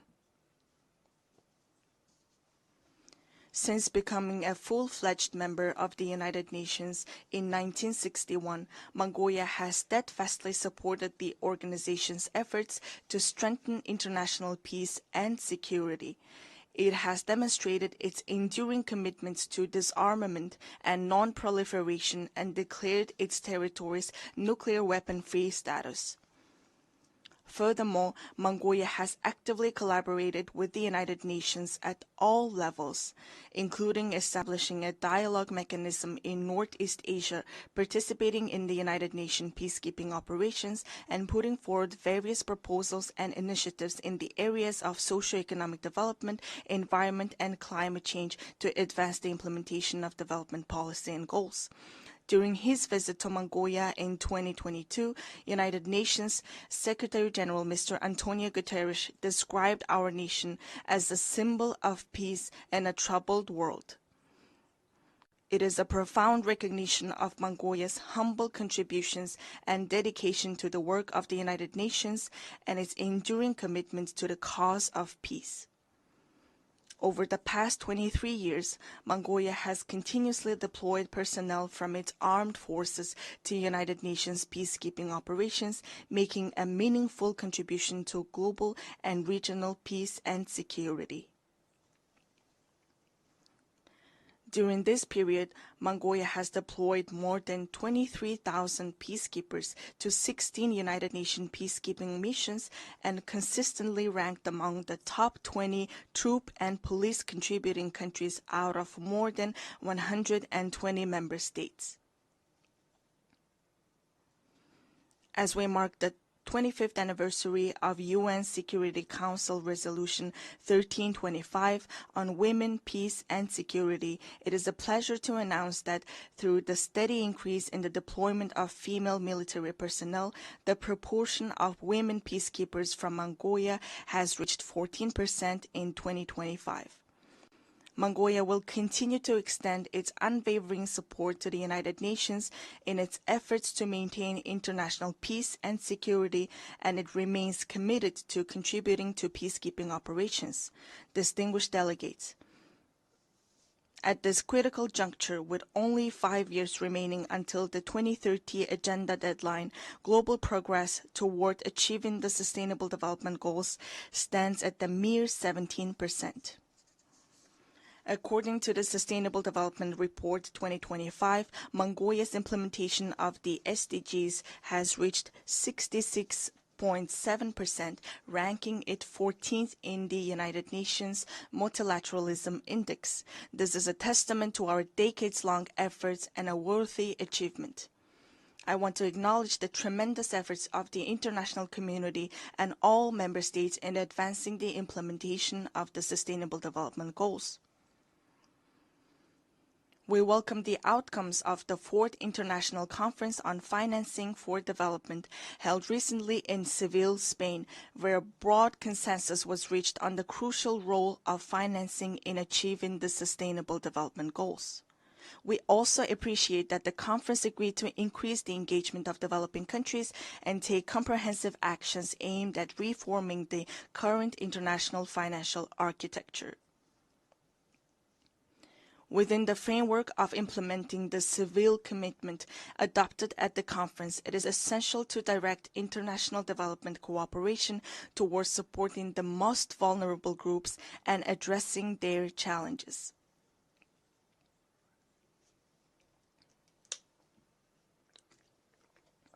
It is my pleasure to note that Mongolia has been playing an active role within the United Nations in advocating the interests of landlocked developing countries, in raising awareness of their special needs and unique circumstances, and closely collaborating with them to ensure their voices are heard on the global stage.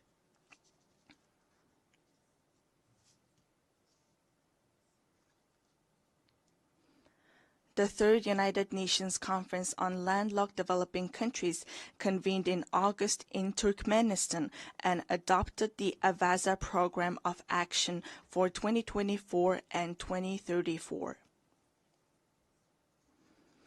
Landlocked developing countries have long faced trade and economic development challenges due to their geographic location. Member states have committed to implementing the program to advance the development of landlocked developing countries over the next decade and bring positive improvements to the livelihoods of more than 600 million people living in these countries. To ensure the effective implementation of the Avaza Program of Action, it is crucial for landlocked developing countries to align their national development plans with the program while mobilizing all available resources to strengthen regional integration and cooperation. Furthermore, we call upon the international community, financial institutions, and development partners to provide concrete support and cooperation with landlocked developing countries. Distinguished delegates, Mother Earth is our one and only home. However, as a result of humanity's careless behavior towards the environment, Mother Earth, with her very existence under threat, is sending a distress call like a patient in critical condition. If we do not take resolute action to preserve our Mother Earth now, she will inevitably find her own way to survive, with or without us. Since ancient times, we Mongols have believed that all beneath the sky is alive. We have revered mountains, rivers, plants, and animals, understanding that the harmony of the earth and the living world is inseparably intertwined with humanity's inner life and conscious actions. 2 millennia ago, the great Han Modon of the Huns, the Mongols' ancestors, proclaimed that the very foundation of the state is the land. Thus, UNESCO recognized this time-honored tradition of revering nature by inscribing the Mongolian traditional ritual of worshipping sacred sites on the last of the intangible cultural heritage in need of urgent safeguarding. We Mongols are a people blessed with the beautiful tradition of living in harmony with Mother Nature, preserving her pristine purity and nurturing our children from an early age with the mindset and spirit to cherish her. Accordingly, the United Nations General Assembly resolution entitled 800 Years of Mongolian Statehood, adopted in 2005, highly appreciated the contribution of Mongols to humankind's history and recognized the ever-increasing significance and relevance of a culture of living in harmony with nature, which is inherent in nomadic civilization in today's world.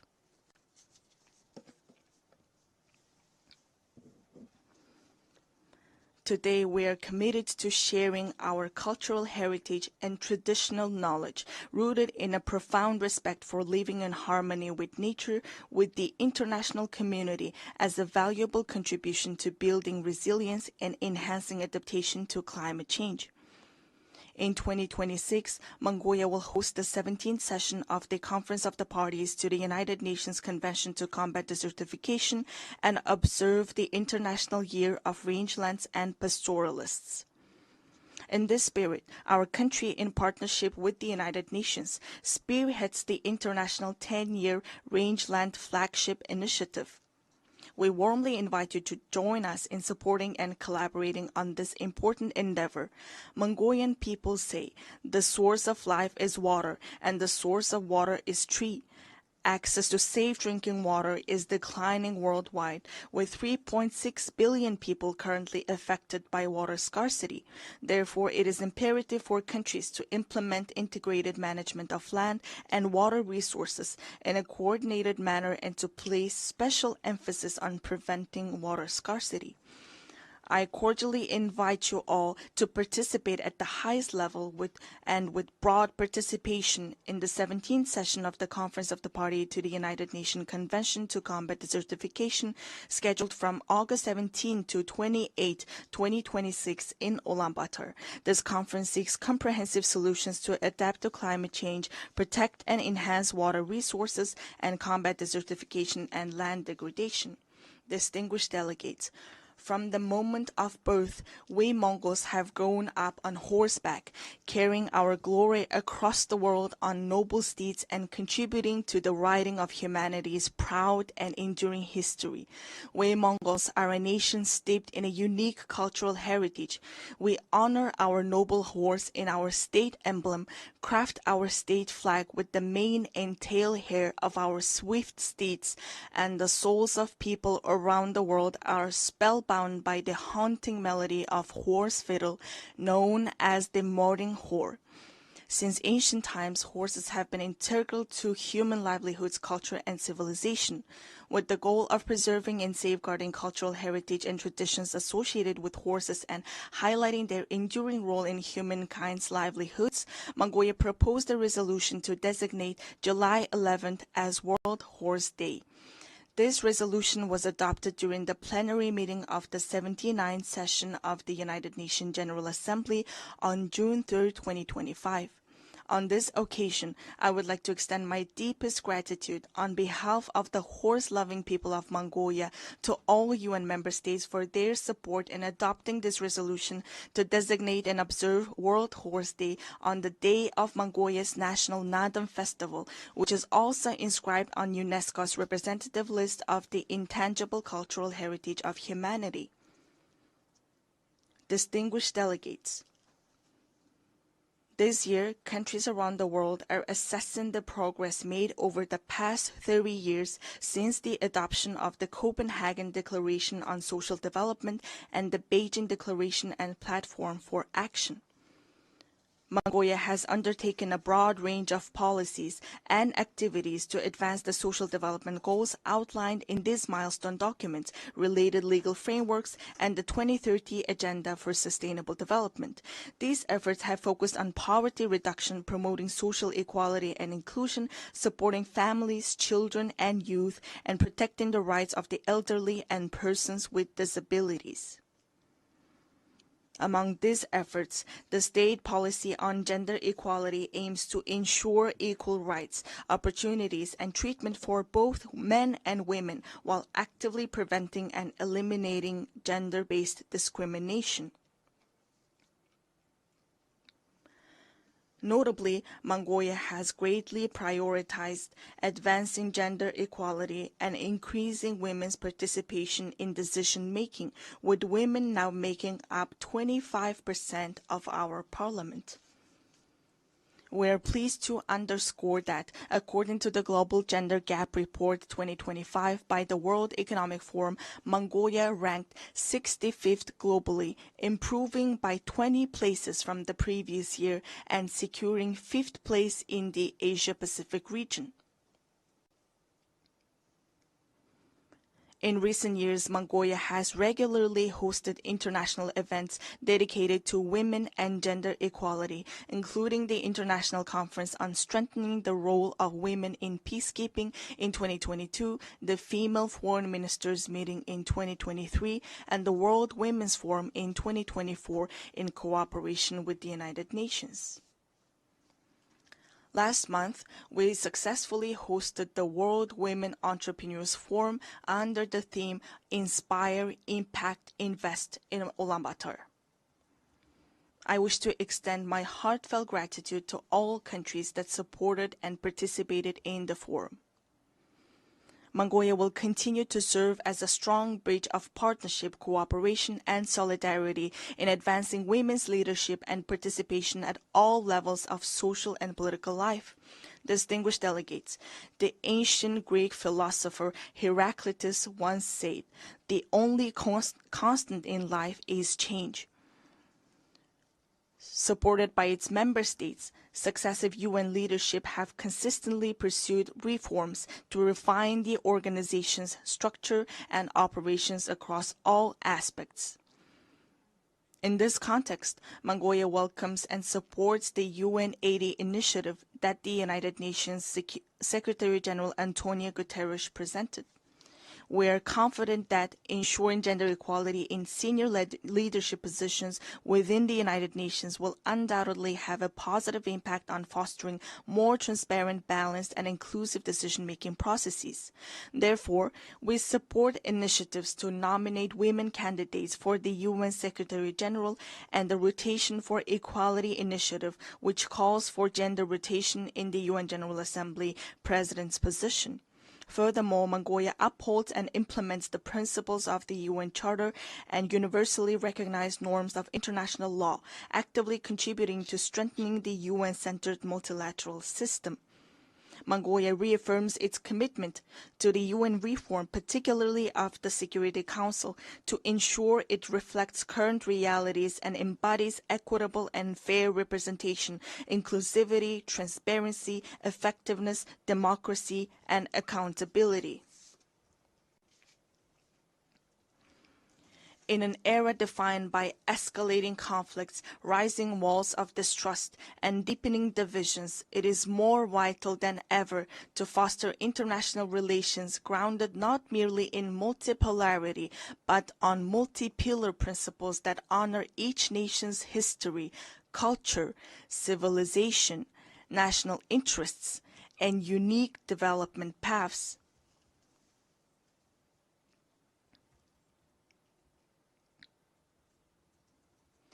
The United Nations was established 80 years ago with the noble goals of saving humanity from the scourge of war and maintaining international peace and security.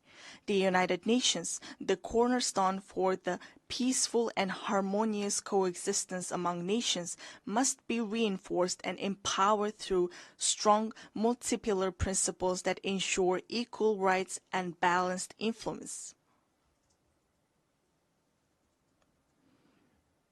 Therefore, let us reflect solemnly on whether the mission entrusted to the United Nations 8 decades ago has been fully realized, and let all member states join hands in a shared commitment to revitalize the organization into a powerful institution strong enough to usher in Pax Globalica, a lasting world peace, by embodying the ideals of the Pax Mongolica, which laid the foundation for peaceful coexistence among nations and human progress 8 centuries ago. At this pivotal moment, as we commemorate the historic 80th anniversary of the United Nations, I would like to emphasize the growing importance of its role in fostering mutual understanding, trust, and respect among nations, as well as in advancing peace, stability, development, and the vision of a world free from war.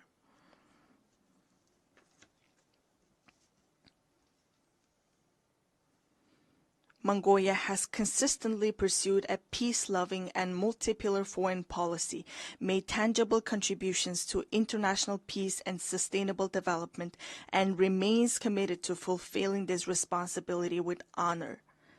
I extend my heartfelt congratulations to you all on the momentous occasion of the 80th anniversary of the United Nations. May the eternal blue sky bless us with peace throughout the world.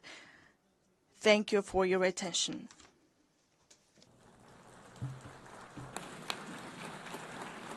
On behalf of the Assembly, I wish to thank the President of Mongolia. The Assembly will hear an address by His Excellency Sardar Bardi Muhammadov, President of Turkmenistan. I request protocol to escort His Excellency and invite him to address the Assembly.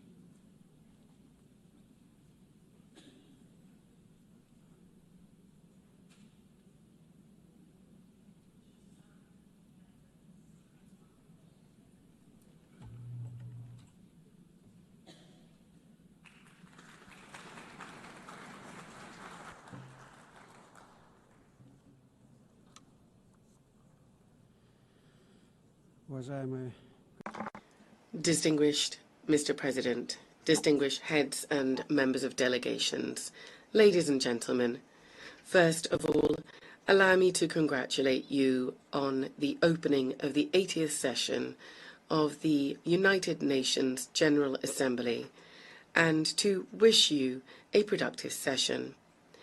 I would like to congratulate Ms. Annalena Baerbock on her election as President of the General Assembly and wish her every success.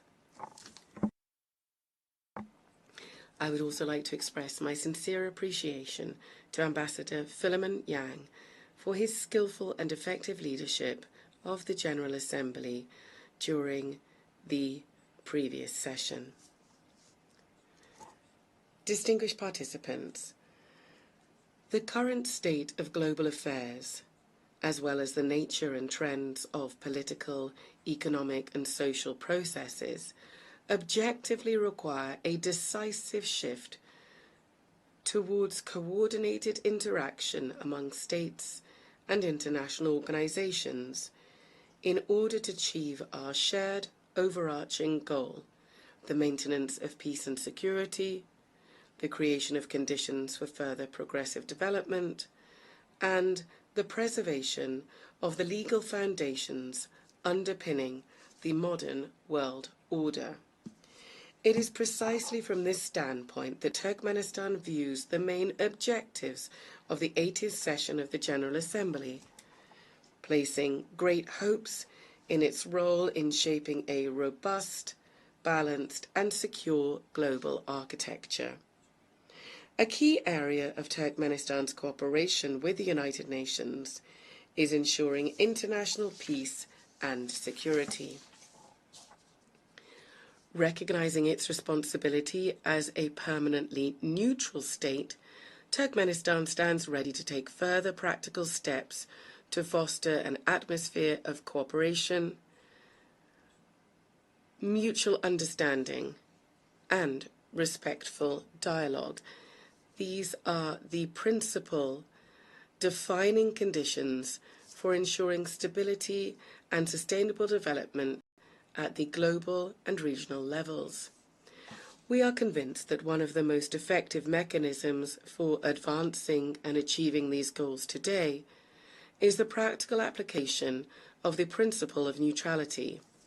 In this regard, Turkmenistan has initiated the inclusion of a separate item on the agenda of the 80th session of the United Nations General Assembly, entitled Neutrality for Peace and Security. We deem this important in light of the growing recognition by the international community of the significance of neutrality, as well as the awareness of its potential and utility in the context of the UN's peace-building strategy. In line with this, during this session, Turkmenistan will propose a draft resolution entitled The Role and Importance of the Policy of Neutrality in Maintaining and Strengthening International Peace, Security, and the Process of Sustainable Development. As you are well aware, this year has been proclaimed by the General Assembly the International Year of Peace and Trust on the initiative of Turkmenistan. This landmark event coincides with the anniversary of the establishment of the United Nations. In December this year, Turkmenistan will host a major high-level international forum on the Year of Peace and Trust. We see this as a tangible contribution to achieving the strategic goals of the United Nations, and we look forward to broad and representative international participation. We believe that harmonizing national approaches to global development trends, as well as to establishing and strengthening trust and mutual understanding, should be systematic and consistent. In this regard, Turkmenistan is seeking to initiate the convening of a World Summit on a Culture of Peace and Trust. One of the key objectives of this summit would be to develop a global code of international trust. This would serve as a universal foundation for building relations between states based on the respect for sovereignty and territorial integrity, as well as on cooperation and joint efforts to address global problems. We believe that ensuring universal peace and mutual understanding is inseparable from the civilizational aspects of modern development and from the need to preserve and foster cultural and spiritual ties. In this context, Central Asia, which for centuries has played a clear role as a bridge spanning the civilizations of East and West, is now called upon to revive its historic mission to become a space for dialogue, cooperation, and the convergence of values and worldviews. Therefore, during this session, Turkmenistan will propose, in cooperation with the United Nations, an international forum to be held entitled Central Asia, a Space of Peaceful Coexistence. Countries of the region will participate, as well as other interested states and international institutions. Turkmenistan will also submit a draft resolution to the General Assembly on proclaiming an International Day of Mediation. This would emphasize the importance of diplomacy and neutral platforms in preventing and resolving conflicts. One of our country's priorities remains our active involvement in implementing the Sustainable Development Goals and in strengthening cooperation in key areas such as transport and energy. As Turkmenistan is one of the centers of multilateral dialogue on these issues, we will continue to contribute to establishing a fair, balanced, and inclusive international development system. During this session, Turkmenistan will initiate the proclamation of a United Nations Decade for Sustainable Transport for the period 2026-2035 and will submit the relevant draft resolution. We are convinced that this will help to consolidate the efforts of the international community in developing transport corridors, enhancing their sustainability and ensuring accessibility for all countries. Our country will also submit a draft resolution to the General Assembly entitled The Key Role of Reliable and Stable Energy Connectivity in Ensuring Sustainable Development. At present, one of the priority issues on the development agenda is the digital transformation. We are convinced that this transformation must be balanced. It must reflect the realities and legitimate interests of all states, including the developing world, and also must be free from politicization and bias. In this regard, Turkmenistan intends to put forward an initiative to establish a world platform on digital integration. This is to be based on the principles of equality, trust, and on preventing the use of information and communication technologies to harm peace, security, and sustainable development. During the 80th session, Turkmenistan will continue its work on environmental and climate issues. It will strive for them to be taken into consideration systematically, as they are basic components of ensuring security, and we will advocate for the establishment of multilateral mechanisms to monitor and respond to climate, environmental, and man-made disasters. Turkmenistan will seek to bring about a regional center to combat desertification for Central Asian countries.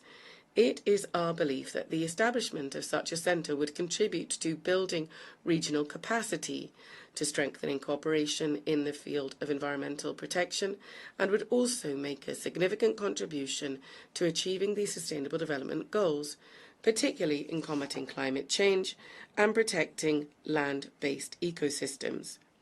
Our country will promote the Caspian Environmental Initiative, proposed at the 78th session of the United Nations General Assembly, which is intended to become an international platform to preserve the Caspian Sea ecosystem. An important step in this direction is the Caspian Environmental Forum, which we propose holding in 2026. We are convinced that now it is especially important to strengthen the role of the UN in fostering broad humanitarian cooperation, in promoting rapprochement and mutual understanding among peoples, and in overcoming value and spiritual barriers, as well as engaging effective channels of cultural diplomacy. To develop intercultural dialogue and to lend practical support to General Assembly resolutions on multilingualism in international relations, we are proposing proclaiming an International Day of Multilingual Diplomacy as well. Distinguished heads and members of delegations, all of Turkmenistan's international initiatives and actions are always measured against and aligned with the UN Charter and its founding documents, as well as with its long-term goals. It is no coincidence that we always emphasize that cooperation with the UN is a strategic priority for Turkmenistan. We say this with a conviction that the UN is the only international organization endowed with universal legitimacy. In this regard, it must remain the guarantor of peace and development, and be the backbone of global security and stability. Turkmenistan will continue to advocate consistently for strengthening the central role of the UN in international affairs. We consider strengthening the primacy of international law and in improving the international legal framework and increasing the effectiveness of the implementation of UN conventions, treaties, agreements, and other multilateral documents as key factors in this regard. In this context, Turkmenistan is initiating the proclamation of the Year of International Law in 2028. This will become an important step in strengthening the international legal foundations of peace and cooperation. Ladies and gentlemen, this session holds special significance for Turkmenistan. 30 years ago, within these very walls, the United Nations General Assembly unanimously adopted the resolution on the permanent neutrality of Turkmenistan. For our country, this was a momentous, historic event. In essence, it determined the entire subsequent course of Turkmenistan's foreign and international policy. International recognition of our neutrality also contributed to boosting the country's domestic development by providing favourable external conditions for this.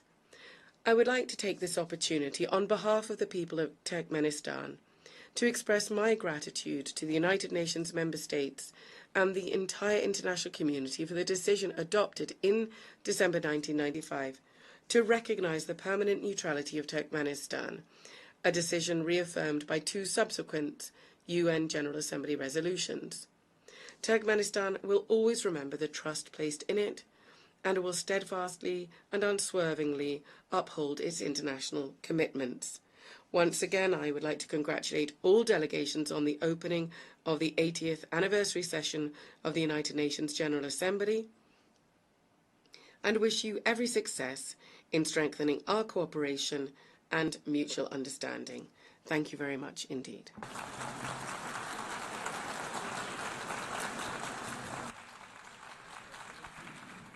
On behalf of the Assembly, I wish to thank the President of Turkmenistan.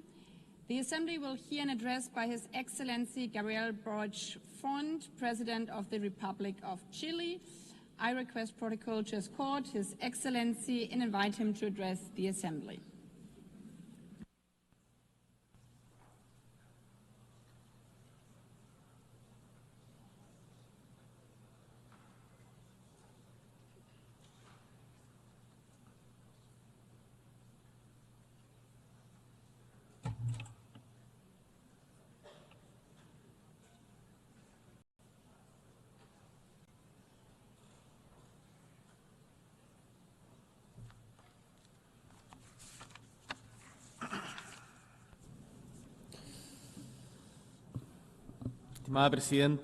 Distinguished President, members of the United Nations General Assembly, guests, peoples of the world, residents of New York, 80 years have elapsed since the creation of the United Nations. 80 years have also elapsed since Gabriela Mistral, a Chilean woman who came from the Elqui Valley, won the Nobel Literature Prize. Her voice as a poet, a teacher, as a diplomat continues to ring out in our homeland and across the world. And it was precisely here in New York in 1955 that the Chilean ambassador, Jose Massa, conveyed a message about human rights that was written by Gabriela Mistral.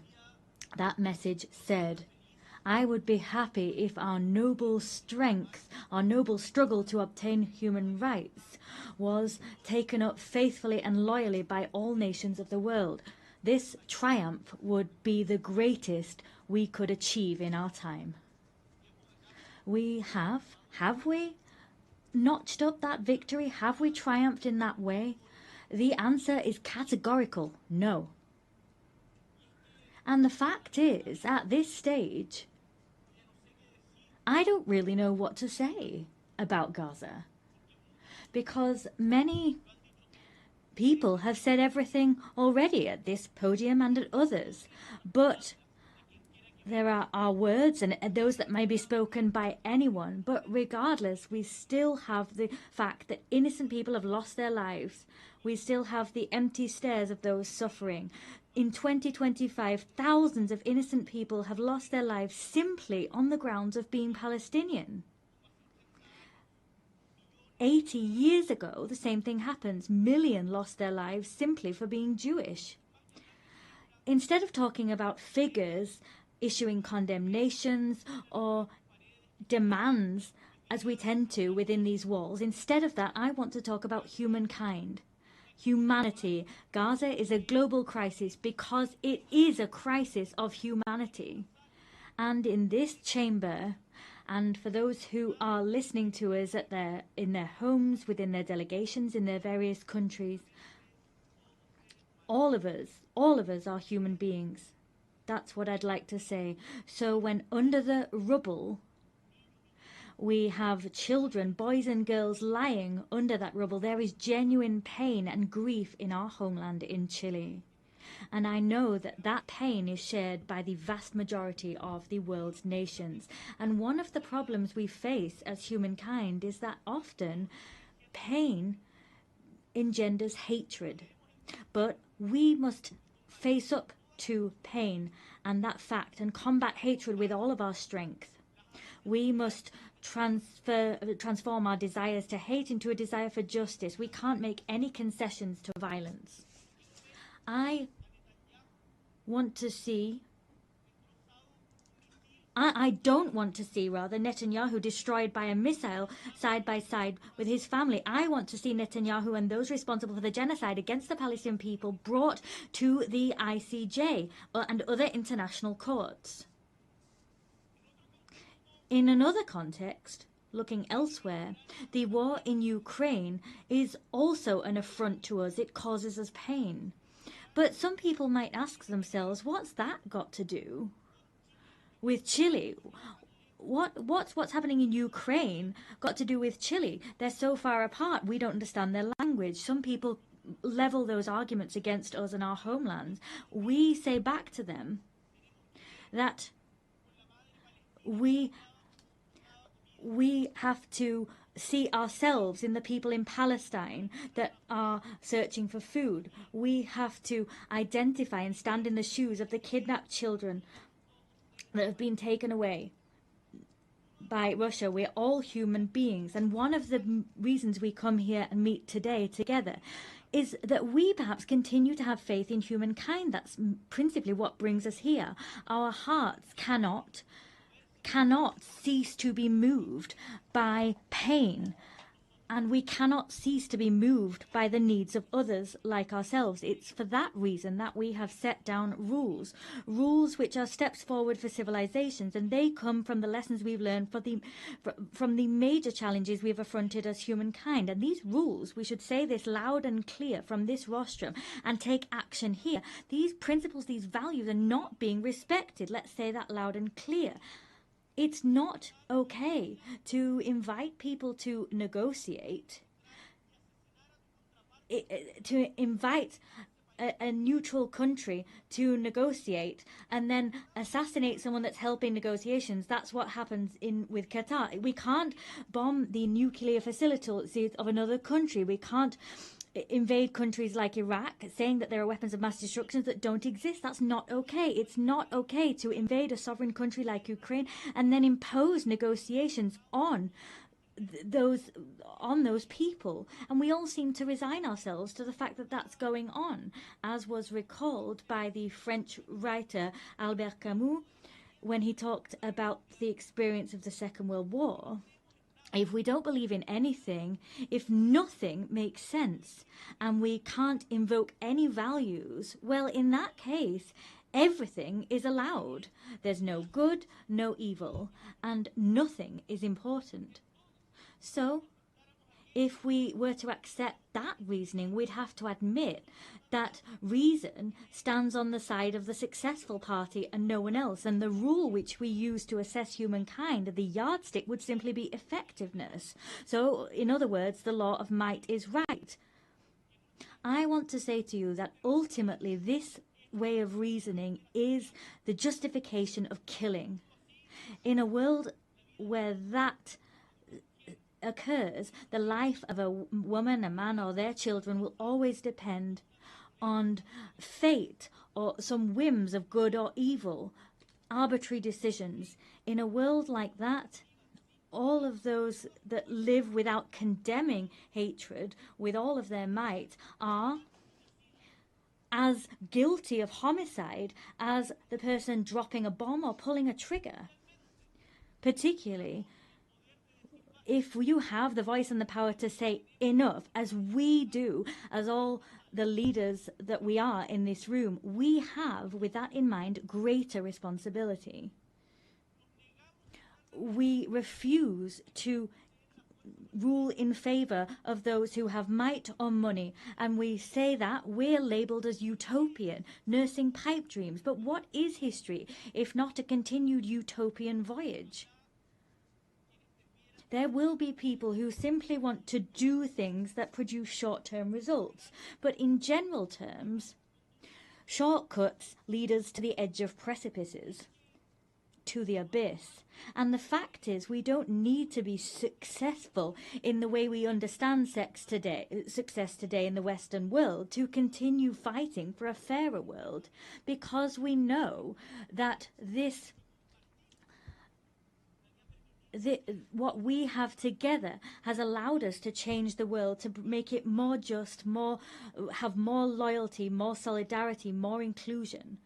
We've done that.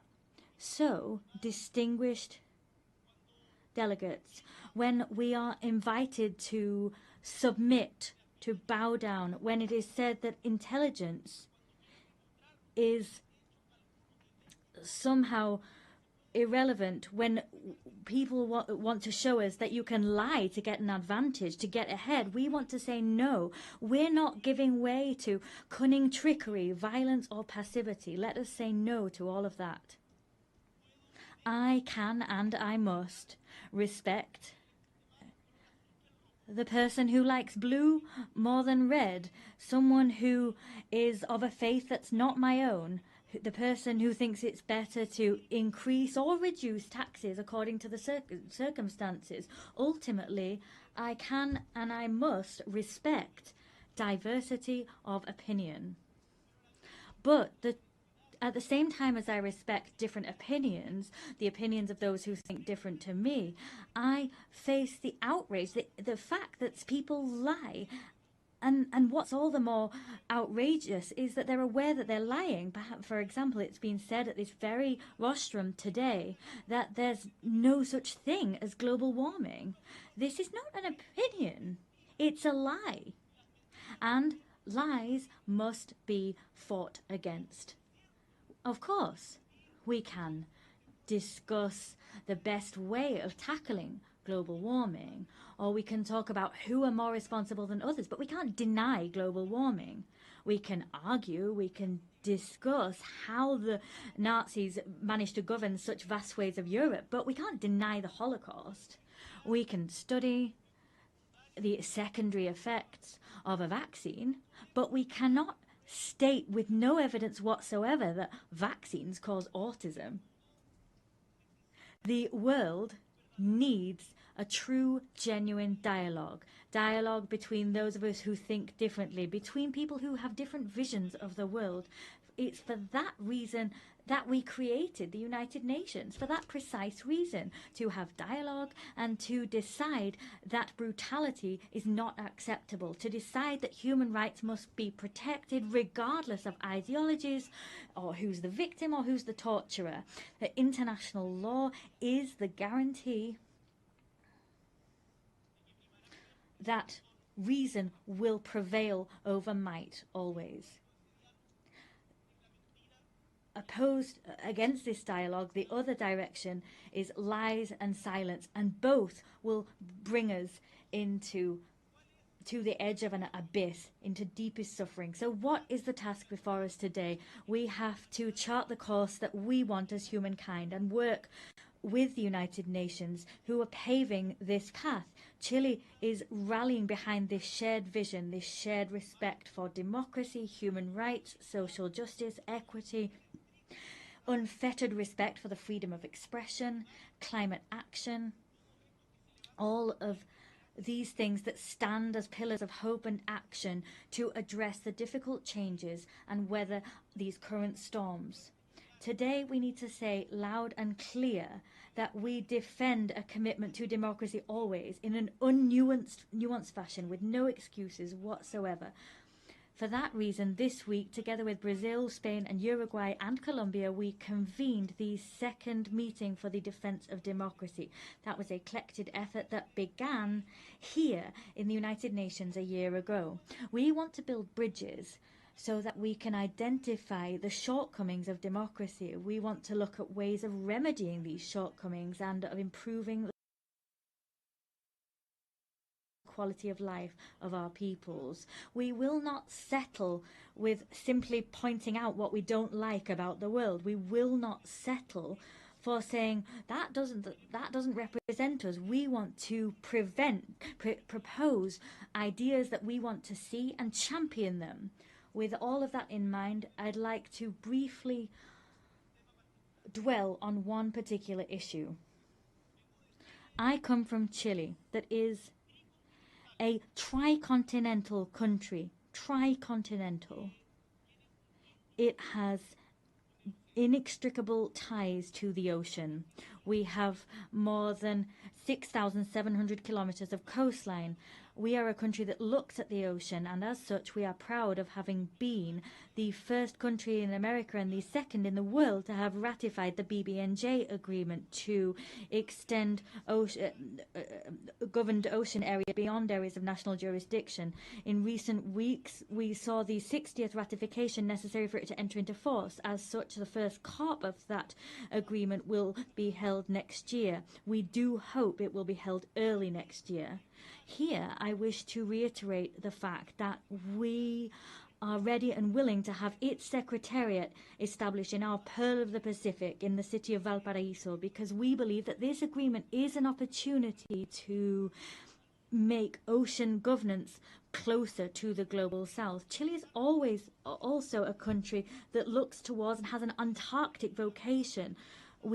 Our leadership in scientific research is clear. We provide logistical support for research, and we have campaigns for the protection of this area. When you've gone to Antarctica, you will have done so through Chile. In 2 weeks, we'll have another meeting of the Commission for the Preservation of Marine Antarctic Resources. So I call upon states parties now to approve the proposal of the Marine Protected Area for Dominion 1. That was the proposal established by Chile and Argentina. We cannot simply exploit resources if we don't adopt appropriate preservation measures, because ultimately we'll see the destruction of marine life, which we also depend on. Let us not forget that we are part of one single ecosystem.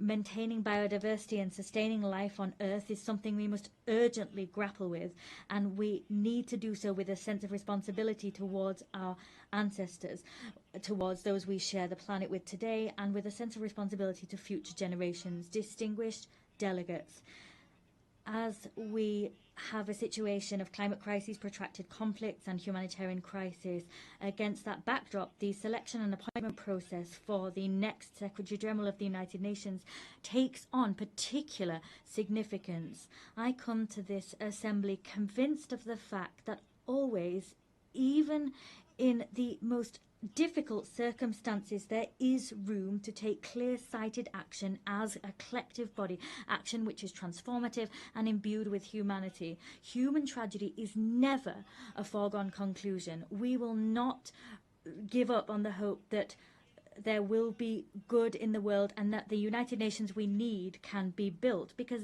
that conclusion depends on what we do. I want to say to you that regional balance must be respected in the Secretary General appointment process. It's time for Latin America and the Caribbean to have their moment. We are a war-free region with a rich diplomatic tradition. We forge consensus. We are unwaveringly committed to the UN Charter and have been since its very inception. Tackling the historic gender imbalance within the United Nations is important. We've never had a woman Secretary General, and that is something we must remedy. 80 years of history without a woman having been appointed Secretary General. The UN must reflect the progress made by the world and recognise that a woman at the helm is not just a symbol of equity, but also represents and reflects the fact that women are half of the population, and appointing a woman as Secretary General will send out the clear signal that women can occupy all parts of the world and nothing's closed off to them.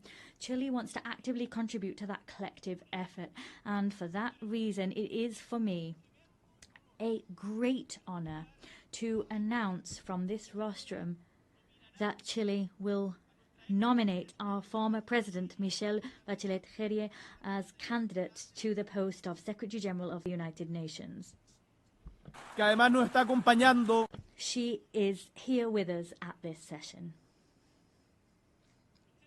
Michelle Bachelet is not only someone known to all of you on the global stage, she is a woman whose own trajectory is fully in line with the values that inspired this organization. She was head of state of Chile twice. Incidentally, she was also the first female head of state. She was also the Minister for Health and Defense. She was the Executive Director of UN Women and also High Commissioner for Human Rights at the United Nations. Michelle Bachelet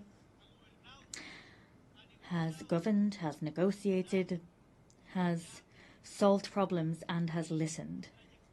Her trajectory, what she's done throughout her life, combines empathy with strength and resolve, experience with openness, and she combines all of these with a proven ability to make decisions and to take action. In times of mistrust and fragmentation, I firmly believe, and I know that this conviction is shared by my nation, that Michelle Bachelet is someone able to build bridges between the North and the South, between the East and the West, between urgent needs to find solutions and the urgent need to defend principles. With her leadership, the United Nations will be able to restore credibility, effectiveness and a sense of purpose in the face of current challenges. She will build on the legacy of Antonio Guterres that I can say has given the best of himself from the good of humankind within this institution. With humility and a sense of conviction, Chile presents this candidacy with the conviction, the certainty that Michelle Bachelet will be able to make a decisive contribution to making the United Nations once more a place for meetings, place for solutions and active hope for the world as a whole. Distinguished delegates, 80 years. Let us look back at those decades and let us take stock of these strides forward seen in international governance. In spite of the challenges we're facing, we can also say that we have made progress. But we are eaten away at by the feeling that that progress is under threat. Who will draw the maps of the future? We want to believe that those cartographers will not be those waging assaults on unilateral multilateral institutions and eroding their credibility. We don't want them to be those who humiliate the weak. We want all peoples together to draw the maps of the future. Together we represent all of those people, and together we will trace out clear maps so that we have not only a possible and viable future, but one that is full of dignity for everyone and respects them. And to achieve that goal, this organization, let us remember the organization that was built on the ashes of the Second World War after the failure of the League of Nations, this organization is crucial. And renewing it, changing it, reforming it is an urgent need. So, as a renewed organization, but one with the same purpose, it will be an organization that everyone works together in. The words of Victor Jara, that great Chilean singer, great Chilean artist, he talked about this great love of earth which has helped us to live. He loved peace, to enjoy life, love and freedom for everybody. He talked about those things so that his children could exist, his city could exist, and his people could exist. Let us, distinguished colleagues, move together, free and equal, similar and different. Let us walk along this shared path of seeking truth, justice, happiness, and justice. I thank you.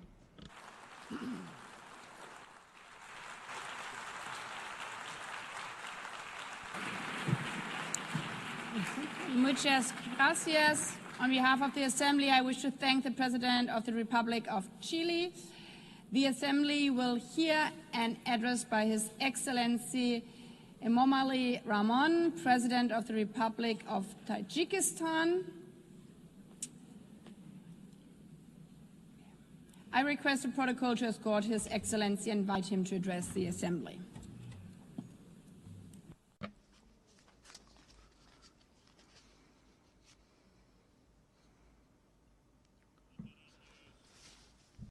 Your Excellency, Madam President, Excellency, ladies and gentlemen. Today, as we commemorate the 80th anniversary of the adoption of the United Nations Charter, I extend to all member states my heartfelt congratulations and best wishes on this occasion. The contemporary world is undeniably experiencing a period of instability, turbulence, unpredictability, and escalating complexity. Geopolitical tensions, efforts to reshape a framework of international relations, conflicts and confrontations in different parts of the world, along with series of security threats and challenges have posed significant risks to lasting peace and safety. At the same time, the consequences of climate change and growing social inequality impose restrictions on the process of sustainable development and sustainable global development. In such a complex and turbulent circumstances, the role of the United Nations as a platform for inclusive dialogue, cooperation and the promotion of peace and security worldwide becomes more important than ever. In this regard, our countries should make joint and consistent efforts in international practice to protect this principle, return to full compliance with international law. In this process, strengthening equal cooperation among small and large states is also considered to be an important and timely step. Madam President, Tajikistan's National Development Strategy 2030 is fully aligned with the Sustainable Development Goals, and we support a full and timely implementation of this item of global agenda. Unfortunately, developing countries, particularly those mountainous and landlocked, face multiple challenges and difficulties in achieving these goals. Particularly vulnerable countries feel the need to take serious measures to ensure sustainable development, financing, and improve access to financial resources. Despite significant attempts in this field, the amount of funding for sustainable development offered by the international community continues to be insufficient to address their current need. This situation necessitates timely response, the allocation of additional funds, and a review of approach to the international financial architecture and system. Tajikistan advocates for effective and fair reforms of international financial instruments. At present, we are observing varying degrees of economic progress among nations, and the influence of developed nations and international financial organizations could play a significant role in tackling this issue. Many developing and less developed countries remain vulnerable to the impacts of economic and financial crisis, poverty, infectious diseases, including COVID, natural disasters, and food insecurity. They need to implement effective financial support measures, including debt relief.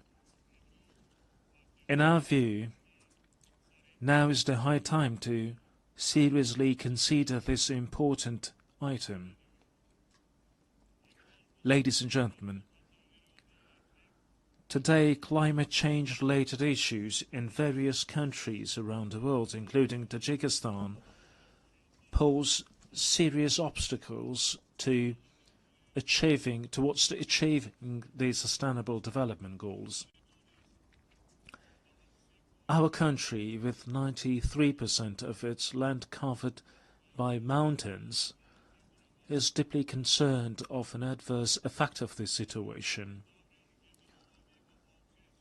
Changes in the hydrological cycle, a series of floods and droughts, and severe dust storms over the past decades have had a direct impact on Tajikistan's water and energy resources and food security.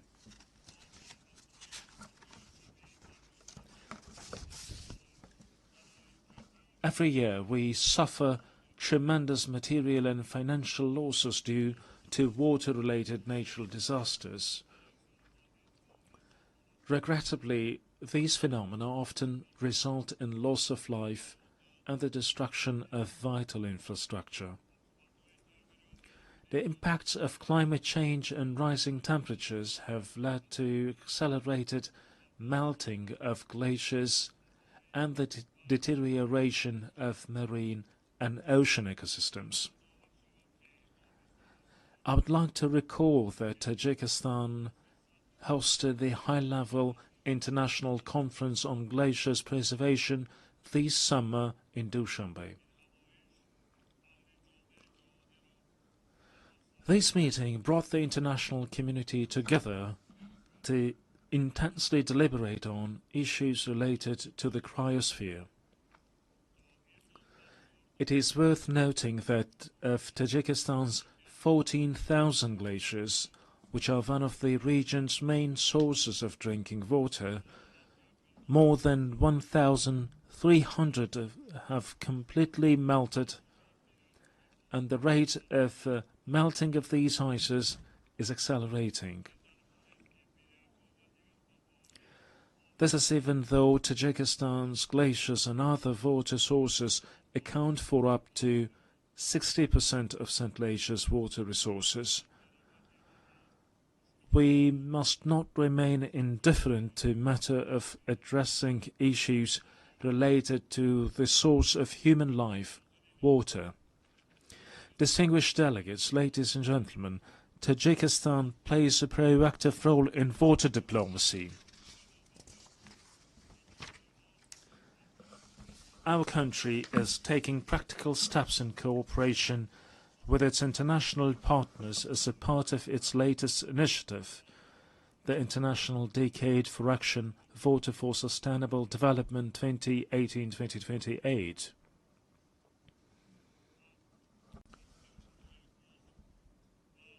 I call on member states and stakeholders to actively participate in the next event within the Dushanbe water process, the high-level international conference which will be held in Tajikistan next year. This event will undoubtedly give a new impetus to our continued joint efforts within the framework of the Water Action Agenda. We are confident that it will also serve as a solid foundation for preparations for the 2028 United Nations Water Conference in Dushanbe. Madam President, strong institutions and legal literacy are the ground of a just and stable society. Today, the international community is witnessing disrespect for and violation of international law, which is the foundation of order, peace and stability throughout the world. We emphasize the need for strict adherence to international law and the resolution of all disputes and disagreements within the framework of the law. Being deeply aware of this reality, Tajikistan proposes that the United Nations General Assembly considers proclaiming an International Year of Legal Literacy. We call on all member states to join this initiative and strengthen the global culture of transparency and justice. Ladies and gentlemen, the rapid adoption of digital technologies and the effective use of artificial intelligence can noticeably contribute to the achievement of the Sustainable Development Goals. I would like to extend my profound gratitude to all member states for their unwavering support of Tajikistan's proposal to adopt a special resolution entitled "The Role of Artificial Intelligence in Creating New Opportunities for Sustainable Development in Central Asia." I am confident that the resolution adopted by the General Assembly on July 25th of this year will serve as a key instrument for the safe and equitable use of artificial intelligence in our region. We, in this context, consider the establishment of a regional Center for Artificial Intelligence in Dushanbe to be favorable.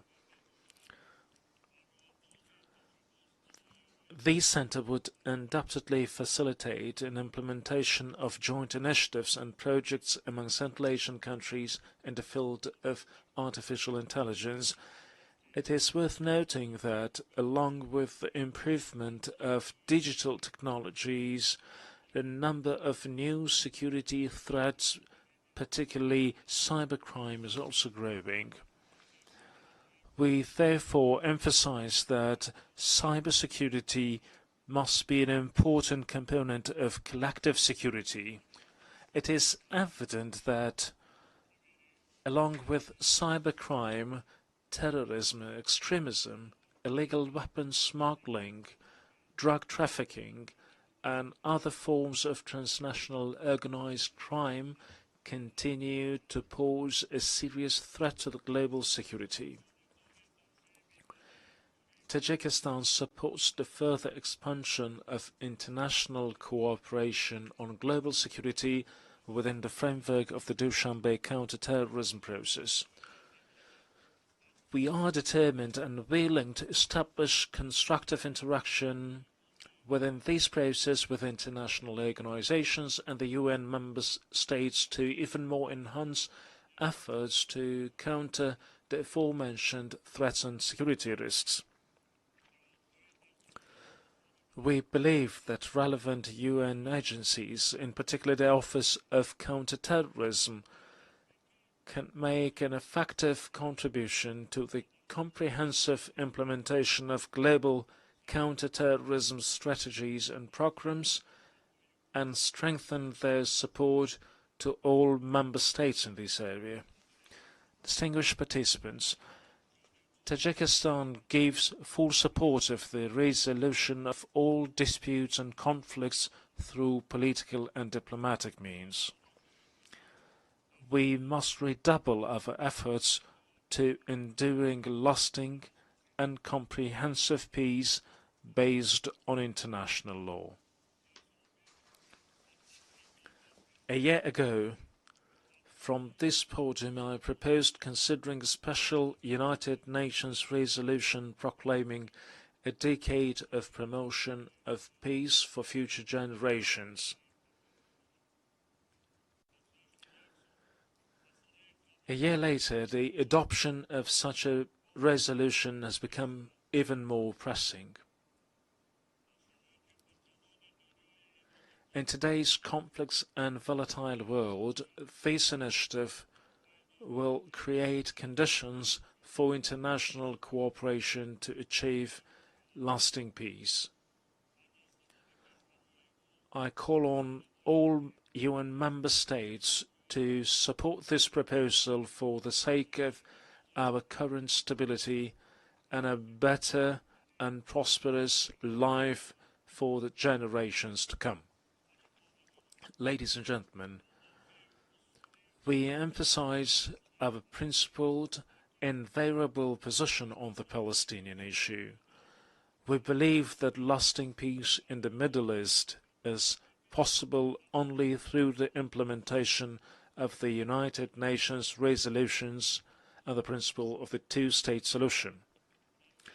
In this regard, we recall the need to resolve this issue exclusively through negotiations and diplomatic means in accordance with the international law, particularly the Charter of the United Nations.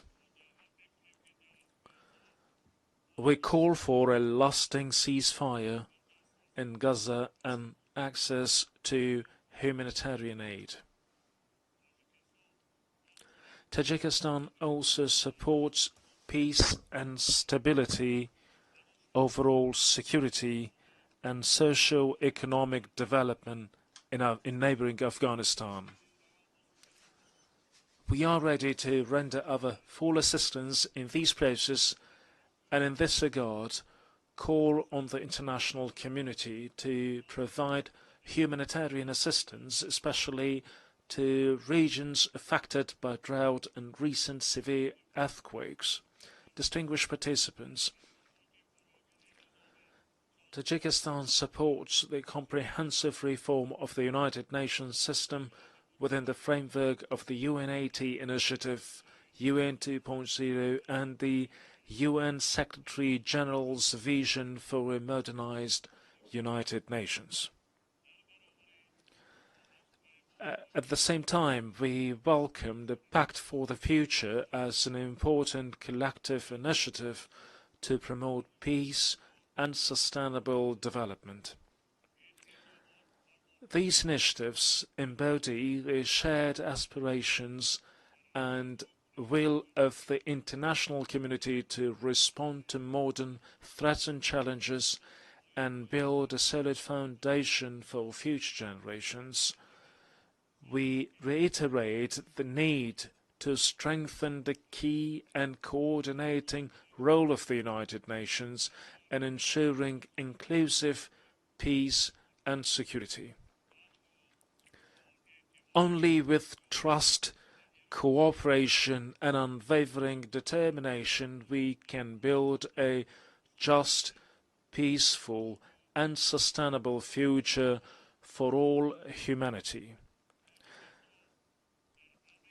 Tajikistan stands ready to cooperate with partner countries and all United Nations member states in achieving these noble goals and addressing other pressing issues on the global agenda. I thank you for your attention.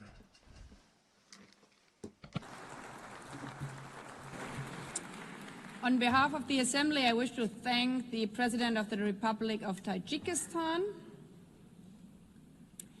The Assembly will hear an address by His Excellency Joseph Aoun, President of the Lebanese Republic. I request protocol to escort His Excellency and invite him to address the Assembly.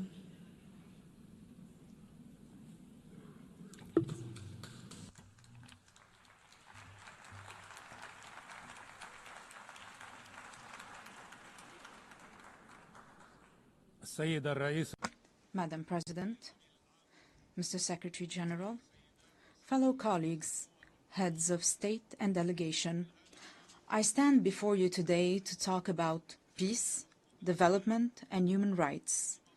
At a time when some of my fellow citizens are facing death, parts of my country are under occupation, and while my homeland and my people live in uncertainty.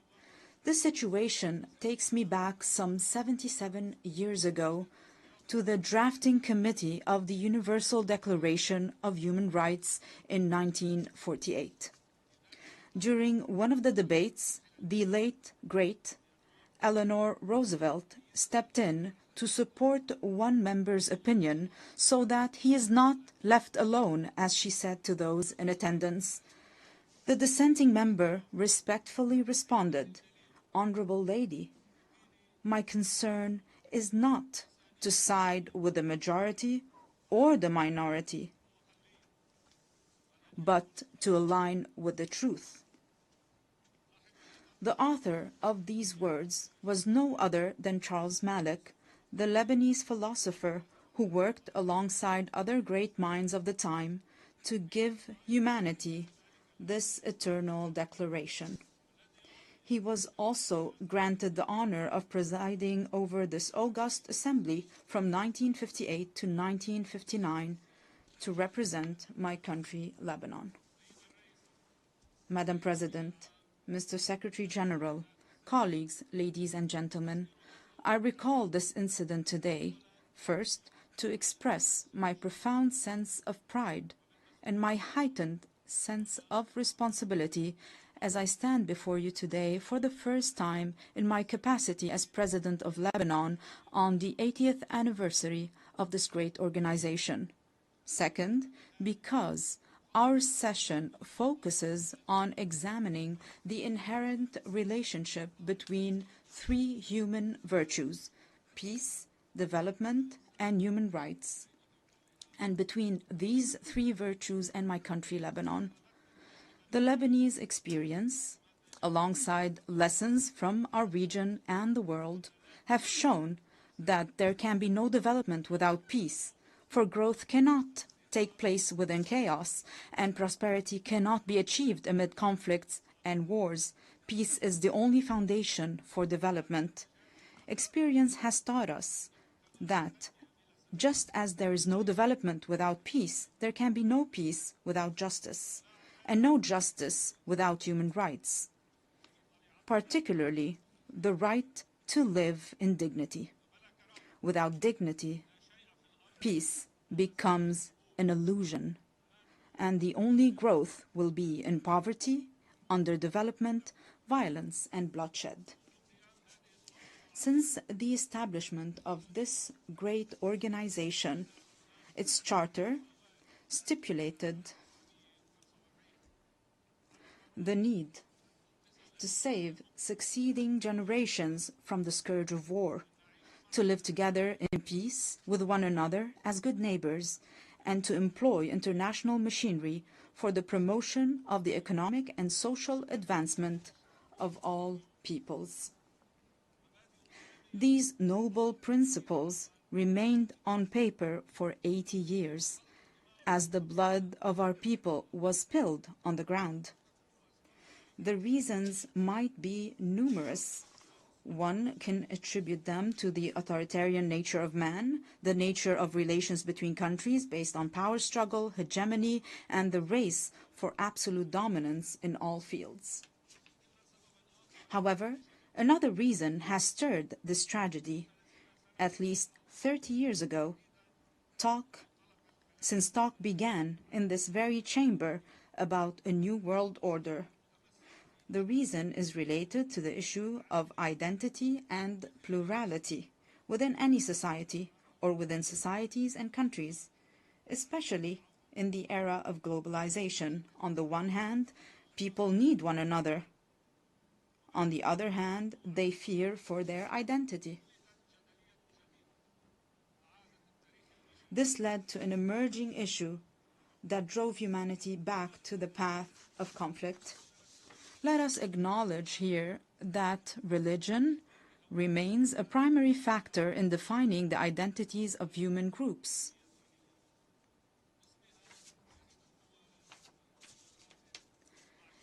In the name of religion, countries are at war with one another. In the name of religion, many countries have imploded from within. Furthermore, religion continues to shape the world in profound ways. While Islamophobia and xenophobia grow in the West, the East is still haunted by the memory of colonialism and the remnants of old religious wars. Despite remarkable scientific progress, the world finds itself trapped in a bygone era. Madam President, Mr. Secretary General, colleagues, at the heart of this dilemma, Lebanon plays a unique role. This is its raison d'être. This is the significance of Lebanon and its message to the world. Amid the global clash over religious identities, Lebanon stands out as a nation where Christians and Muslims coexist as equals under a constitution that guarantees equitable representation to both communities in the Parliament and the Council of Ministers, with full citizenship for all individuals. This model is open for progress. This model was criticized by some. However, it offers a unique, evolving approach, as the late Pope John Paul II observed. Lebanon is more than a country. It is a message of freedom and plurality for the East and the West. End of the quote. I reiterate and emphasize a message of freedom and plurality. In a region where people are killed or kill over their religious belief, or even for displaying a symbol of faith. In a weary world torn between those who want to impose religious attire and others intent on banning it, Lebanon offers a unique, unmatched, and irreplaceable model. A model that deserves to live, that must exist for the region and for the world. A model that allowed me, as an Arab Lebanese, to serve as the only Christian head of state from East Asia to the coast of Europe. My country, Lebanon, the land of human secularism with profound faith, without any imposition or prohibition of any kind. A model that requires all those who are committed to a better future for humanity to ask the following two questions. First, why would there be an international and UN obligation to preserve Lebanon? And second, how can we achieve this goal? First, Indeed, there is a human obligation to preserve Lebanon. If this model falls, this model of coexistence between two different religious communities that are completely equal, where else around the world can we replicate this experience? If Christians were to disappear from Lebanon, this equation, this delicate balance will fall, and with it, justice. If the Muslim community in Lebanon no longer exists, this balance will also fall. And this will also undermine justice. The fall of Lebanon, precipitated by the loss of any of its integral components, would foster the rise of extremism, violence, and bloodshed, both in our region and in the world.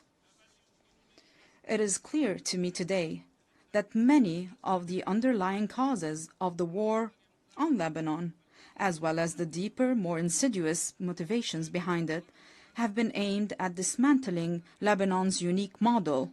These actions serve to justify an Orient fractured by conflicting identities and perpetual ethnic rivalries, destined to remain in a state of ongoing conflict. While certain may benefit from this situation, however, it is ultimately in the interest of the world and humanity to strive for international peace. Hence, the success of the Lebanese experience will set a benchmark for any country. This model today is a vibrant, steadfast, and energetic country determined to live, resolutely refusing to succumb to adversity. What it takes to save it? Simply a clear and firm stand, in words and action, aimed at liberating all the Lebanese territory and securing the exclusive sovereignty of the Lebanese state, enforced solely by its legitimate and legal armed forces over its land. This is the unanimous will of the Lebanese people since the declaration of November 27, 2024, which was adopted with the support of the United States and France and this very organization as a mechanism to enforce UN Security Council Resolution 1701. I reaffirmed this commitment in my inaugural address following my election as president in January 2024, and it was also approved by the government in its ministerial statement of February 2024. Throughout our negotiations with President Trump's envoy, Ambassador Tom Barak, we worked on drafting a paper to guarantee full stability on our land, to which we are still bound and still await the same commitment by other concerned parties on our borders as well. This is what Lebanon seeks. Let me be more frank. Allow me to feel some pride for my country and my people, for they do deserve it. Ladies and gentlemen, we are truly an exceptional country by all measures. We are a country that each year receives people from the Lebanese diaspora, the equivalent of a third of the country's residents. This underlines the unwavering connection between the Lebanese people and their homeland.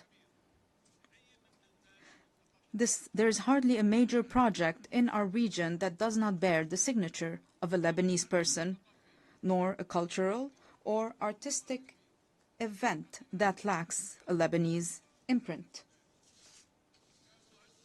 In fact, it is almost certain that Lebanese contributions can be found in every significant endeavor.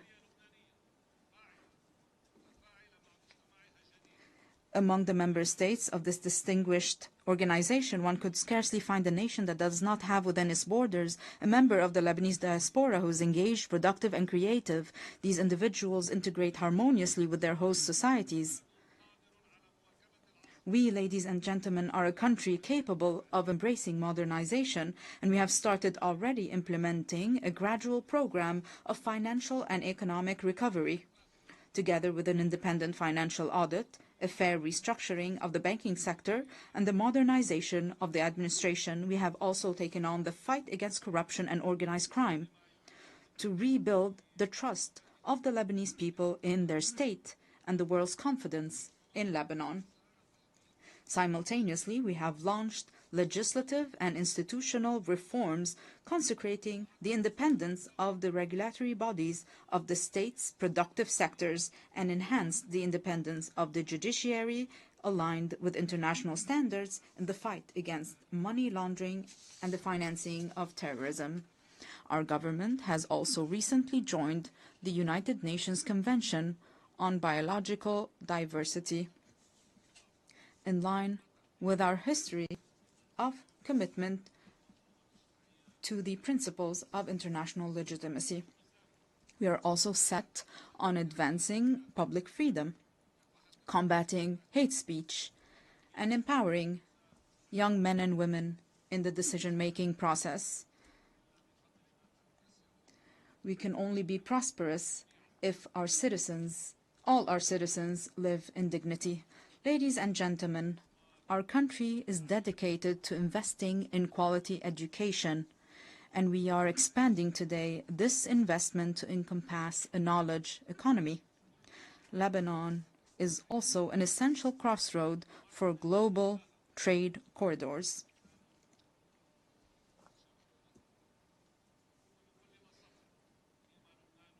While advancing on all these fronts, our country simultaneously shoulders numerous burdens. And we shoulder these burdens with responsibility and seriousness. Most pressing among them are the persistent instabilities along our southern border.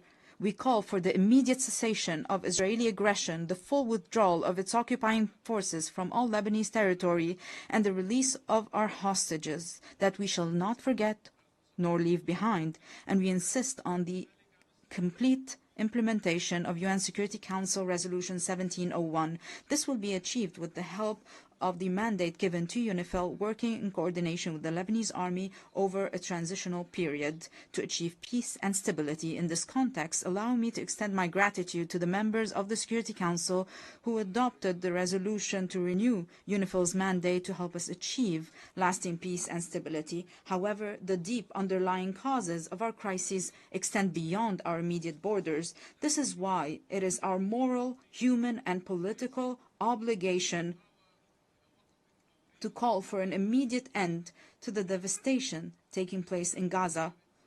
We urge the revival of a new political track aimed at finding a just and permanent solution to the Palestinian question based on the resolutions of international legitimacy, the principle of the two-state solution, ensuring the right of both states to a secure and dignified existence, as ratified by your General Assembly, with a majority of 142 states out of 164 states in the New York Declaration.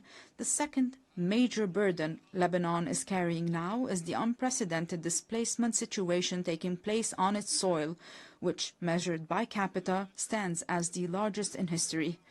Lebanon looks to the United Nations and its specialized agencies, as well as to the Syrian authorities, to address this critical issue. Through direct negotiations and with the support of the Kingdom of Saudi Arabia, we aim to reach comprehensive understandings and agreements across different aspects of our bilateral relations, the goal being the dignified and safe return of the displaced Syrian citizens, as well as the restoration of the special relations between Lebanon and Syria in good neighborliness and close cooperation in various fields, overcoming the misunderstandings of the past. The third burden crippling us today is the reconstruction of Lebanon following the Israeli aggression on our soil, especially with respect to the infrastructure necessary for the return of the Lebanese Authority to the Lebanese border towns and to the rebuilding of homes and villages bulldozed and demolished by the aggression. For there will be no stability if it is not rebuilt and its beauty restored. Furthermore, there's the issue of providing the necessary means to our legal armed forces so that they may take on the task of defending and safekeeping our national integrity. We remain hopeful about the public initiatives to organize international conferences dedicated to that purpose. Ladies and gentlemen, Lebanon does not seek special privileges or favors. Indeed, It calls upon the international community to act with responsibility, fairness, and equality, thereby enabling Lebanon to reclaim its role as a land of freedom and plurality. This very spirit underpinned the Distinguished Assembly's resolution on August 16, 2019, to grant Lebanon's request to establish the Human Academy for Dialogue and Conversions within its borders, a resolution that was for a time overshadowed by the many crises Lebanon has faced in recent years. Today, Lebanon is intent on reviving this vital initiative. Our intention is both to reassure ourselves and to send a message to the world. Lebanon is returning to its rightful place, both within the international community and among the nations gathered at the United Nations, a true platform for human values and the advancement of humanity. In closing, I reiterate the opening theme of my message. While I stand here today advocating for peace, my countrymen are being killed. The conflict is still very fierce between Lebanon being a land of life and joy and a platform that spreads both values to the region and the world, and Lebanon being a place of sorrow and wars, spreading both woes to the region and the world. We in Lebanon have made our choice. We choose to be a land of life and joy, and we shall abide by it. I call upon you all, for the sake of peace in our region, for the good of humanity, stand with us. Do not abandon Lebanon. I thank you.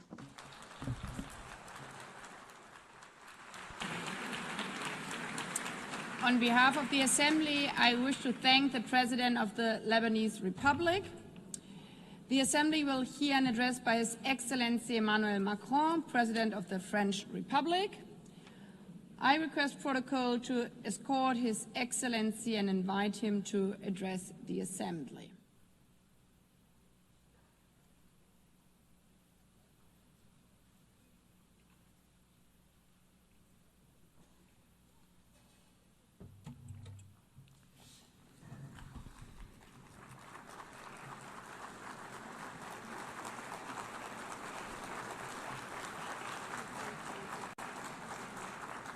Madame la Présidente de l'Assemblée générale, Monsieur le Secrétaire général, Madame la Secrétaire générale adjointe, Monsieur le Secrétaire général adjoint, Mesdames et Messieurs les chefs d'État et de gouvernement, Mesdames, Messieurs les ministres, Mesdames, Messieurs les ambassadrices, ambassadeurs et délégués, je suis heureux de m'exprimer une nouvelle fois devant vous lors de cette 80e session de l'Assemblée générale des Nations unies.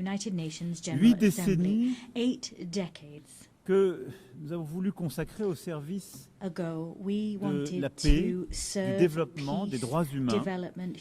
80 ans qui nous obligent à mesurer le chemin parcouru et à adapter notre pas à la marche du monde.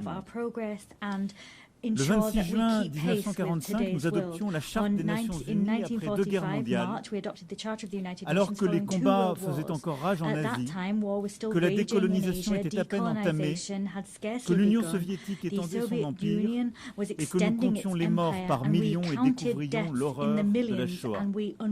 Oui, cette étape du monde n'était pas terminée et pourtant nous étions en train de bâtir, à coup de résolution et de détermination, cette volonté de préserver les générations futures du fléau de la guerre, et proclamions notre foi dans les droits fondamentaux de l'homme, et nous nous engagions à créer les conditions de la justice, à favoriser le progrès social, à pratiquer la tolérance et à vivre en paix les uns avec les autres. Nous ne rêvions pas, et en convoquant ici notre passé, ce que nous étions il y a 80 ans, j'ai envie de vous dire ce soir, nous avons le droit de rêver. Parce que notre monde d'aujourd'hui mérite la même détermination à agir ensemble. Nous étions 51 à San Francisco et ce sont désormais 193 États membres qui siègent à cette Assemblée. Les textes qui font notre organisation posent clairement les principes de l'action collective. Ils expriment des valeurs communes. Ils définissent des procédures robustes. Et je sais pourtant combien les frustrations sont là, que nourrit la représentation inégale des États, en particulier au Conseil de sécurité. Et c'est pourquoi je soutiens avec force son élargissement, sa réforme, en particulier son élargissement pour le continent africain. Je sais aussi combien les équilibres politiques, économiques et sociaux ont évolué et que de nouveaux acteurs ont pris plus de responsabilités. Et qu'une multitude s'interroge sur la promesse des Nations Unies, sa réalité et son bénéfice.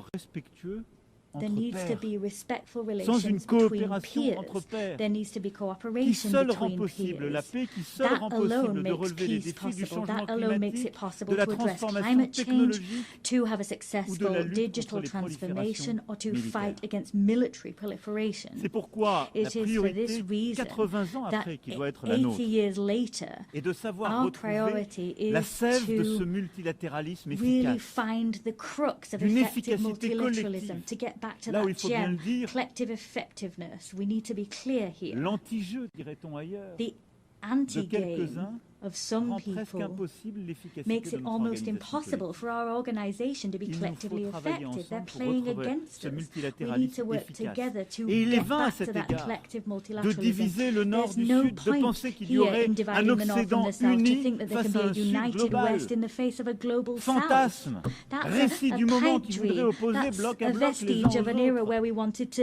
isolate Ici, ourselves dans in cette blocks, pitting enceinte, ourselves against each other. Here il at n'y this a que forum, des femmes et des there are hommes only men